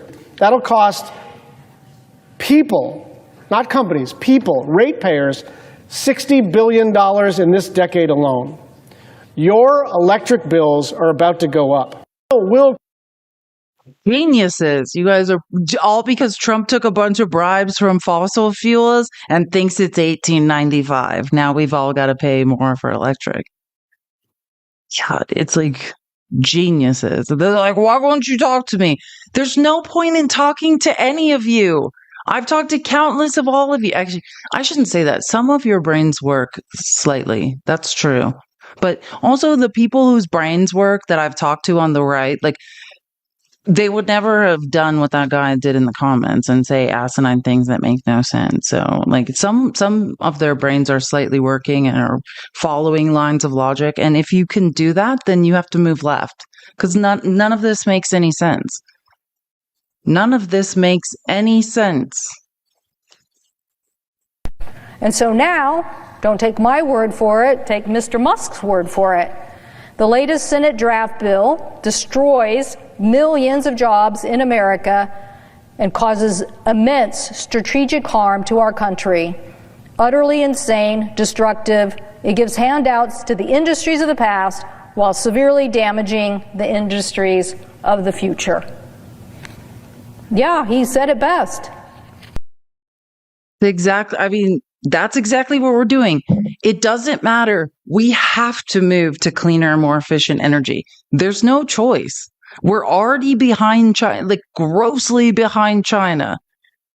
And for some reason, because MAGA's at a cult and in cognitive dissonance, they're like, hey, let's bite off our nose to spite our face.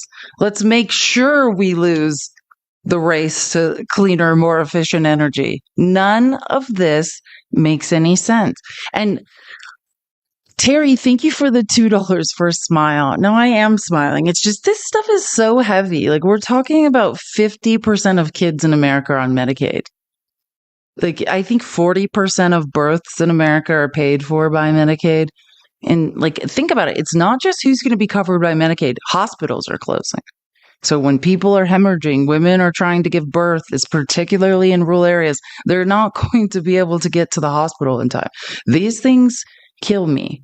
We're in gross population decline, but let's not fund women's health care while we demand that women get on their backs and give birth. I wonder why women don't want to have children in this country.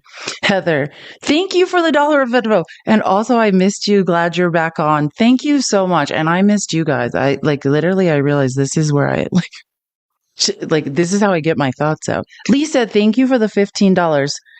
On Venmo. Thank you for everything you do. You make us smarter, and you guys make me smarter. You guys are like my sounding board. I read all your comments, and then that's how I level set with everything. Thank you guys.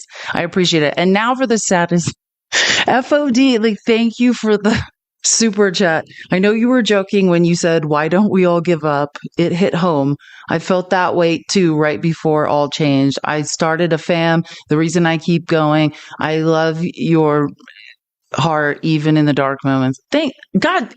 I'm not going to end this live by sobbing, but yeah, I just have dark humor because of stuff I survived. But don't worry about me. If I ever really am, like, this is why I'm in Denver right now. Whenever I'm in therapy twice a week, things are okay.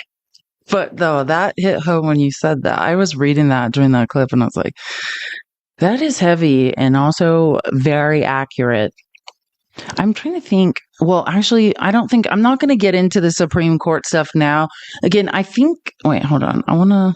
This is what I want to do. I want to look really quick because I do think there's just a couple more clips. Yes, Chris. Okay. They were the next ones. I was like, there's some Chris Murphy clips I think are super important.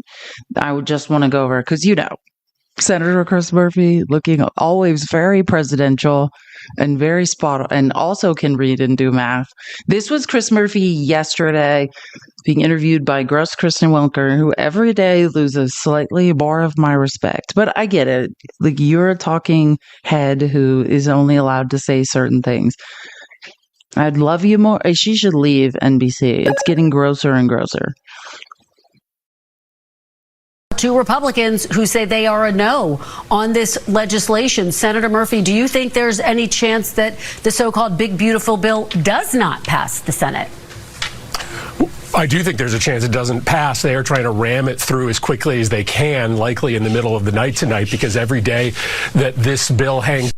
That was last night. So this is a good example. Like, if they could have voted on in the middle of the night last night, they would have. If they can do it in the middle of the night this night, they will. Like, yeehaw. Like, I was thinking that when they were debating on the Senate floor on a Sunday, like, they would love for this to go down in the cover of darkness. It's the same thing they tried to do in the House, but House Democrats dragged it out all night long, like for 3 nights until they voted during the daytime. Like, so let's see what the Senate Democrats can do to postpone this. I mean, it can only go on for so long. Out there, it becomes less popular. As you noted, by almost a 2-to-1 margin, the American people hate this piece of legislation because it's going to represent the biggest transfer of wealth and money from the poor and the middle class to the rich in the history of the country. It's not about efficiencies in Medicaid. CBO, which is the Congressional Budget. Not to interrupt Chris Murphy because we love him, but who said that? Amy in the comments said, I can't watch her. She never pushes back. Never. Watch Kristen Welker. Watch people blatantly lie. I mean, someone could tell 100 lies in a minute and she would never be like, hey, that's a lie. Like, the same thing that Trump would make people promise during his campaign, like, oh, you can fact check me after the fact, just not live. It's like, that is her ethos now. She will never say, hey, that's not true. I've never heard Kristen Welker say, hey, that doesn't seem to be true in like months. We're like 6 months out from the last time Kristen Welker was like, hey, that's not true. Like she won't do it. It's scary to watch. It's not about efficiencies in Medicaid. CBO, which is the Congressional Budget Office, nonpartisan, says it's going to kick between 10 and 15 million people off their health care. And for what?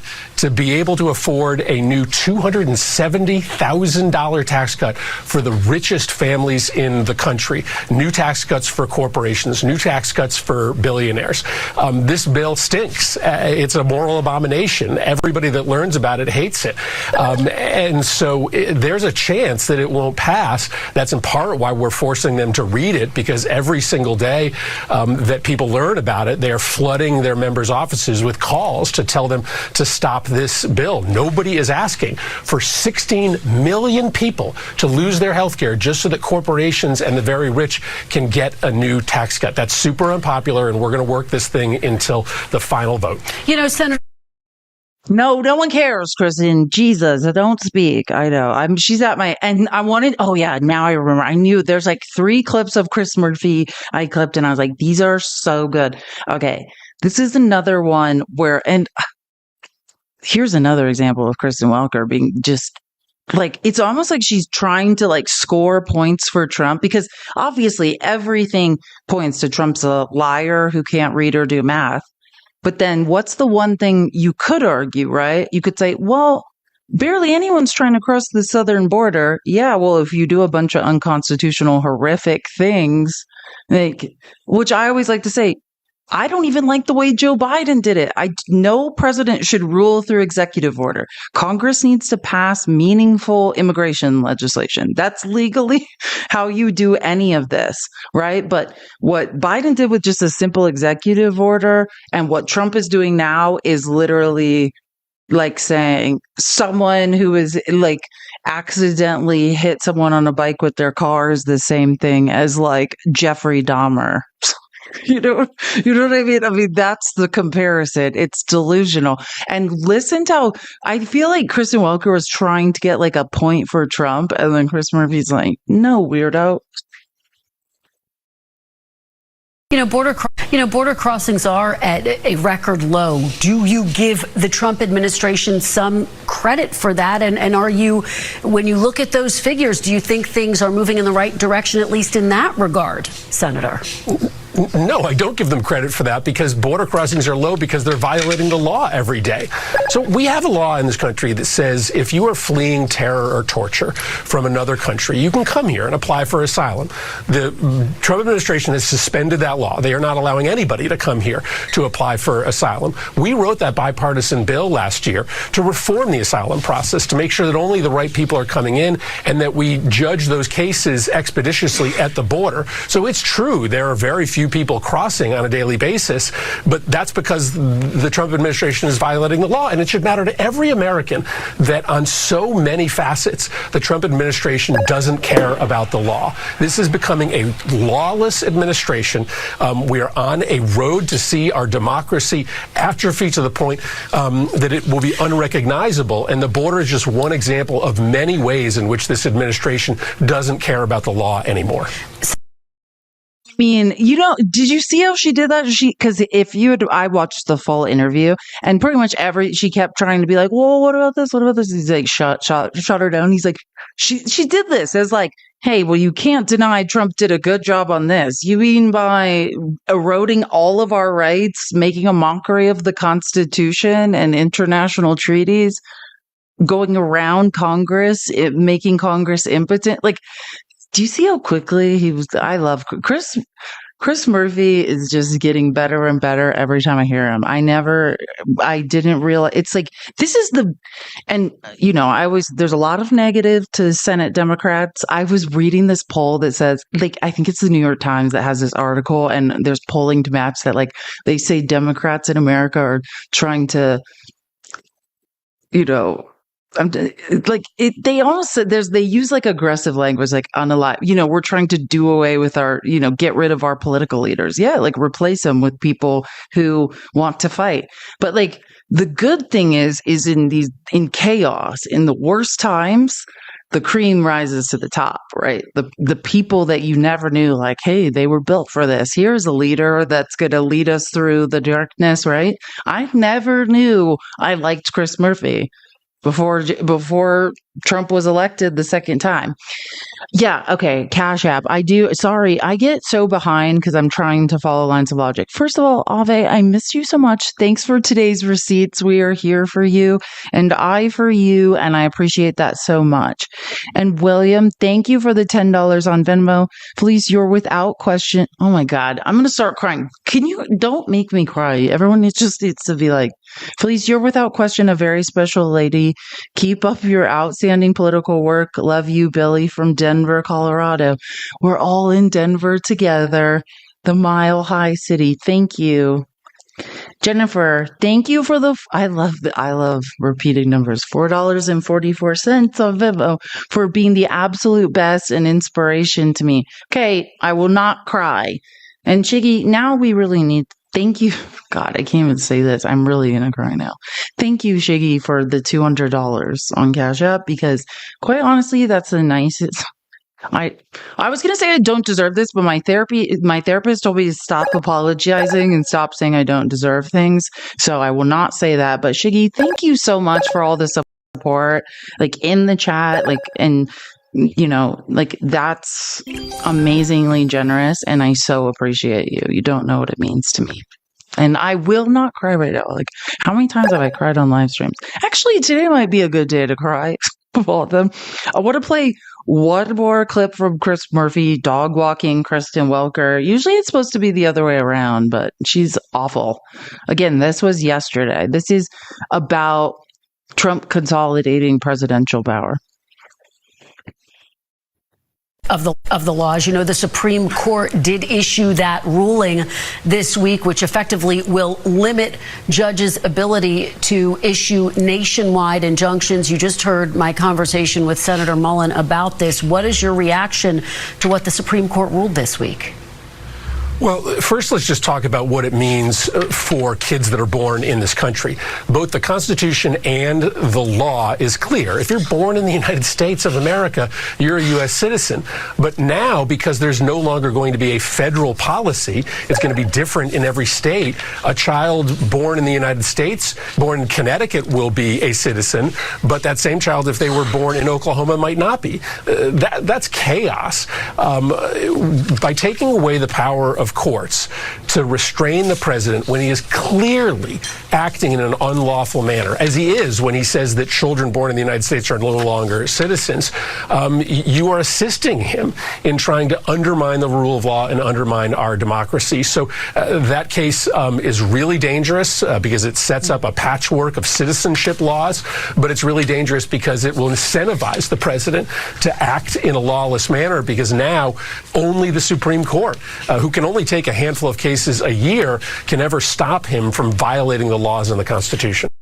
If I had my way, this is our candidate for president. This is him right here. If I had my way of who we had to vote for next, it would be Chris Murphy. And I've listened to every single soundbite he's had. I've watched all his town halls. If I could and I'm saying this because he's moderate, but also progressive. You know what I mean? Like, he's a lawyer. Like this, if I had my way, this is the people's choice here. This is the guy right here. Like, I'm just saying, I've never seen any evidence to the contrary. Like, we could all think of a lot of reasons we don't want to vote for him. If I by way, he's the guy. Like, truly. And I love Andy Beshear too. I think anyone a Democrat who can hold a red state like Kentucky for 8 years, is also very interesting. But like, he's a little robotic. Like, if I had my way, this is the guy. Like, that cannot lose. Like, there's just no way. Sorry, I was reading Illusions. Yeah, I mean, we don't know what's going to happen, but yeah, I love the way Chris Murphy sounds. And I want to say this because I've almost exactly been live for 420 minutes. We just got to 600K, and I'm going to end the live now. I'm going to be live with Matt tomorrow on Matt time. So normally we start at 11 Eastern. It'll probably be closer to 12:30 Eastern. But what I want to do, it depends. I'm probably supposed to be debating with Pickles either on Wednesday or Thursday. If he wants, I'll do it Thursday, because I think Wednesday we're going to have a lot to talk about. And either I'll go live on, it depends on what's happening in Congress. But I have a lot of clips, like what he just talked about. I've listened to a lot of lawyers break down the 119-page birthright citizenship ruling, and I have a lot of good thoughts about it. I was Conscious Lee made a great video. Brian Baez, Mentally Divine, made a great video, and I want to get to that sometime. I just think as we're like kind of in this moment with this bill where we're all about to be robbed, it might not be the time to do like hours and hours into it. But what he said is right? Like, the way that they chose this moment, right? Like, do you know how many times when Biden was president, Republicans judge shopped and got nationwide injunctions? Now, I want you to think how many times you've heard Republicans say, judges can't rule through nationwide injunctions, which yes, they can. That's actually their job, is to impose, is to limit the power of the executive branch. That is the job of the the judiciary, whether you like it or not. But do you know how many times, remember Biden's student loan forgiveness? Nationwide injunction after nationwide injunction.